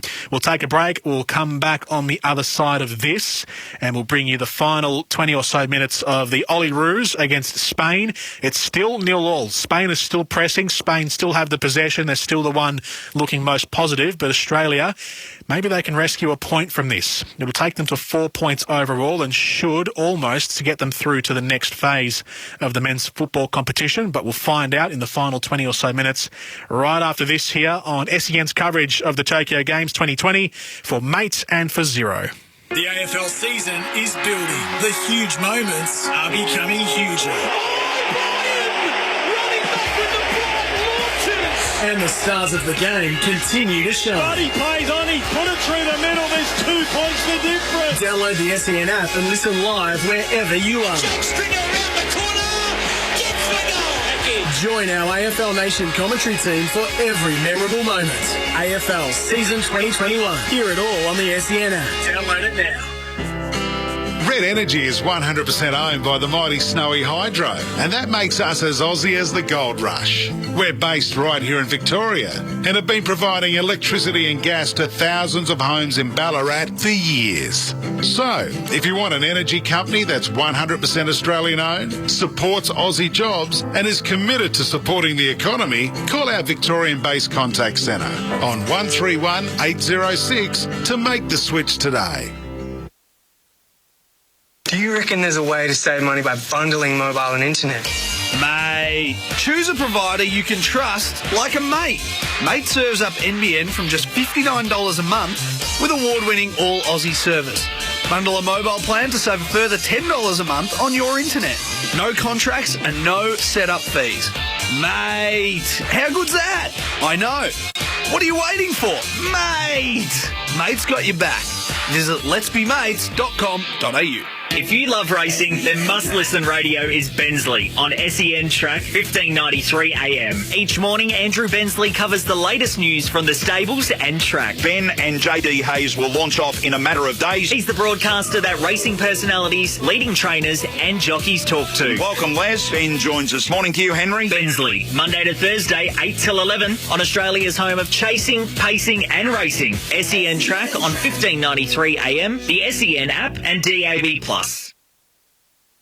Attention Melbourne. Lloyd's Auctions are holding a massive classic car auction online in Melbourne this weekend, including Australian, American and European classics, featuring Glenn Seaton's championship-winning Ford Falcon EL, Russell Ingall's Castrol V8 supercar, low-kilometre HSV GDSR and more, all starting at $1 at Melbourne's greatest auction house. Bid now. Also on offer, Ford Mustang Mach-1, Valiant Pacer, Shelby Fairmont, XP Falcon X Police, VL Walkinshaw Group A, Monaros, Jaguars, Porsche and Ferraris. Bid now or call now to put your classic car into our next record-breaking auction. Who'd you go with for unlimited data?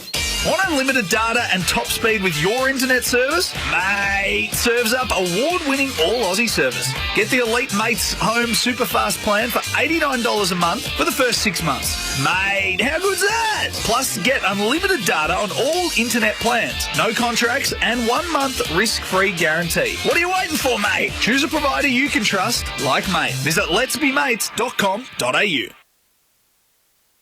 I just really want customer support from someone close by. True Blue award-winning Aussie support, you betcha. Mate has got your back. Mate serves up award-winning internet and mobile. Get unlimited talk and text, plus great data inclusions with data banking of unused data up to 100 gigabytes from only $20 a month. Plus, you get a Tidal Music subscription included free with selected plans. Mate, how good's that? What are you waiting for, mate? Choose a provider you can trust like Mate. Visit letsbemates.com.au. If you love racing, then must-listen radio is Bensley on SEN Track 1593 AM. Each morning, Andrew Bensley covers the latest news from the stables and track. Ben and JD Hayes will launch off in a matter of days. He's the broadcaster that racing personalities, leading trainers and jockeys talk to. Welcome, Les. Ben joins us. Morning to you, Henry. Bensley, Monday to Thursday, 8 till 11 on Australia's home of chasing, pacing and racing. SEN Track on 1593 AM, the SEN app and DAB+.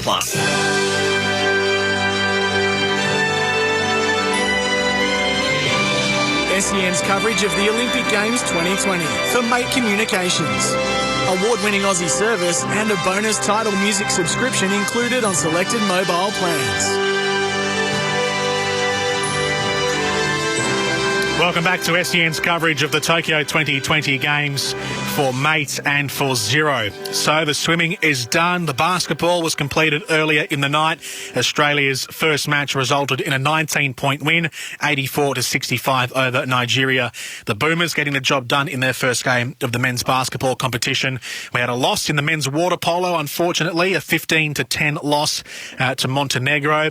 Our Kookaburras team, though, got a win in the men's hockey. That was a 7-1 victory in the evening. Earlier in the morning, it was the Hockey Roos in the women's hockey event who got the 3-1 win over Spain. So we've mixed and matched. It's been a 50% day across our team events. We've had a pretty decent night in the pool, and now there's only one event to go. Oh, so I'll give a mention to Harry Garside again. Why not? In the men's 57 to 63 kilogram division, Harry Garside in the boxing has made it through to the round of 16 after beating John Ume from Papua New Guinea 5 rounds to 0.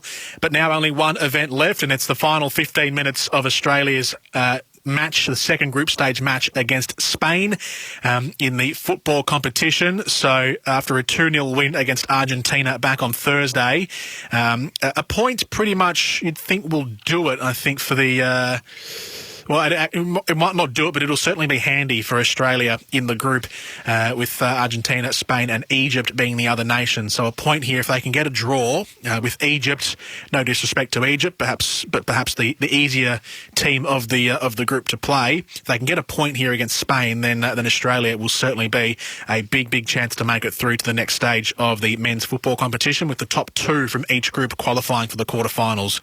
So with that being said, Australia have a point in the hand at the moment, but can they confirm it by the end of the game? It's 0-0 with about 13 minutes to go in regular time. The 78th minute of the match. Brenton Speed and Andy Harper are your commentators.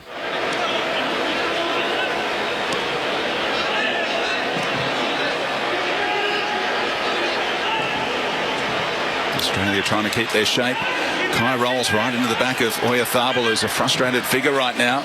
Metcalf sweeps it up the pitch, and Graham Arnold's liking what he's seeing here.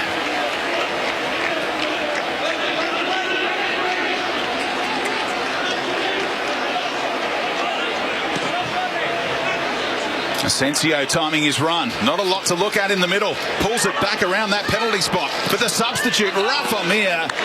And look at the desperation again defensively from the Olyroos. A body in the road.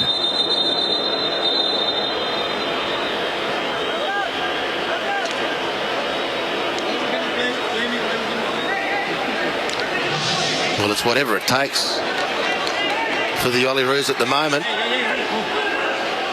Asensio in behind, nip and tuck whether it was onside or not. Now delivers into a great area, and the header was a miscue. Couldn't ask for a much better chance than that, the big number 9. They've had some good sights at goal.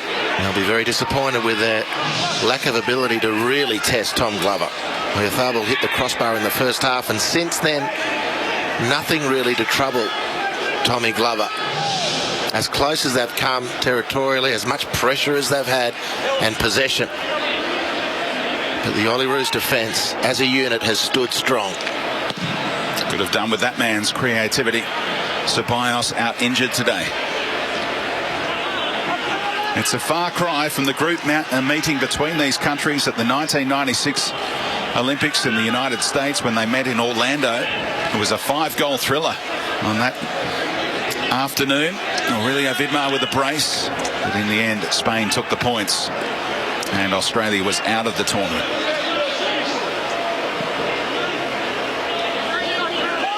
Four years after Both of these teams featured in the medal rounds. Spain going on to claim gold. Australia beaten narrowly in the bronze medal game at Barcelona 1992.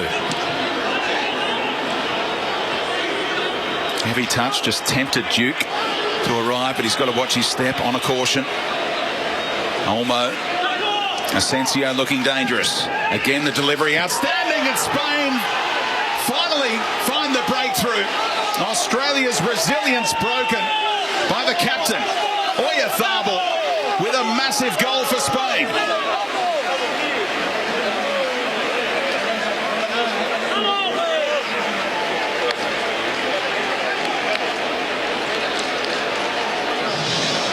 Well stretched with the Olyroos defence again. Marco Tilio making up great ground to force the ball wide. And Asensio drops in a beautiful cross. No hint of offside here. In between defenders. And Oyarzabal lancing the header expertly past Tommy Glover to give Spain the lead. A proven goal scorer in the Spanish top flight with Real Sociedad. More than 50 goals to his credit at that level. 200 plus games in La Liga. And Luis de la Fuente handed him the captain's armband. And it's a captain's goal for Spain. Harry Souttar reflecting on being beaten to the punch aerially there. Australia went to that back three with the wing backs, and it was dropped in between Kai Rolls and Souttar. Olyroos now have to go for it. Caleb Watts with Atkinson looping around. That was the design, to try and get it around the corner.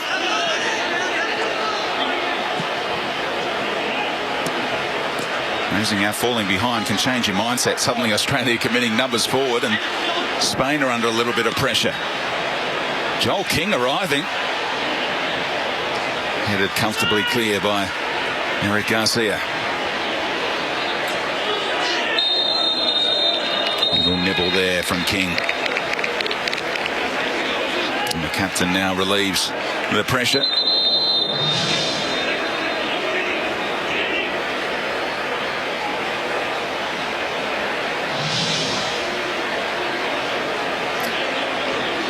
Striker about to come on, Nick D'Agostino, with limited game time, and it'll be back to a back four again because Tommy Deng is being withdrawn. Handing over that captain's armband to Harry Souttar, the vice captain in Graham Arnold's squad, and this has changed the dynamic in the group. Spain going top on a live look in Group C with 4 points, and Australia and Argentina tucked in behind on 3, but that can all change in the last 10 minutes. Duke alongside D'Agostino up top now.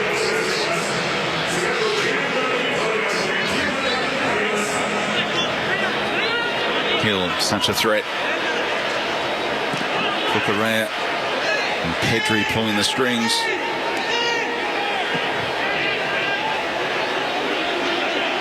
Six members of this starting 11 today were part of that Euro squad that went all the way to the Final Four before going out in penalties against Italy, the eventual champions.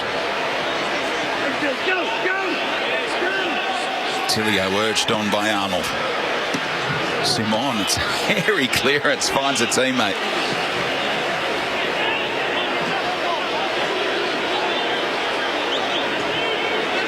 Hill maintaining that width. Souttar in the road that time.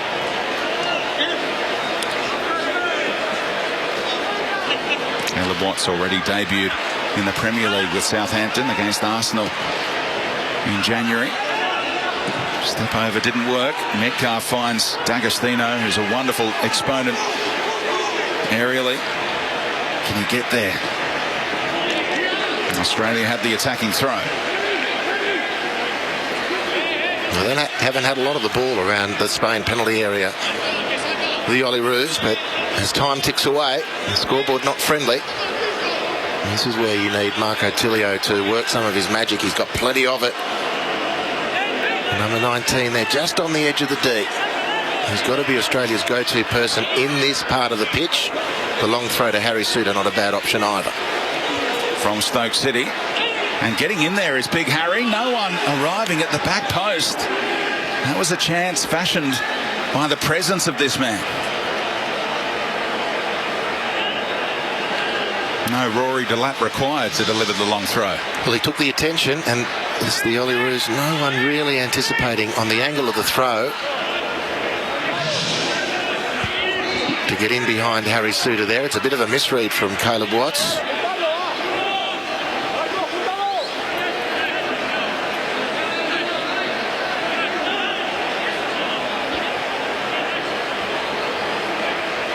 Five minutes of the 90 remains. Stoppage time. Probably around the 3 or 4 minute mark, you'd imagine. Time ticking away on the Olyroos in this game. Spain to play Argentina on the final match day. So a win over Egypt would put Australia through. The way it's standing right now. Tilio, what a move. Away from Asensio. Nico Tilio inside the area. And it's an Australian throw again. Throw Big Harry forward once more.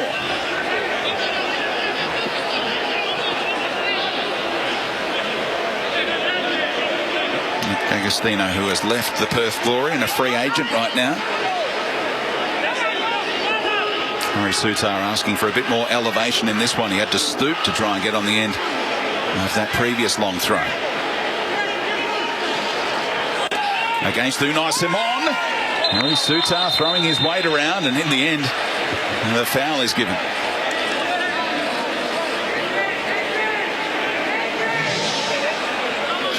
Well, the ball flies into that 6-yard box. The goalkeeper is always favoured. Harry Suter totally entitled to jump for the ball, but you just never see anyone but the goalkeeper come up trumps in those exchanges.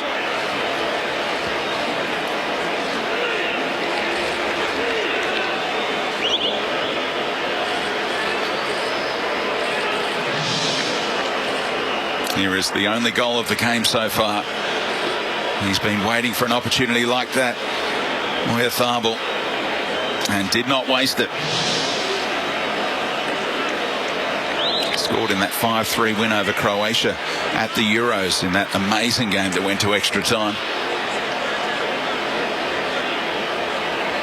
No significant damage done in the aftermath to that Suter exchange with Unai Simon.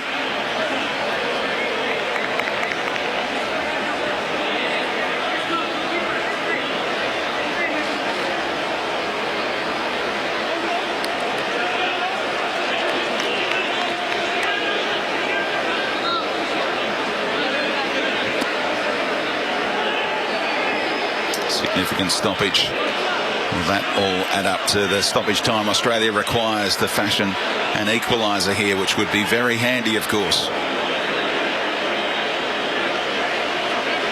Level in this game for so long before Oyarzabal delivered that hammer blow.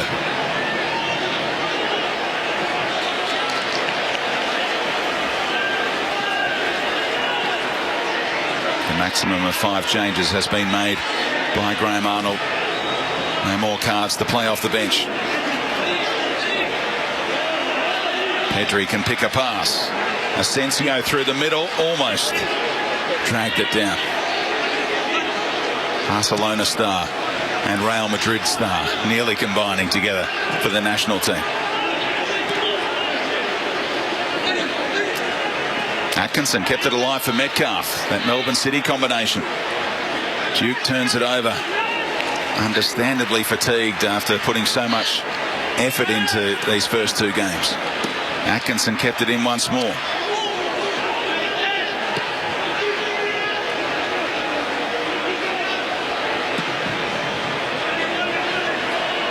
Space in behind for Hill. Into the 90th minute we go at the Sapporo Dome.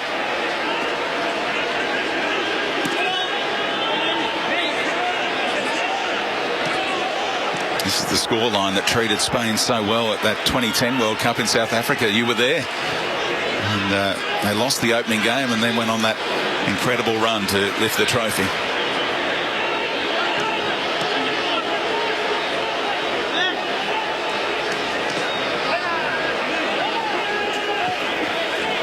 they've dominated the match here tonight.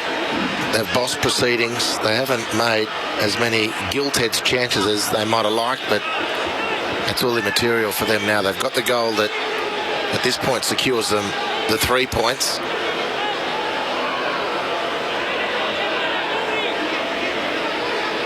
Third long throw from D'Agostino. This time it's Rolls trying to upset things, and contact with the keeper again. Careful, boys. There's more games to play in this tournament. And the referee, we could head over to the boxing ring after this one and sort things out there as well. Card is going to come out for Unai Simon for the needless reaction. The referee was right on top of things. Yeah, well done from the ref. It was a complete overreaction from Unai Simon. Goalkeepers do get pretty precious in these situations, though, with respect to them. Again, that contact is always going to draw a foul. There's no need for the reaction, and the ref administered the card correctly. 5 minutes for the Olyroos to salvage this one.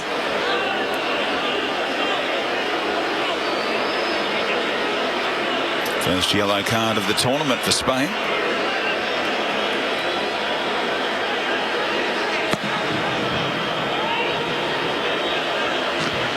Sutar, look at that one. Pinged off the head. Fukurea first to track it down. Pedri. Had it taken off his toes by Metcalf. It's a poor pass by Watts in this situation. Couldn't link up with Bacchus. Tharbel happy to recycle.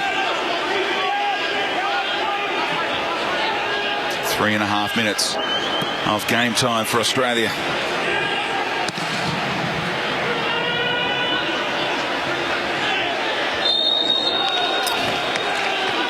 Just a little nudge in the back of Rafa Mir, prompting the whistle again. Put the bumper bar up, said the referee. Harry Suter is one of those players on a yellow card as well. Already Mitch Duke and Riley McGree will be missing from game 3 because of accumulation of yellow cards, 2 in fact over the 2 games.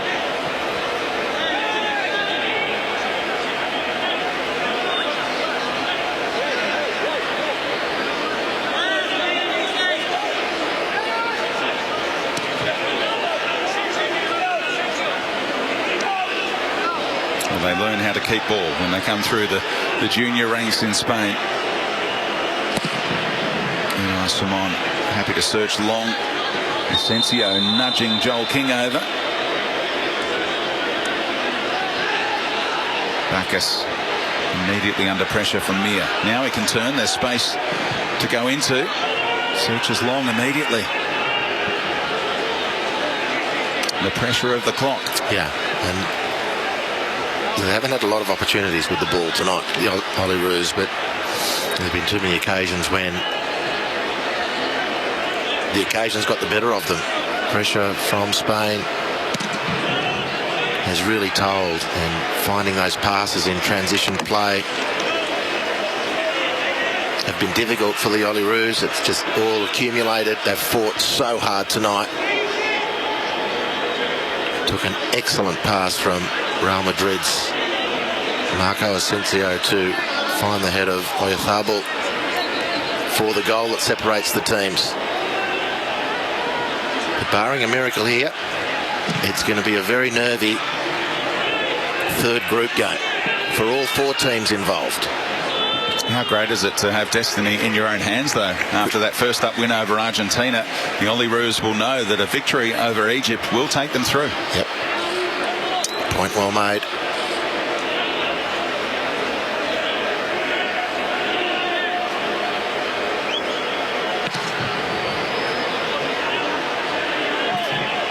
He's not focused on keeping ball. Unai Simon, he's focused on getting the ball as far away from his goal as possible. Might be the last chance for the Olyroos to try and string the passes together. King looks long. Slip from D'Agostino. Chance to play one in behind for Tilio. Duke waits in the middle. And Tilio didn't get the connection on the cross that he was after. They did fashion that little opening.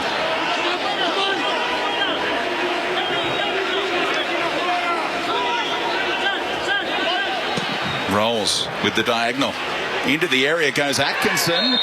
Needed to get there first. In the end, he's gone through the back, and that is a costly late yellow card for Nathaniel Atkinson. Into the back of Hill. He can have no complaints, really, and that will cost him a berth in the side for that match against Egypt in 3 days' time. So 3 Olyroos will be suspended due to yellow card accumulation. Well, that one really hurts. It could well be the last play of the game. And it's going to put him out of game 3.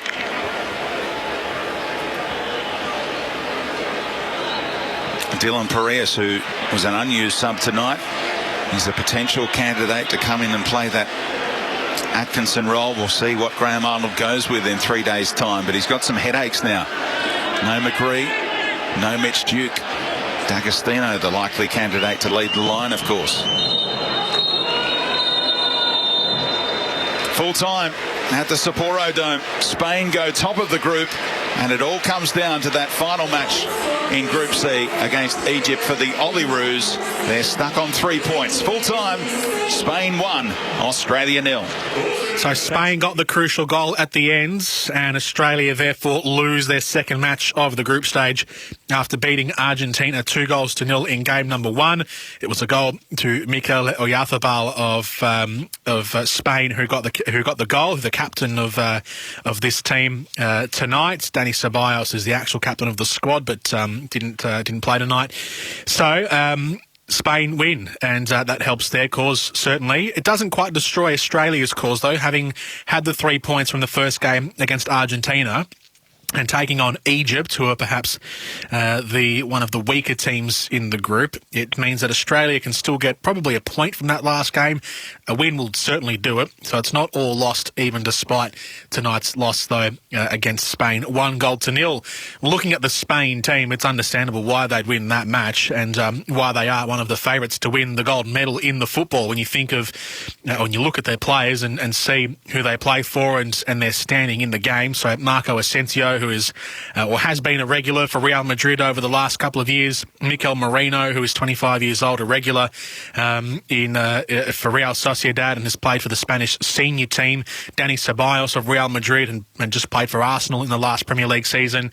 Pau Torres, who was one of their starting centre-backs in the recent Euro 2020 competition. Likewise for Eric Garcia, formerly of Manchester City and now at Barcelona. Unai Simon, who was Spain's senior goalkeeper. Yes, he's their senior team goalkeeper, but is of age that qualifies him for the it's normally under 23 team at the Olympics, but they extended the age by 1 year because of the delayed and the postponed Olympic Games. So a lot of these guys are, if not regulars for the Spanish senior team, they are regulars for their La Liga teams. Real Madrid, Barcelona players littered throughout this squad. Even Dani Olmo, who plays for RB Leipzig in Germany. So it's pretty much half a Spanish senior side, but they are just young enough that they qualify for the Olympic Games as well. So 1-0 loss for Australia, and that rounds out the action for Australia tonight. So we've completed all ports of call now in the pool, on basketball courts, on hockey fields, in boxing rings alike, tennis courts as well, and that ends the day for Australia. We'll go through all of the results from Australian competitors in just a few moments, and then later on this evening, doesn't mean that that's the end of sport though. There's still plenty of sport going on. There's a bit of weightlifting, there's hockey, there's taekwondo, there's handball, quintessentially Olympic handball, but there's also basketball, and Team USA are in action at the moment against France. This is one of the bigger matches of the group stage. The USA and France, both very good basketball teams. Clearly the USA are, and France not so bad themselves. So we'll take you out to Team USA and the French in the basketball in this first round matchup. They've just started the second quarter, and the USA lead the French 22-15. So we'll go there next, but we'll take a break first and wrap up the day from an Australian perspective. Also give you a medal tally update as well, and then catch up with the basketball shortly after this. SEN's coverage of the Tokyo Games 2020.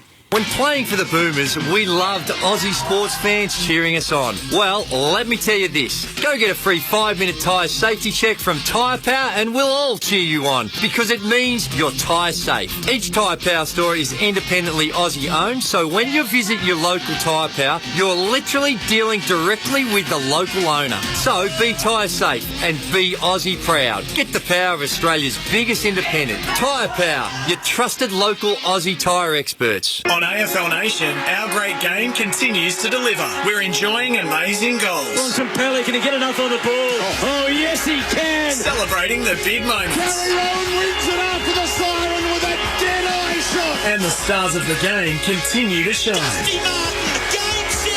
Download the SEN app and listen live wherever you are. Join our AFL Nation commentary team for every memorable moment. AFL Season 2021. Hear it all on the SEN app. Download it now. As the Aussie athletes compete overseas for glory, they rely on our supports. It's the same for tyre safety here at home. We rely on the support of Tyre Power to steer us safely on the roads. If you haven't been to Tyre Power for your free 5-minute tyre safety check, then book in now and experience the CanStar Blue award-winning customer service. Get the power of Australia's biggest independent, Tyre Power. Aussie owned and operated, keeping you safe on the roads. tyrepower.com.au. Sportscraft are the official formal uniform supply for the Australian Olympic team in Tokyo as they go for gold. For your own podium finish style, discover the latest Sportscraft collection of men's clothing, including relaxed shirting, classic jackets, warm coats and chinos. All perfectly curated to bring quality, style and versatility to your wardrobe. Sportscraft, we are Team Australia. Discover the latest menswear collection online at sportscraft.com.au. The AFL season is building. The huge moments are becoming huger. And the stars of the game continue to shine. Buddy plays on, he put it through the middle, there's 2 points the difference. Download the SEN app and listen live wherever you are. Join our AFL Nation commentary team for every memorable moment. AFL Season 2021. Hear it all on the SEN app. Download it now. We've been there for every game to 4 and 25. When Meatloaf overcooked it and Gregan saved that try. When Brownie takes one for the team and Cranberry skated by. This golden crusty pastry was just Taylor kicks the sky. When Ben Simmons makes a 3, we give a big high five. What future sport looks like just won't be right without a pie. Oh, what a lovely pie, he makes a 4 and 25. Oh, yeah. If you love racing, then must-listen radio is Bensley on SEN Track 1593 AM. Each morning, Andrew Bensley covers the latest news from the stables and track. Ben and JD Hayes will launch off in a matter of days. He's the broadcaster that racing personalities, leading trainers and jockeys talk to. Welcome, Les. Ben joins us. Morning to you, Henry. Bensley, Monday to Thursday, 8 till 11 on Australia's home of chasing, pacing and racing. SEN Track on 1593 AM, the SEN app and DAB+. Do you reckon there's a way to save money by bundling mobile and internet? Mate, choose a provider you can trust like a mate. Mate serves up NBN from just $59 a month with award-winning all Aussie service. Bundle a mobile plan to save a further $10 a month on your internet. No contracts and no setup fees. Mate, how good's that? I know. What are you waiting for? Mate! Mate's got your back. Visit letsbemates.com.au.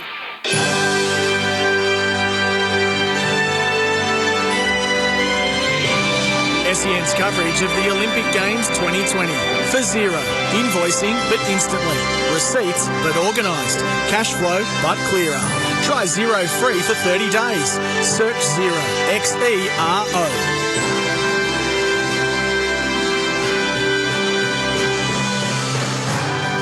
Welcome back to SEN's coverage of the Tokyo Games 2020.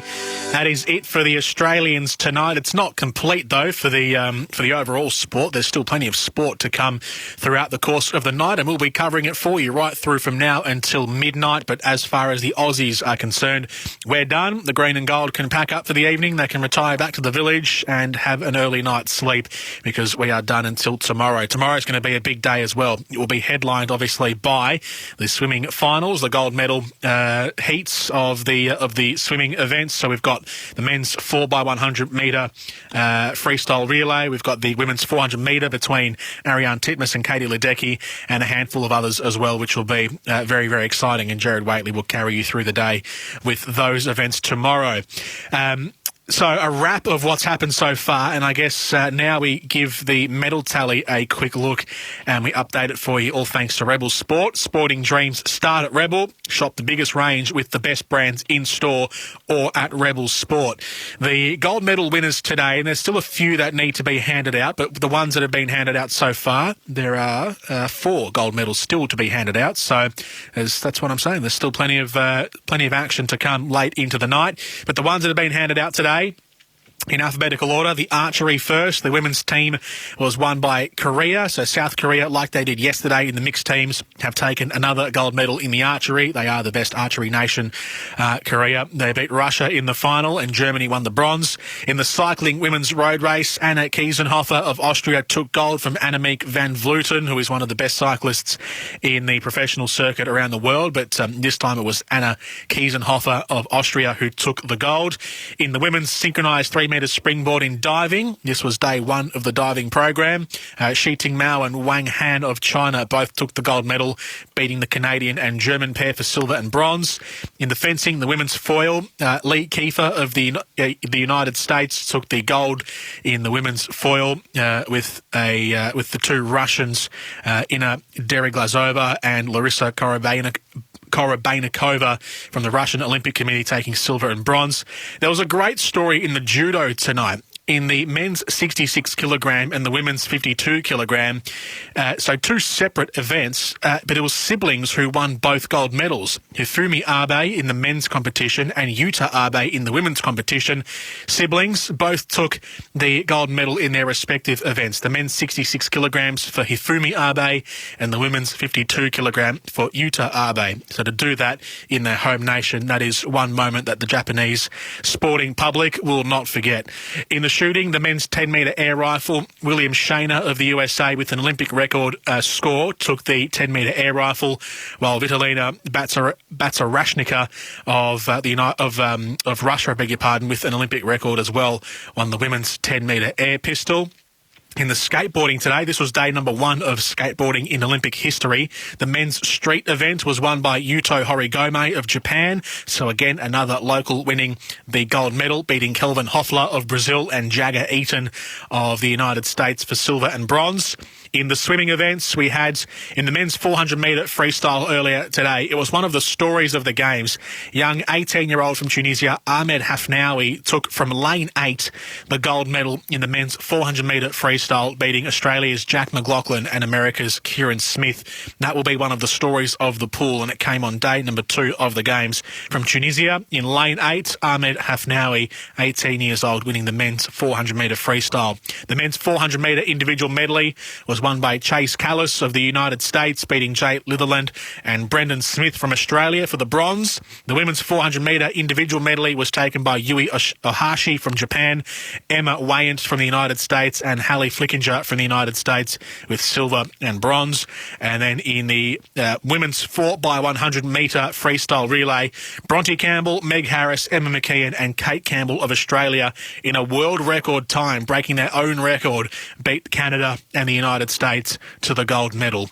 In the weightlifting, Li Fei Bin of China with an Olympic record took the weightlifting in the men's 61 kilogram event from the Indonesian and Kazakhstan competitors. There are still 4 medals to hand out. The men's épée in fencing, the taekwondo 68 kilogram for men and the 57 kilogram division for the women's, and the weightlifting men's 67 kilogram division are still to be handed out this evening.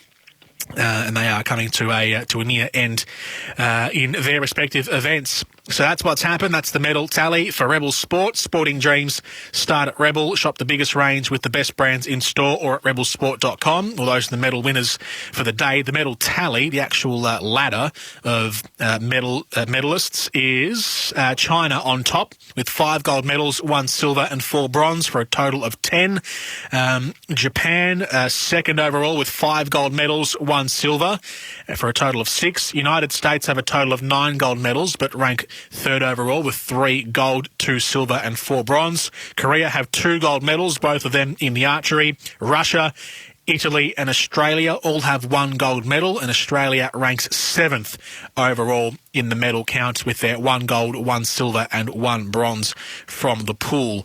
Tunisia, Austria, Ecuador, Hungary, Iran, Kosovo and Thailand all have gold medals as well from the first 2 days of competition across the Olympic Games. We'll take a break. We'll come back after this and we'll recount what's happened on day number 2 from an Australian perspective and go through event by event how the Aussies have fared on day number 2. That's next on SEN's coverage of the Games. Attention! Lloyd's Auctions are holding a massive classic car online auction this weekend, including Australian, American and European classics, featuring Glenn Seaton's championship-winning Ford Falcon EL, Russell Ingall's Castrol V8 supercar, low-kilometre HSV GTSR and more, all starting at $1 at Australia's greatest auction house. Bid now. Also on offer, Ford Mustang Mach-1, Valiant Pacer, Shelby Fairmont, XP Falcon X Police, VL Walkinshaw Group A, Monaros, Jaguars, Porsche and Ferraris. Bid now or call now to put your classic car into our next record-breaking auction. Gazy, as an Aussie athlete, you did it all. Carrying the flag for Australia has to be right up there. Well, Jared, it was an amazing honour. And if scores are close,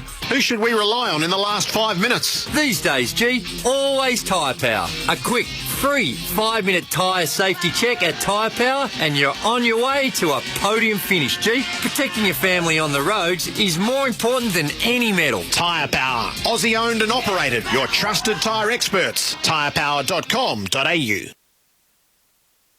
If you love racing, then Must Listen Radio is Bensley on SEN Track 1593 AM. Each morning, Andrew Bensley covers the latest news from the stables and track. Ben and JD Hayes will launch off in a matter of days. He's the broadcaster that racing personalities, leading trainers and jockeys talk to. Welcome, Les. Ben joins us. Morning to you, Henry. Bensley, Monday to Thursday, 8 till 11 on Australia's home of chasing, pacing and racing. SEN Track on 1593 AM, the SEN app and DAB+. Who'd you go with for unlimited data? Want unlimited data and top speed with your internet service? Mate, Serves Up award-winning all-Aussie service. Get the Elite Mates Home Super Fast plan for $89 a month for the first 6 months. Mate, how good's that? Plus, get unlimited data on all internet plans. No contracts and 1 month risk-free guarantee. What are you waiting for, mate? Choose a provider you can trust, like Mate. Visit letsbemates.com.au. Sportscraft are the official formal uniform supply for the Australian Olympic team in Tokyo as they go for gold. For your own podium finish style, discover the latest Sportscraft collection of men's clothing, including relaxed shirting, classic jackets, warm coats and chinos. All perfectly curated to bring quality, style and versatility to your wardrobe. Sportscraft, we are Team Australia. Discover the latest menswear collection online at sportscraft.com.au. Hi, I'm Tim from Red Energy. The Australian-made logo is a true mark of Australian authenticity. So, for Red Energy to be certified to use the famous green and gold Australian-made logo, well, it's fair to say it's something we're pretty proud of. Here at Red, we're owned by the mighty Snowy Hydro, and that makes us 100% Australian. We're also based right here, so our team really understands your needs. So, if supporting Australian means something to you, switch to Red today. Call 131 806. On AFL Nation, our great game continues to deliver. We're enjoying amazing goals. Bronson Pelly, can he get enough on the ball? Oh, yes, he can. Celebrating the big moments. Gary Rowan wins it after the siren with a dead-eye shot. And the stars of the game continue to shine. Download the SEN app and listen live wherever you are. Join our AFL Nation commentary team for every memorable moment. AFL Season 2021. Hear it all on the SEN app. Download it now. As we cheer on our athletes, there's a star of Australia you can always rely on, and that's Tyre Power. Each Tyre Power store is independently Aussie owned. When you visit your local Tyre Power, you're literally dealing directly with the local owner. And Tyre Power dealers love a podium finish, having recently won CanStar Blues prestigious events across customer service, value for money, plus the highly sought after overall satisfaction events. Tyre Power, your trusted local Aussie tyre experts. Get the power of Australia's biggest independents.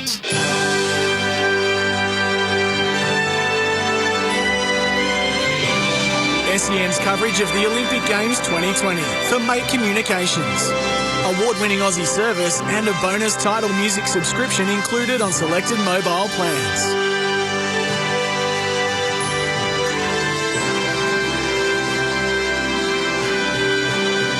Welcome back to SEN, our coverage of the 2020 Tokyo Olympic Games. Jordan Canellis with you, taking you through night number 2 from now all the way through till midnight. So we still have a good hour and 20 minutes left of sport, and there is still a good handful of sport to go. We are going to go out to the basketball for the Team USA versus France match. This is going to be a great match. It already has been so far. 37-31 is the score. So the French have just started to pip back the lead that the USA have.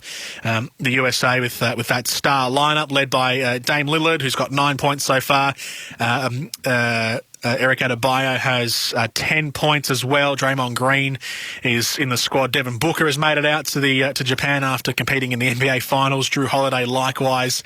Jason Tatum has played 11 minutes of this match. And then the French, led by Rudy Gobert, who has 5 points tonight. Evan Fournier has 10 points. And also, a couple of others as well. Nicholas Batum has been on the court for 13 minutes and has a couple of rebounds. So there is a handful of high-quality players in this match. Will get out there very shortly for, if not now, for the second half, certainly. SEN's coverage of the games brought to you by Sportscraft, the official supplier of both the Australian athletes and SEN's call team ceremony uniforms. Very nice from Sportscraft. Speaking of Australian athletes, let's have a look at what's happened today for our Aussie competitors from sport to sport. So let's go through it alphabetically because we are now complete for the day of sport. So starting off with badminton. In the women's singles, we had Swan Yu Wendy Chen, who lost her match to Mia Blichfeld of Denmark, 2-0. So Wendy Chen sits second in her group of 3 in Group I after losing her first match. Simon Wing Hang Leung and Gronya Somerville lost their doubles match to the Japanese pair, 2-0, and they sit bottom of their group, unfortunately, Simon and Gronya, after losing their match yesterday as well, so sitting last in their group of 4.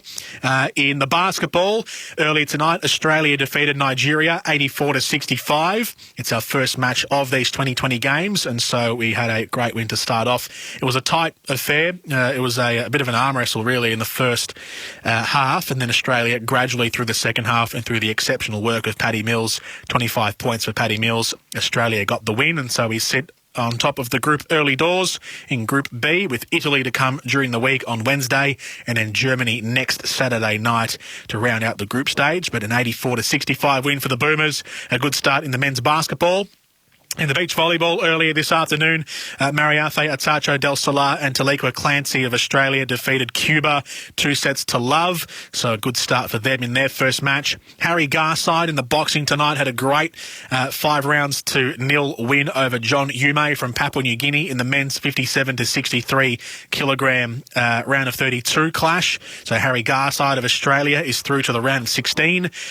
In the canoe slalom, we had Jessica Fox in the first and second heats of her K1 division, finishing second in the first heat and first place in the second heat, which was more than enough to get her through to the semi-final stage. So Jess Fox doing it comfortably. In the men's canoe C1 category, so the C means canoe, the 1 means one, or the solo rider. So Daniel Watkins in the C1, he finished 16th in the first heat and finished 8th in the second heat. for a 10th place overall finish, which qualifies him for the next phase of the men's singles canoe. In the cycling road race for the women's, the event was won by Anna Kieshofer, as I mentioned earlier. But for our Aussie finishers, Tiffany Cromwell finished 26th overall. Sarah Gigante finished 40th overall, and Grace Brown was 47th. Amanda Spratt, unfortunately, did not finish for the green and gold, so she was the only one to DNF in the race. But 3 finishers, with Tiffany Cromwell highest of them all for Australia, 26th place finish. In the equestrian tonight, day 2 of the dressage individual early stages. The group stages, Group D, Simone Pearce finished 5th in her group, which wouldn't be enough to qualify her. We were just waiting on the final results of the final group, Group F, which is, I think, still going on. I'll refresh the page, but I believe it's still going ahead. But a 5th place finish in her group is probably not enough to see her through to the next phase for Simone Pearce. And likewise, Kelly Lane, who finished last in Group E in the dressage individual equestrian. In the football tonight, as we just heard, the Aussies went down to Spain 1-0. Mikel Oyarzabal scoring the goal for the Spanish in Group C. And so Australia have to get a result in their final group match against Egypt in a couple of days from now. That game will be on Wednesday night at 9 p.m. So, yes, 9 p.m. 9 p.m. kickoff, Australia and Egypt on Wednesday night. So Australia have to get the win in that match. The group standings in the men's football. So Australia are 2nd overall in the group behind Spain. So Spain's on 4 points. Australia is on 3 points with a goal difference of +1. Argentina's on 3 points with a goal difference of -1, and Egypt is on 1 point. So we've got to win basically to ensure that if Argentina beats Spain, that we won't get trounced by the goal difference in any way, shape or form. So it's pretty much a must-win situation. But I think a draw might get us through. Just trying to do the math. If Argentina draw, if Argentina draw against Spain, if they're 2 draws in the final group game, we'll get through. But let's just win the game. While we're talking about draws, let's beat Egypt in a couple of nights from now and get through to the next phase for the Olyroos. In the gymnastics, the artistic gymnastics, I ran through it earlier. Emily Whitehead and Georgia Godwin in the artistic gymnastics. With the final subdivisions still to be sorted out, it looks like they won't qualify for the next phase in any of the categories. So in the uneven bars, Georgia Godwin finished 44th. Or is currently ranked 44th overall with a couple of competitors still to go. And Emily Whitehead is equal 42nd, but they won't qualify for the top 8. In the balance beam, it is Georgia Godwin 37th and Emily Whitehead equal 44th. And from the floor routine, it was Georgia Godwin 26th overall and Emily Whitehead 51st. As I said, this is still with a couple of competitors to go in the final subdivision, but they fall way outside the top 8 qualifying positions for the final. Likewise, in the all-round, Georgia Godwin 34th, Emily Whitehead 40th. It takes the top 24 to qualify for the gold medal phase, so they are both out of the artistic gymnastics. Unfortunately, for our 2 girls in the women's subdivision 3 of artistic gymnastics. In the hockey earlier tonight, Australia in the women's, so the Hockeyroos beat Spain 3 goals to 1. That was in the morning. In the evening, the Kookaburras beat India 7-1, so a heavy victory for the Kookaburras. In the judo earlier today, Nathan Katz in the men's 66 kilogram division in the round of 32 had an easy win over Juan Postigos of Peru, 10-0. So he is through to the round of 16. In the rowing, had a couple of rowing events today, earlier in the morning. In the women's quadruple sculls repechage, we had our 4 girls, Rhea Thompson, Rowena Meredith, Harriet Hudson and Caitlin Cronin qualify for the final by finishing 1st in the repechage. Our women in the double sculls in the semi-final, Amanda Bateman and Tara Rigney finished 5th, which means they don't qualify for the final. They'll make the B final, which is basically a consolation race. And then in the they were the 2 rowing events. In the sailing, the women's dinghy laser radial, the singles, Mara Stransky finished 12th in the first race and 26th in the second race, which places her 21st overall. They raced 10 times, and their combined total of points across the 10 races is what determines the gold medal. So Mara Stransky's 21st overall. In the men's single laser event, Matt Wern finished 17th overall, so it's the same format as the women's, with 10 races, and then your overall score, the lowest score actually wins. So it's kind of like golf, the lowest score wins. Matt Wern is 17th overall. In the shooting today, our two women in the women's 10-metre air pistol qualification stage didn't qualify for the final. Dina Aspandiarova finished 46th, and Alina Galiabovic finished 27th. In the women's skeet qualifications on day number 1, so 3 of the 5 rounds completed today, Laura Coles sits 23rd overall. And in the men's, Paul Adams in the shooting men's skeet. These are the clay pigeons for those playing along at home. Paul Adams is 15th overall. In the men's 10-metre air rifle qualification, Dane Sampson finished 30th, and Alex Kristen Hoberg finished 21st. So they didn't qualify for the final. They fell at the qualification stage hurdle. In the skateboarding, Shane O'Neill was our competitor today in the men's street competition. He competed in heat number 2. He finished 16th overall and didn't qualify for the final. In the softball, the opening round of the softball has been action aplenty. It's been highlights all around. Australia had a 1-0 lead on the USA in the softball today, but the USA in the final innings scored 2 go-ahead runs and basically scored the walk-off homer, or the walk-off run, I beg your pardon, to win the match 2-1. So Australia, a heartbreaking loss in the women's softball today, and we sit 4th out of the 6 teams in the group stage with a 1-3 win-loss record. In the surfing, we had 3 competitors progress straight through from round 1 to round 3. Owen Wright in the men's, and Sally Fitzgibbons and Stephanie Gilmore in the women's, so they are through, while Julian Wilson finished 4th in his heat, so he doesn't jump the queue. He has to go through the long way through round number 2, but they're all through to our next phase regardless. In the swimming tonight, Brendan Smith this was in the afternoon, in the men's 400-metre individual medley, finished 3rd to claim the bronze medal. That was our first medal of the Games. The women's 100-metre butterfly semi-final, we had Emma McKeon and Brianna Throssell, who finished 2nd and 6th respectively. So Emma McKeon made the final. Brianna Throssell didn't qualify. The final will be tomorrow. In the men's 400-metre freestyle final, Jack McLaughlin took the silver medal by finishing 2nd, obviously. Elijah Winnington finished 7th. And in the women's 4x100-metre freestyle relay, Bronte Campbell, Meg Harris, Emma McKeon and Kate Campbell in the final. With the world record time, took gold for Australia. So bronze, silver and gold in the pool early today. The evening session, Kaylee McEwen and Emily Seabom in the women's 100-metre backstroke qualified for the semi-finals by finishing 1st and 3rd in their heats. Elijah Winnington and Thomas Neal competed in the men's 200-metre freestyle. Thomas Neal finished 1st.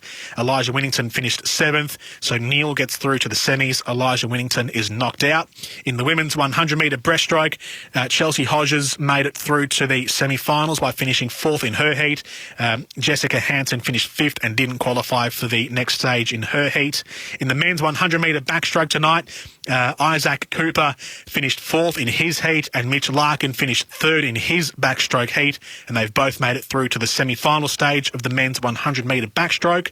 In the women's 400-metre freestyle, Ariane Titmus finished 1st in her heat, so she's through to the final tomorrow afternoon.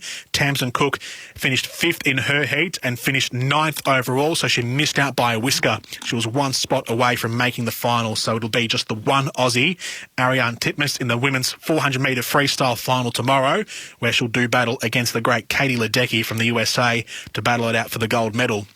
And in the final swimming event today, it was the men's 4x100-metre freestyle relay. Cam McAvoy, Zach Inserti, Alex Graham and Kyle Chalmers in the freestyle relay finished 2nd in the heat and 3rd overall, and they qualify for the final tomorrow afternoon. In Taekwondo earlier today, Stacey Heimer lost to Skylar Park of Canada. So she's been eliminated, Stacey Heimer, in the round of 16 phase in the women's 57-kilogram division. 25-15 was the final score. And then in the tennis today, it was a mixed day. We had a 50% win-loss record across the the 8 matches that we had played across the Australian athletes. The winners today, James Duckworth beat Lucas Klein from Slovakia in the men's singles. So James Duckworth is through to the second round, winning in 3 sets. Also, Max Purcell, who wasn't meant to be at the games, but he was a late replacement for Alex de Minaur, who pulled out with COVID-19. Max Purcell was the late inclusion, and he beat Felix Auger-Aliassime, a young man who sits in the top 20 in the world, and he beat him in straight sets, 6-4, 7-6. So Max Purcell makes it through to the second round. Ayla Tomljanovic, via retirement from her opponent Yaroslava Shvedova from Kazakhstan, got through as well to the second round in the women's singles. 7-5, 3-2 was the final score. And in the women's doubles, Sam Stosur and Ellen Perez beat Yelena Ostapenko and Anastasia Sevastova of Latvia to make it through to round number 2. The losers in the tennis today, Ash Barty.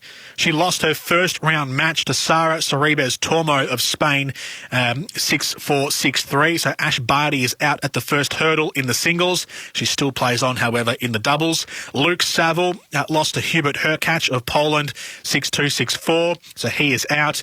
And our 2 men's doubles pairings have been knocked out as well. John Peers and Max Purcell against Austin Krajicek and Tennis Sandgren of the USA today lost in 3 sets. And John Millman and Luke Saville against Oliver Marach and Philip Oswald lost in straight sets against the Austrian pair. And the final result from an Aussie today was the Australian men's water polo team. They lost to Montenegro 15-10 in their first game of the group stage, Group B. So those are all the Aussie results from today, from top to bottom, all thanks to Sportscraft. Reckon our Aussie athletes look like winners? For your own podium finish style, discover the latest Sportscraft collection. We'll come back after this and we'll take you to the basketball between USA and France. The AFL season is building. The huge moments are becoming huger.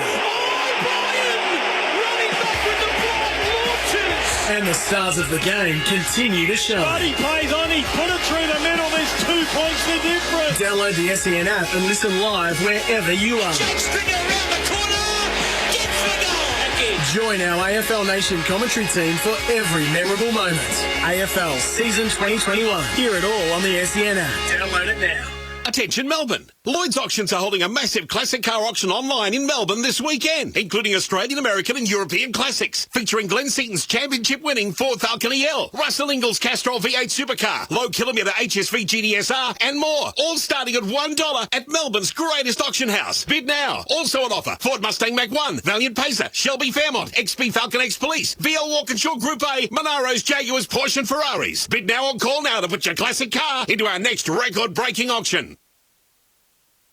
Sportscraft are the official formal uniform supply for the Australian Olympic team in Tokyo as they go for gold. For your own podium finish style, discover the latest Sportscraft collection of men's clothing, including relaxed shirting, classic jackets, warm coats and chinos. All perfectly curated to bring quality, style and versatility to your wardrobe. Sportscraft. We are Team Australia.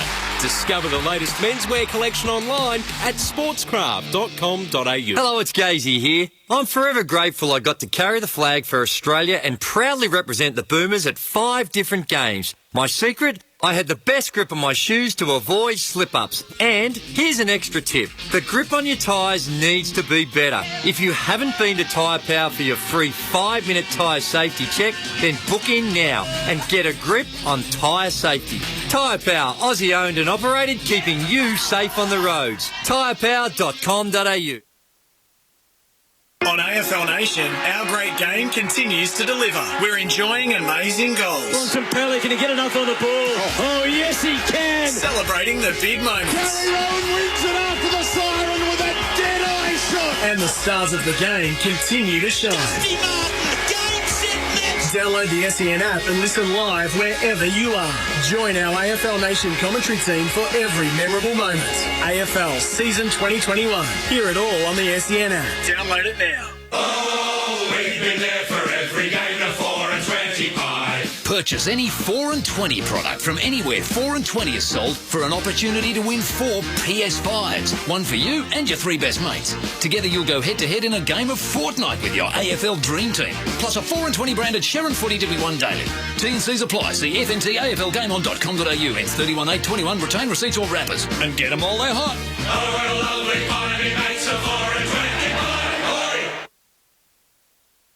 Just really want customer support from someone close by. True Blue award-winning Aussie support, you betcha. Mate has got your back. Mate serves up award-winning internet and mobile. Get unlimited talk and text, plus great data inclusions with data banking of unused data up to 100 gigabytes from only $20 a month. Plus, you get a Tidal Music subscription included free with selected plans. Mate, how good's that? What are you waiting for, mate? Choose a provider you can trust, like Mate. Visit letsbemates.com.au. If you love racing, then must-listen radio is Bensley on SEN Track 1593 AM. Each morning, Andrew Bensley covers the latest news from the stables and track. Ben and JD Hayes will launch off in a matter of days. He's the broadcaster that racing personalities, leading trainers and jockeys talk to. Welcome, Les. Ben joins us. Morning to you, Henry. Bensley, Monday to Thursday, 8 till 11 on Australia's home of chasing, pacing and racing. SEN Track on 1593 AM, the SEN app and DAB+.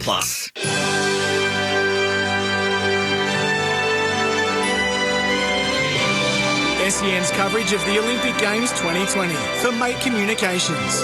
Award-winning Aussie service and a bonus Tidal Music subscription included on selected mobile plans.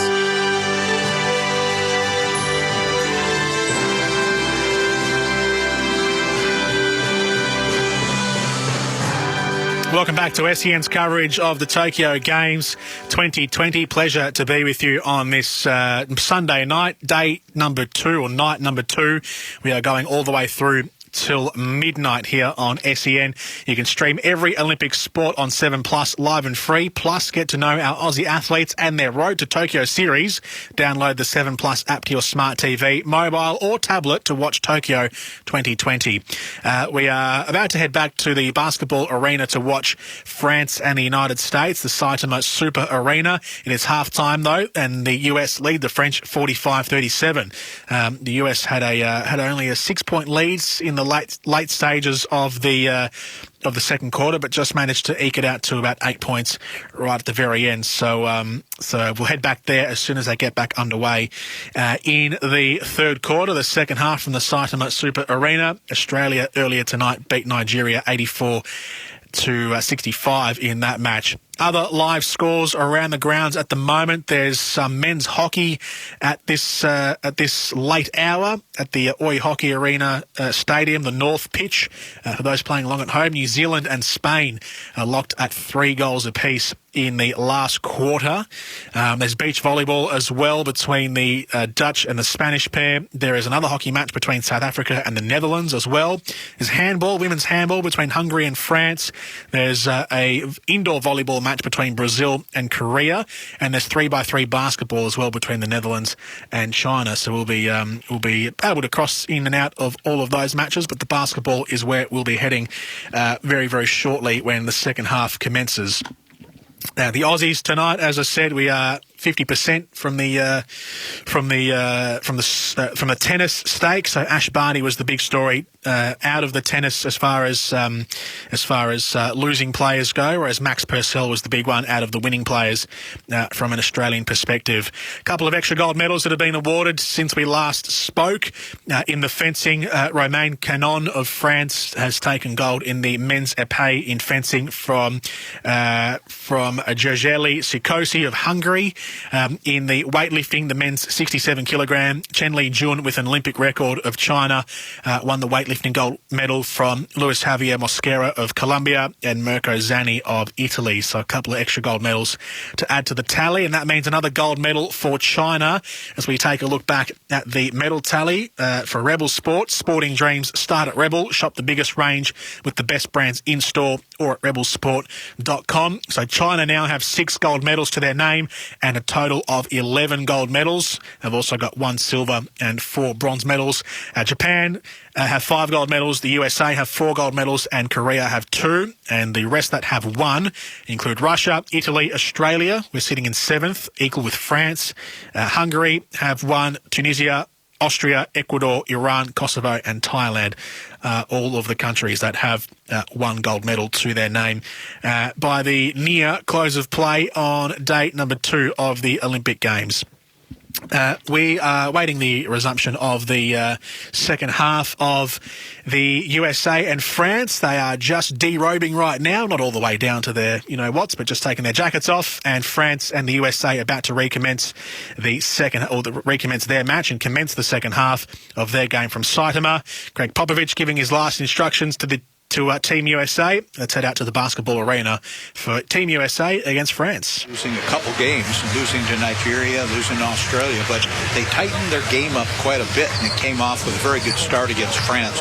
The French came back pretty quickly, cut the lead down, and then some late heroics from Jason Tatum, Zach LaVine, Damian Lillard, gave the U.S. its lead, 45-37 at the half.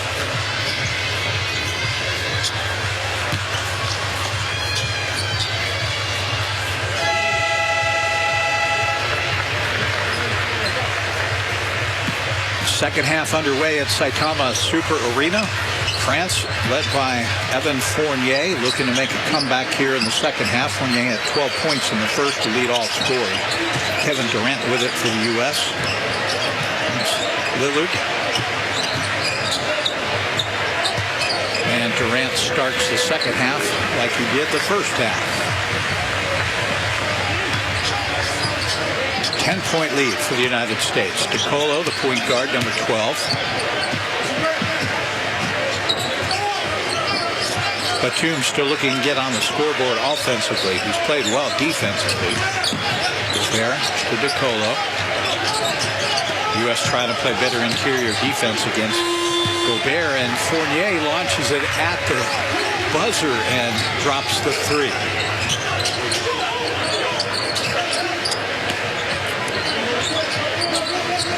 Bam Adebayo, number 13 for the U.S. with the ball now, had a great first half. He led them in scoring. He had 10.4 rebounds, and now with 12 points.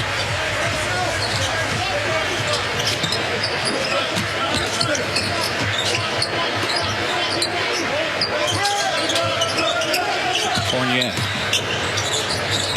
Lob pass for Gobert, and Draymond Green commits the foul.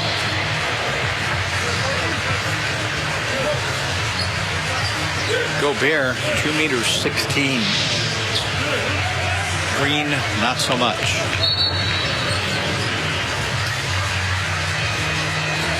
And you see how Fournier got so open. He pushed off of the foot of Lillard. U.S. up by 9, third quarter just underway.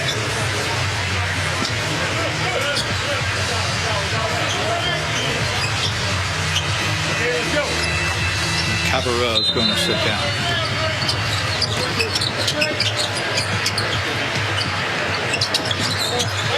Poirier with it for France. He did not play much in the first half. Fournier wide open for 3 and buries it.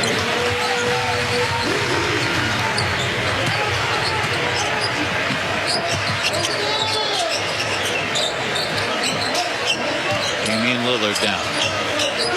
Kevin Durant. Turnaround fadeaway will not go. Poirier with the rebound. Fournier's got the hot hand. So the lead has been cut to 6. And it can be cut to 3. Not on that shot. Lillard down. And he'll wait for the rest of his teammates. Durant is fouled. Nando DiColo getting a little bit too aggressive. Very hard to guard Kevin Durant. He's almost 7 feet tall. He's got the touch of a small guard for a giant guy. Play all positions on the court. So can Draymond Green. Rainbow shot won't go, and Piccolo comes down.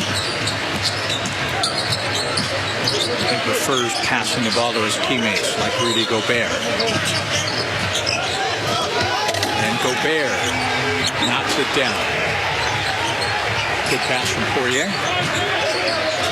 Got a bio with it.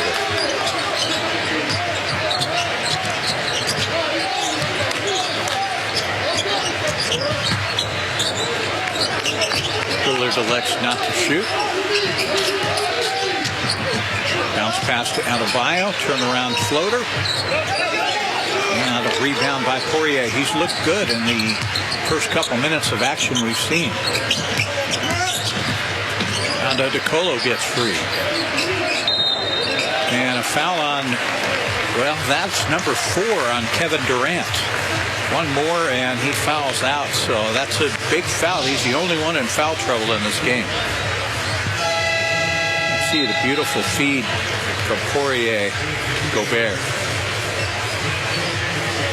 Gobert working under the basket against Durant, and Durant used a little bit of the body, and they're calling everything on both sides in this game, so Durant's going to rest. 9 points, 4 fouls.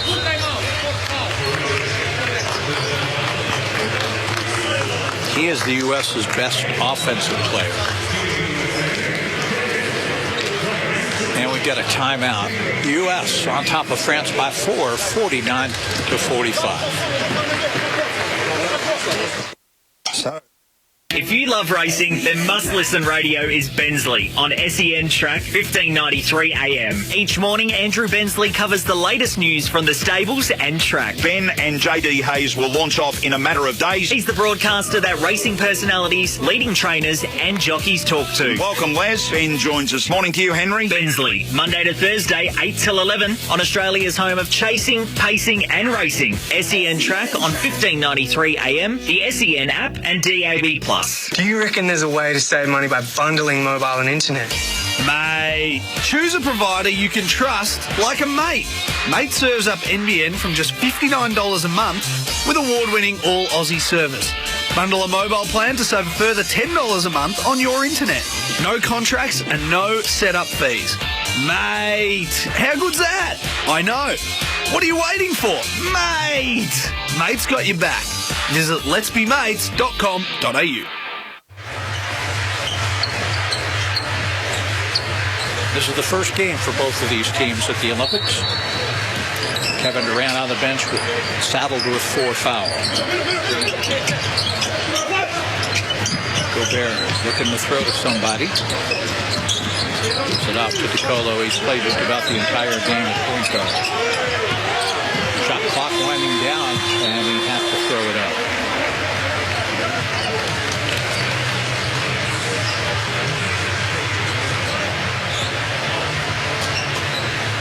Coach Vincent Collet got his team playing very well here in the third quarter.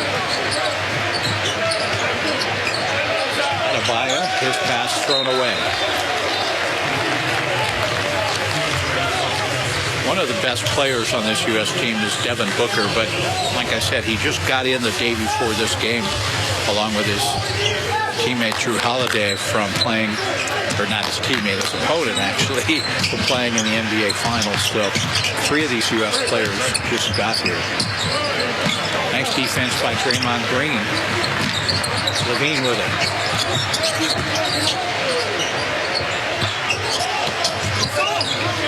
Gobert cleans up the glass.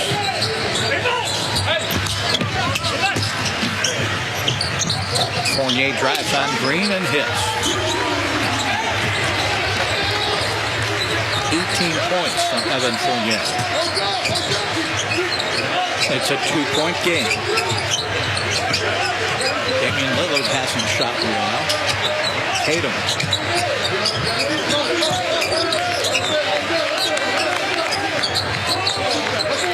Tatum will take the 3 and make the 3.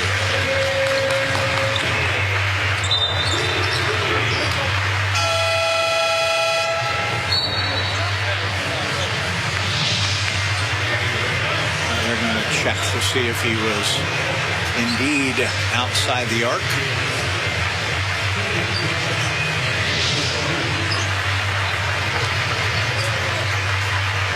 The U.S. team will take a few minutes to settle down, and we're back underway here. Third quarter. Just about 5 minutes left to play, halfway through the quarter.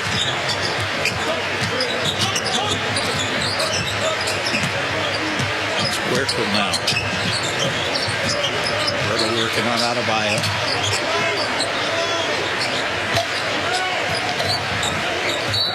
And France will keep the ball as it went off the head of Bam Adebayo. The difference is that guy in this quarter. He didn't play much in the first half, Vincent Poirier. He's looked very good here. Number 17. And that's the scoring machine. 20 points now.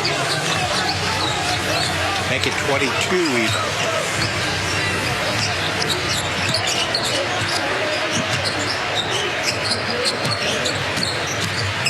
Holiday down the lane, tries to hand it off to Adebayo, but kicked out of bounds, so the U.S. will maintain possession.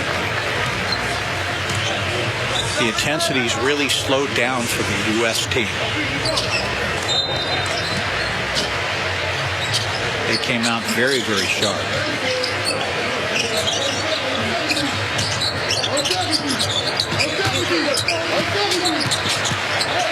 Lillard has it knocked away by Batum. And a foul. Foul called on Drew Holiday. Great defense by Batum.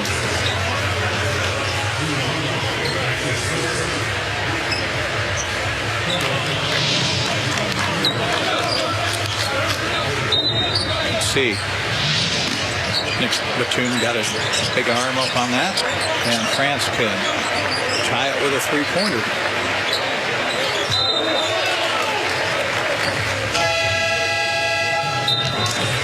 That's Keldon Johnson, now in for the U.S., the 21-year-old forward. And in is Devin Booker. They'll try to get some offense from Booker as Lillard sits down.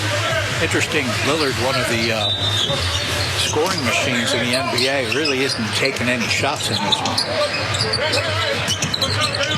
But Fournier is, number 10.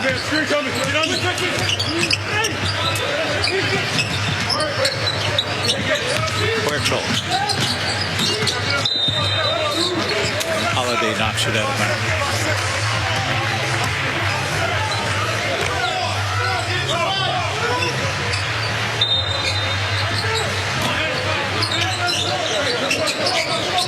France looking to cut into it. And inside, the shot scored the bucket and one. And Vincent Poirier is going to have a chance to cut this down to a tie game. If you looked on your screen and the score messed up there for a minute, but it's a one-point game. Poirier wide open underneath, gets hacked, gets the basket, and has a chance to tie it. So what once was a 10-point lead for the U.S. has been completely erased by France.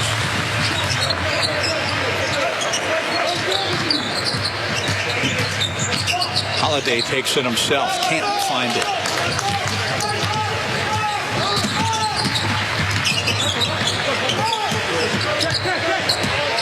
The U.S. defense is also softened. Huertal trying to get the ball underneath. Gobert working down low on Holiday. Gobert, the mismatch. And the referees are going to have to talk about this one because they each saw something different.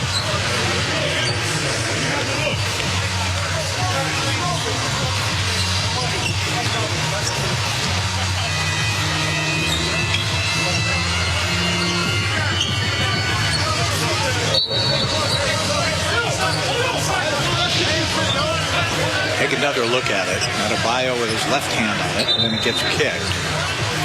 Really hard to see from this angle.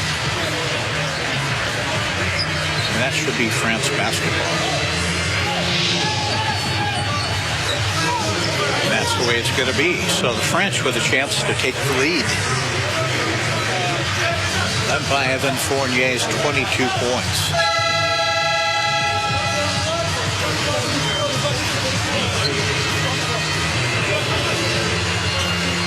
Nicola Batum now coming to the bench.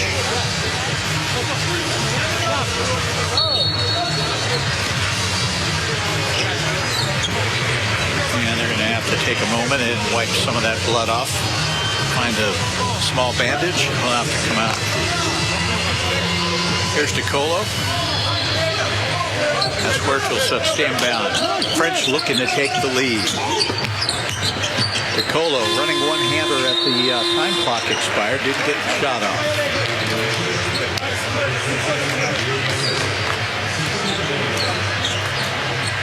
We're in the third quarter of this game at the Saitana Super Arena. We expected it to be a good one, and it has not disappointed.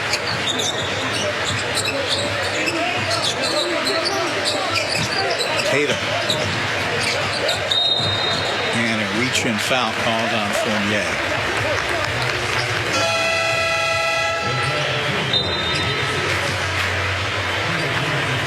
Mr. Defense checking in for the U.S., number 14, Draymond Green. And Bam Adebayo will have a seat. And Kevin Durant can do nothing but just sit on the bench and watch with those 4 fouls.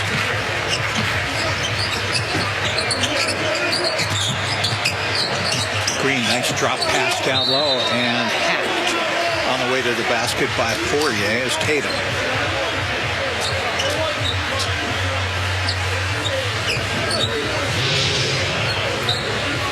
See this pass, beautiful feed.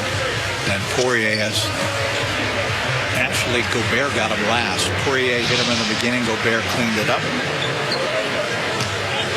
Tatum to the line.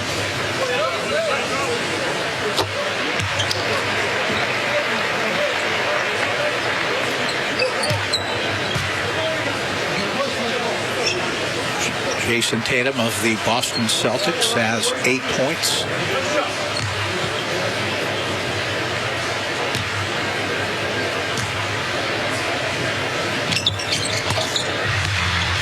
The U.S. regains the lead.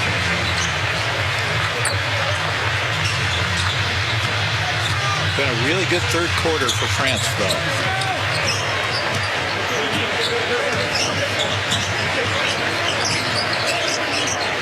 Gobert, top of the free throw line, kicks it back out. DeColo will launch the 3 and hit. Guess who has the lead? 55-54, Les Bleus. And that is a takedown. Booker looking to go inside.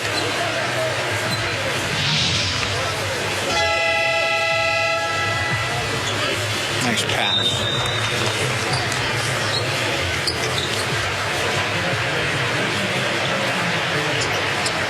And the French team, very excited. The crowd probably would be too if there was a crowd.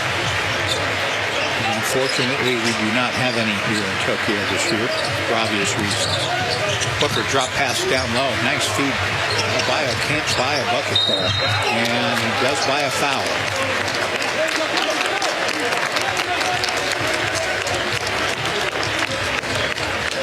.225 to play in the third quarter. It's been a French third quarter. They erased a U.S. lead. Poirier played pretty good defense. 9 through Holiday.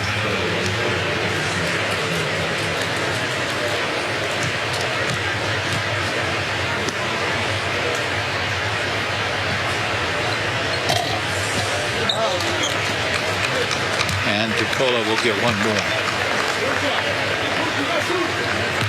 France on top by 1, 2:25 to go third quarter. We're at the Saitama Super Arena.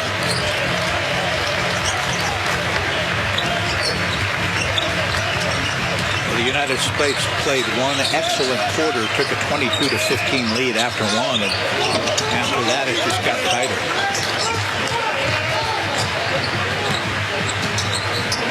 Right now they're looking for somebody to do something.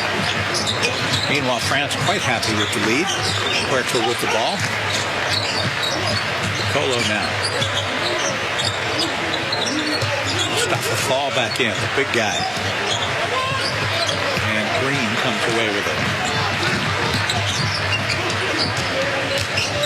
Holiday. Nice spin move by Drew Holiday. He's an all-around ball player, not known for one particular thing. Does a little bit of everything. So we're tied once again, but not for long. Great shot, and that's 2 in a row for DiColo. Biggest lead of the game for France. Tatum.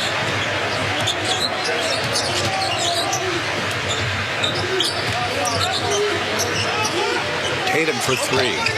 And he will not get it, and the French have really been cleaning up on these rebounds. Poirier there. No second chances for the U.S.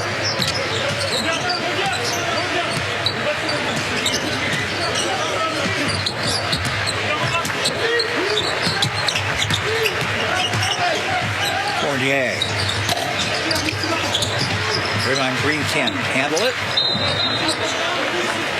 And it'll be a turnover. DiColo could get the ball into play. He was maybe bumped a little. Just under a minute here. Third quarter. Big third quarter for France. They erased a 45-37 deficit going into this third quarter. Booker, he's the scorer.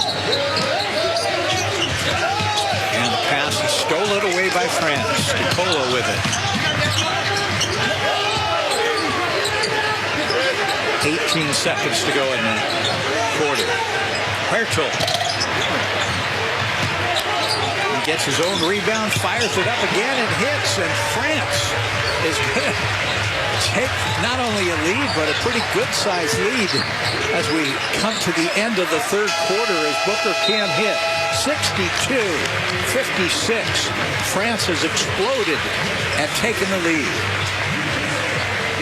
Three-quarter time between Team USA and the French have indeed taken the lead in that match right towards the last couple of minutes of the third quarter, and a 6-point lead for the French, 62-56. So can the French hold on and do it and beat Team USA in their respective first games of this men's basketball preliminary group stage phase of the Olympics? It'll be quite the result if the French can beat Team USA. Early tonight, it was the Boomers who beat Nigeria 84-67. I think I've been saying 65. That's my bad.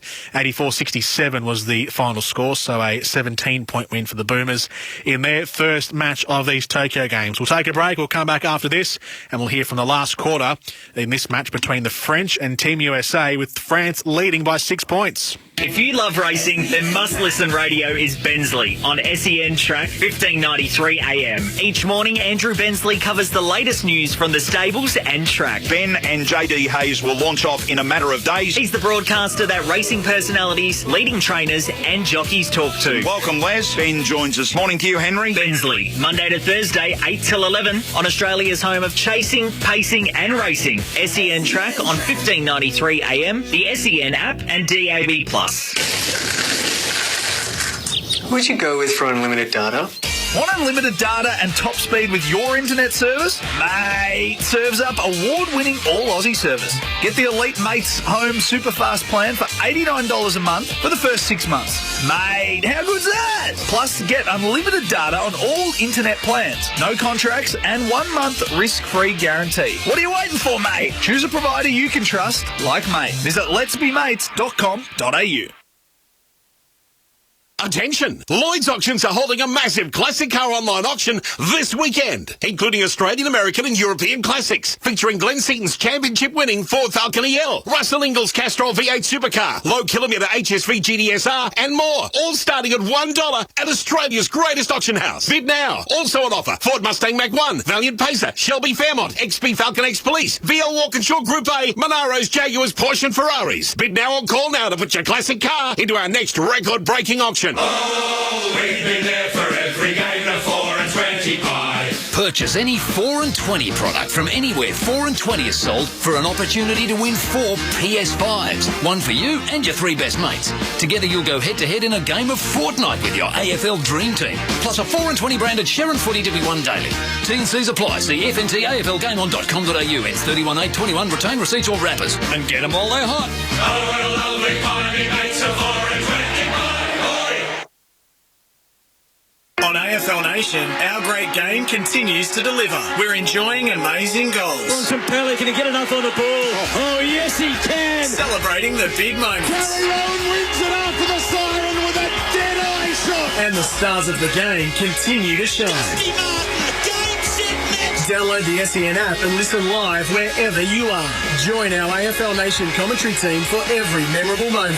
AFL Season 2021. Hear it all on the SEN app. Download it now. When playing for the Boomers, we loved Aussie sports fans cheering us on. Well, let me tell you this. Go get a free 5-minute tyre safety check from Tyre Power and we'll all cheer you on because it means you're tyre safe. Each Tyre Power store is independently Aussie owned, so when you visit your local Tyre Power, you're literally dealing directly with the local owner. So be tyre safe and be Aussie proud. Get the power of Australia's biggest independent. Tyre Power, your trusted local Aussie tyre experts.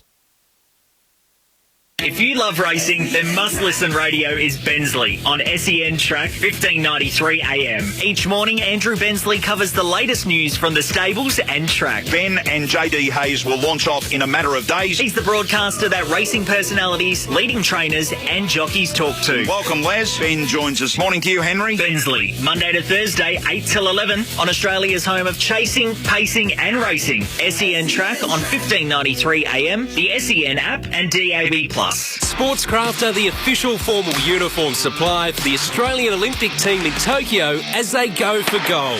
For your own podium finish style, discover the latest Sportscraft collection of men's clothing, including relaxed shirting, classic jackets, warm coats and chinos. All perfectly curated to bring quality, style and versatility to your wardrobe. Sportscraft, we are Team Australia. Discover the latest menswear collection online at sportscraft.com.au.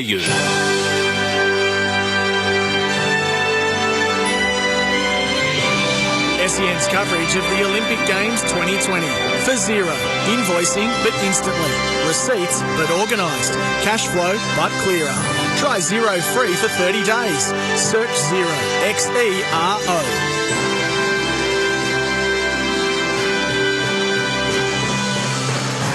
Welcome back to SEN's coverage of the Games, Tokyo 2020. Jordan Canellis with you on this night of day number 2, the 25th of July.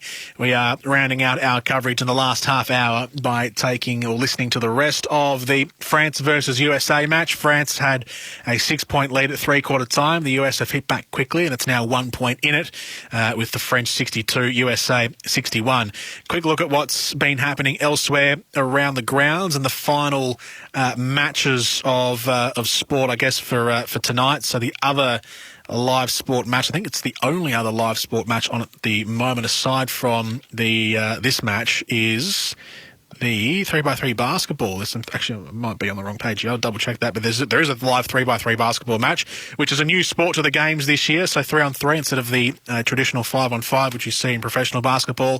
Latvia and Japan are currently in action in the 3x3 basketball men's competition. The other games on at the moment, so we've got that. We've got this men's basketball game between France and the USA.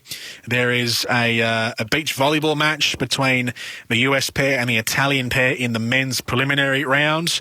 There is a handball match between Hungary and France. So Hungary and France 22-18 is the score for the French in the second half, a 4-point lead over Hungary in the women's handball.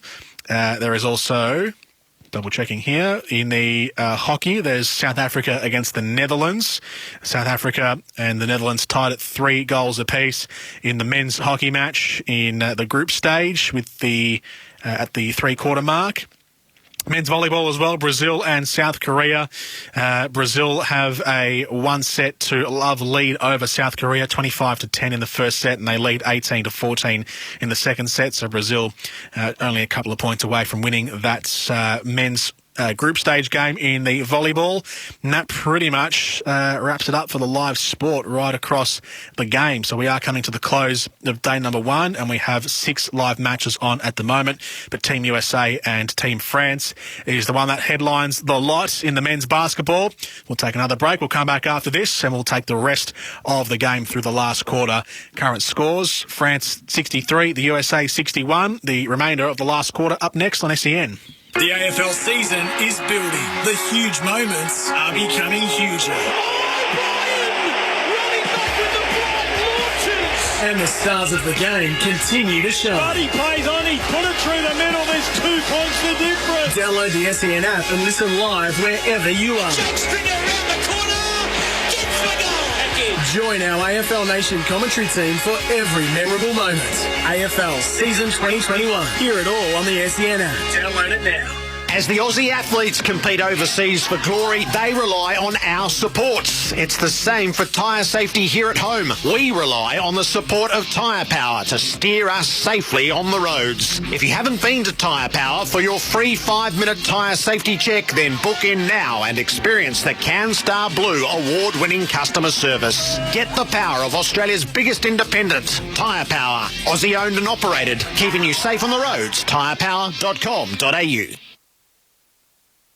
I just really want customer support from someone close by. True Blue award-winning Aussie support, you betcha. Mate has got your back. Mate serves up award-winning internet and mobile. Get unlimited talk and text, plus great data inclusions with data banking of unused data up to 100 gigabytes from only $20 a month. Plus, you get a Tidal Music subscription included free with selected plans. Mate, how good's that? What are you waiting for, mate? Choose a provider you can trust, like Mate. Visit letsbemates.com.au. Attention Melbourne. Lloyd's Auctions are holding a massive classic car auction online in Melbourne this weekend, including Australian, American and European classics, featuring Glenn Seaton's championship-winning Ford Falcon EL, Russell Ingall's Castrol V8 supercar, low-kilometre HSV GDSR and more, all starting at $1 at Melbourne's greatest auction house. Bid now. Also on offer, Ford Mustang Mach-1, Valiant Pacer, Shelby Fairmont, XP Falcon X Police, VL Walkinshaw Group A, Monaros, Jaguars, Porsche and Ferraris. Bid now or call now to put your classic car into our next record-breaking auction. Do you reckon there's a way to save money by bundling mobile and internet? Mate, choose a provider you can trust, like a Mate. Mate serves up NBN from just $59 a month with award-winning all-Aussie service. Bundle a mobile plan to save a further $10 a month on your internet. No contracts and no setup fees. Mate, how good's that? I know. What are you waiting for? Mate! Mate's got your back. Visit letsbemates.com.au. If you love racing, then must-listen radio is Bensley on SEN Track 1593 AM. Each morning, Andrew Bensley covers the latest news from the stables and track. Ben and JD Hayes will launch off in a matter of days. He's the broadcaster that racing personalities, leading trainers and jockeys talk to. Welcome, Les. Ben joins us. Morning to you, Henry. Bensley, Monday to Thursday, 8 till 11 on Australia's home of chasing, pacing and racing. SEN Track on 1593 AM, the SEN app and DAB+. On AFL Nation, our great game continues to deliver. We're enjoying amazing goals. Bontempelli, can he get enough on the ball? Oh, yes, he can. Celebrating the big moments. Gary Owen wins it after the siren with a dead-eye shot. And the stars of the game continue to shine. Download the SEN app and listen live wherever you are. Join our AFL Nation commentary team for every memorable moment. AFL Season 2021. Hear it all on the SEN app. Download it now. What'd you go with for unlimited data? Want unlimited data and top speed with your internet service? Mate serves up award-winning all-Aussie service. Get the Elite Mates Home Super Fast plan for $89 a month for the first 6 months. Mate, how good's that? Plus, get unlimited data on all internet plans. No contracts and 1 month risk-free guarantee. What are you waiting for, mate? Choose a provider you can trust, like Mate. Visit letsbemates.com.au.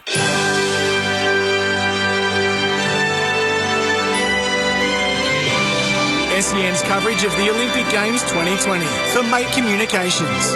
Award-winning Aussie service and a bonus Tidal Music subscription included on selected mobile plans.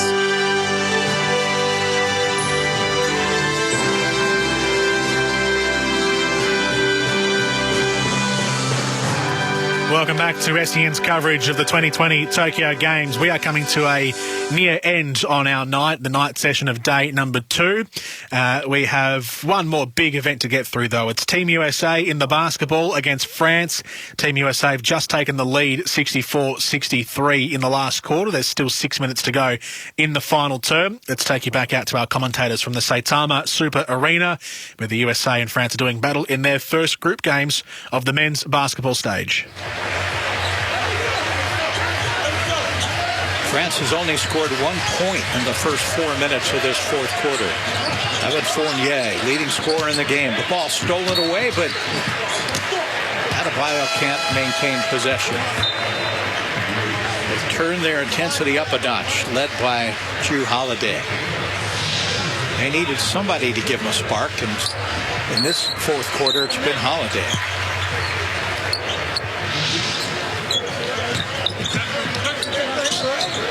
And the French come right back. Fournier.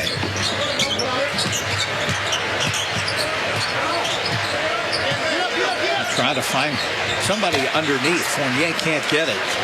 And Holiday comes away with the rebound. Levine. Holiday to the hoop. Jrue Holiday's been the answer for the United States as they take a 69-63 lead, and we take a timeout.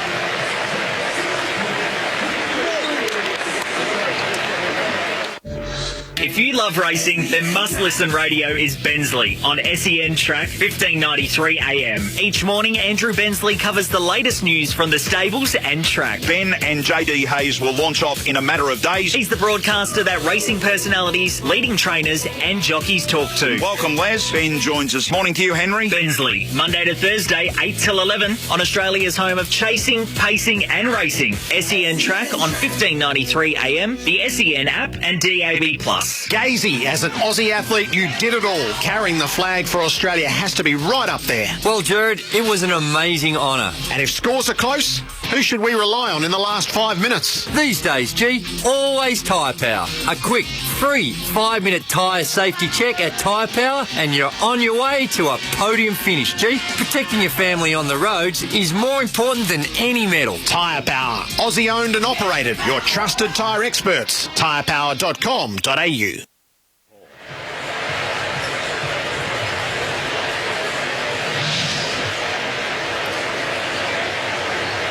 So the U.S. was down by 6 coming into the quarter. Holiday quickly now with 18.7 rebounds, 4 assists as we're back underway with just a little more than 5 minutes here left in this game.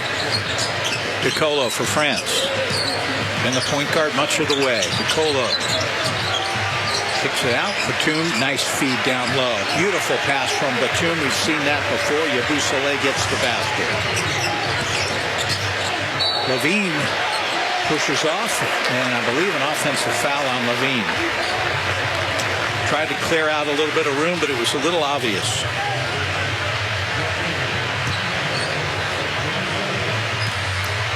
We're at the 5-minute mark of this fourth and final quarter from Saitama Super Arena.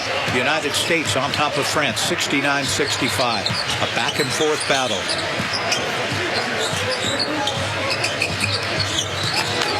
DeColo wide open underneath. What a great pass to Yabusele.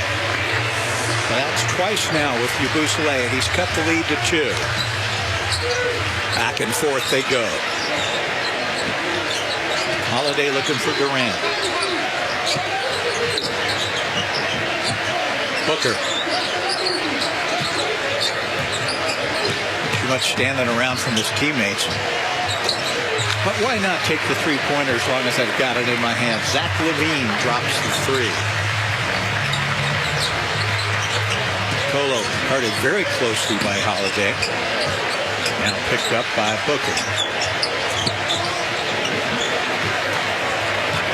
Big rebound from Adebayo.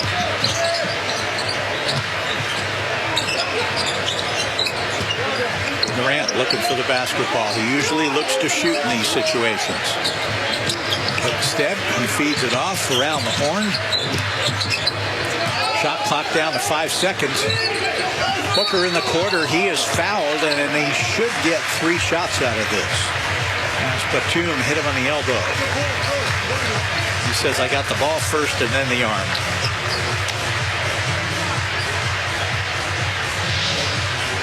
Take another quick look at this. Kentucky got a little bit of everything. Good ball movement. That was the three-pointer.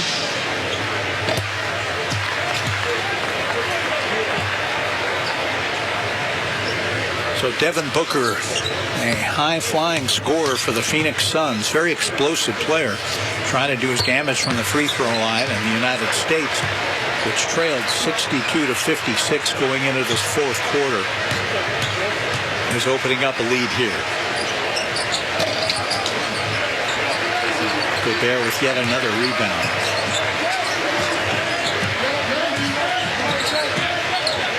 DeColo. And a whistle and a foul on Adebayo. The third quarter was led by Vincent Poirier, who hadn't played much, came in and really led France. He attacked the boards, made good passes, hit some shots.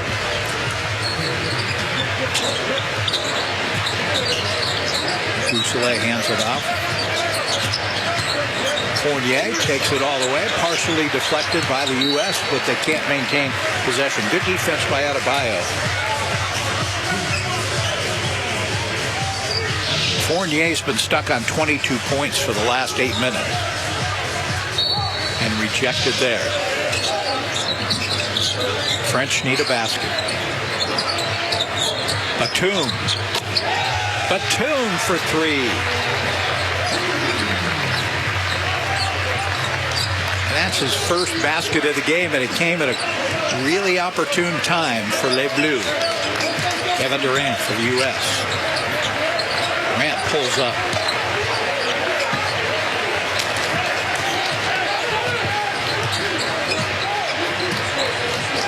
Under 3 minutes left to play.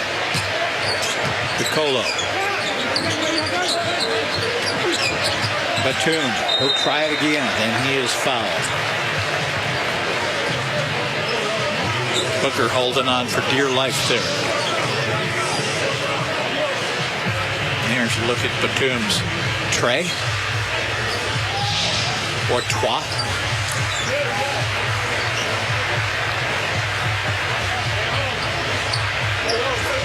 So DeColo will inbound under the basket. France down by 4, under 3 minutes left.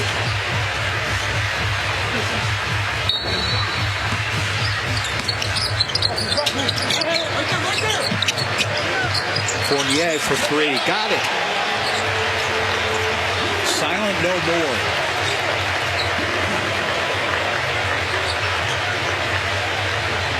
So it's a 2-point game. This is a game of runs back and forth.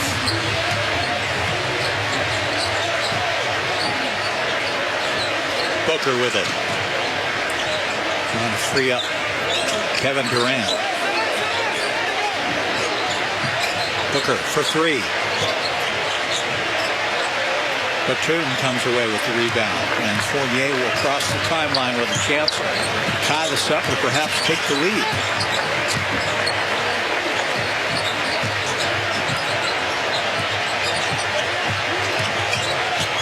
Fournier for the lead.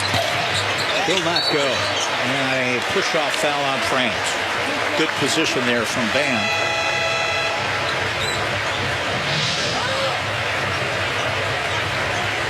Take another look at the last one as Fournier drops back and drains the three.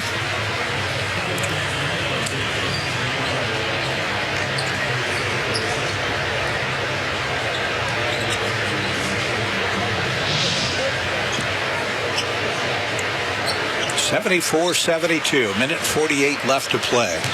Adebayo to the free throw line.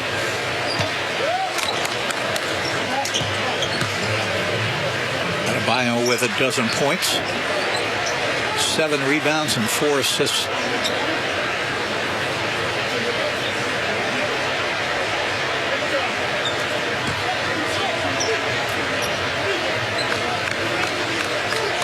Lead still 2. Every basket precious for either of these teams. misses them both. France has a chance again to tie it or take the lead.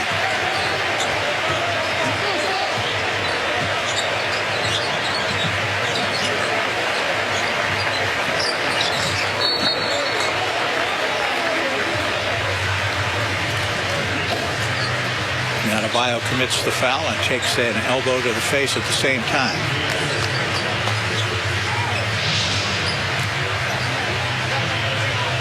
You can see him get hit and then a little delayed reaction. Got him right in the chin and then he sells the rest of it. So Rudy Gobert, the stifled tower, can't find the rim. Both of these teams now missing 3 free throws in a row.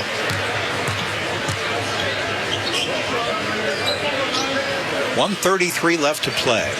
You see Gobert with the 9 rebounds. Been the most dominant big man in this game.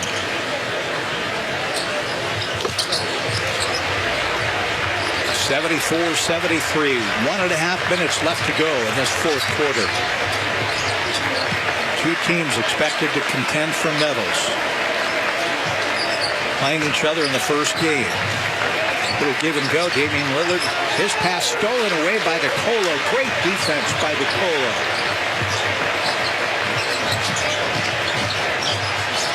Fournier backs in. Gobert now backing him down. Throws it up. Can't find the handle. Good hustle by France. And what a bucket there by Evan Fournier. Pure hustle to keep it alive. France up by 2. Less than a minute left.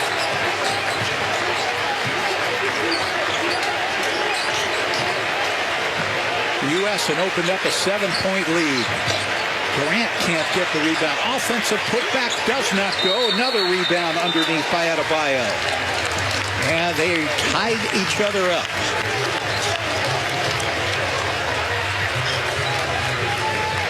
What a great game. Look at some of that. Adebayo thought he was fouled. U.S. will maintain possession. Damian Lillard needs some scoring from him. Levine too strong. 33 seconds left to play. Stolen by the U.S. Durant for 3. Off the front of the iron. Holiday. He can't find the bucket. And we've got a player down. It is Yabusele. Did not see what happened. France, 2-point lead. 23 seconds left to go as the U.S. misses 4 straight open looks. And traders attend to Yabusele.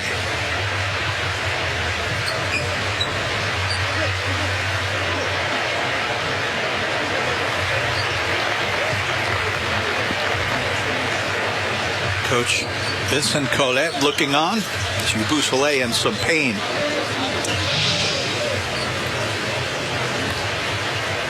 See if you can see what happened here. No, he took an elbow to the head. Non-intentional. Everybody fighting for the ball, but he got hit flush. And the U.S. had some chances to take the lead and couldn't buy a bucket there. Holiday with that last miss.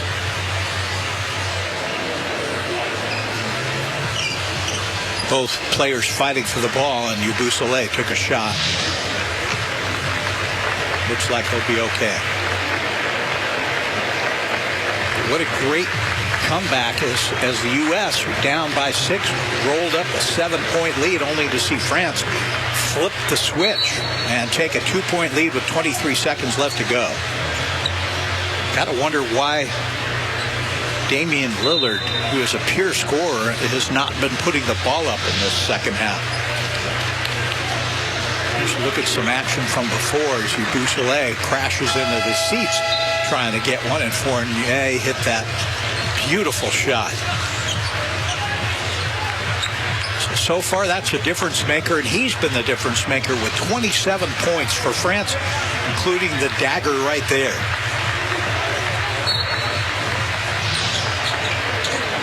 France has the basketball. 23 seconds left to go. And the U.S. forced a foul.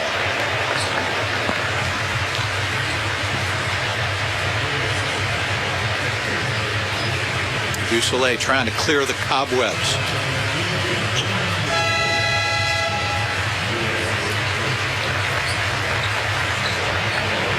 That's Tomas Huertel, and you're looking at Nando De Colo now.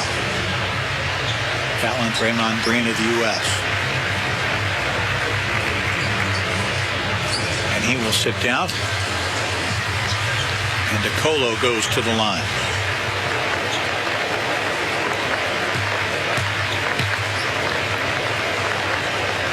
Crucial free throws.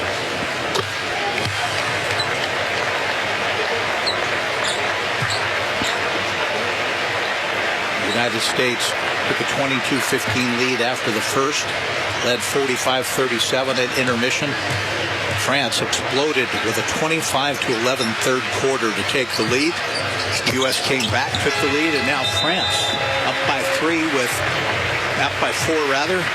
Just really want customer support from someone close by. True Blue award-winning Aussie support, you betcha. Mate has got your back. Mate serves up award-winning internet and mobile. Get unlimited talk and text, plus great data inclusions with data banking of unused data up to 100 gigabytes from only $20 a month. Plus, you get a Tidal music subscription included free with selected plans. Mate, how good's that? What are you waiting for, mate? Choose a provider you can trust, like Mate. Visit letsbemates.com.au. Sportscraft are the official formal uniform supply for the Australian Olympic team in Tokyo as they go for gold. For your own podium finish style, discover the latest Sportscraft collection of men's clothing, including relaxed shirting, classic jackets, warm coats and chinos. All perfectly curated to bring quality, style and versatility to your wardrobe. Sportscraft. We are Team Australia. Discover the latest menswear collection online at sportscraft.com.au.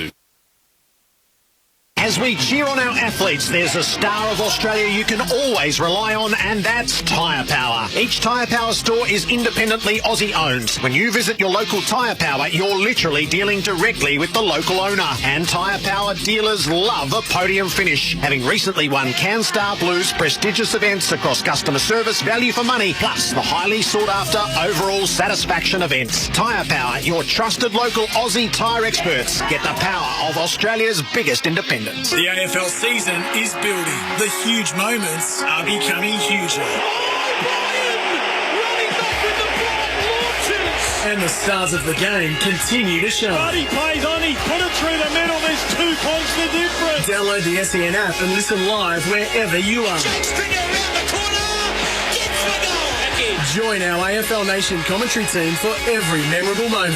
AFL Season 2021. Hear it all on the SEN app. Download it now. Over Lillard. He goes down.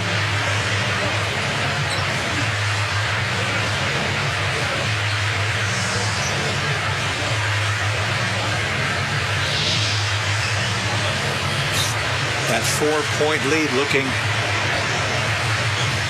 very big right now. Attention! Lloyd's Auctions are holding a massive classic car online auction this weekend, including Australian, American and European classics, featuring Glenn Seaton's championship-winning Ford Falcon EL, Russell Ingall's Castrol V8 supercar, low-kilometre HSV GDSR and more, all starting at $1 at Australia's greatest auction house. Bid now. Also on offer, Ford Mustang Mach-1, Valiant Pacer, Shelby Fairmont, XP Falcon X Police, VL Walkinshaw Group A, Monaros, Jaguars, Porsche and Ferraris. Bid now or call now to put your classic car into our next record-breaking auction. Red Energy is 100% owned by the mighty Snowy Hydro, and that makes us as Aussie as the gold rush. We're based right here in Victoria and have been providing electricity and gas to thousands of homes in Ballarat for years. So, if you want an energy company that's 100% Australian owned, supports Aussie jobs and is committed to supporting the economy, call our Victorian-based contact centre on 131 806 to make the switch today.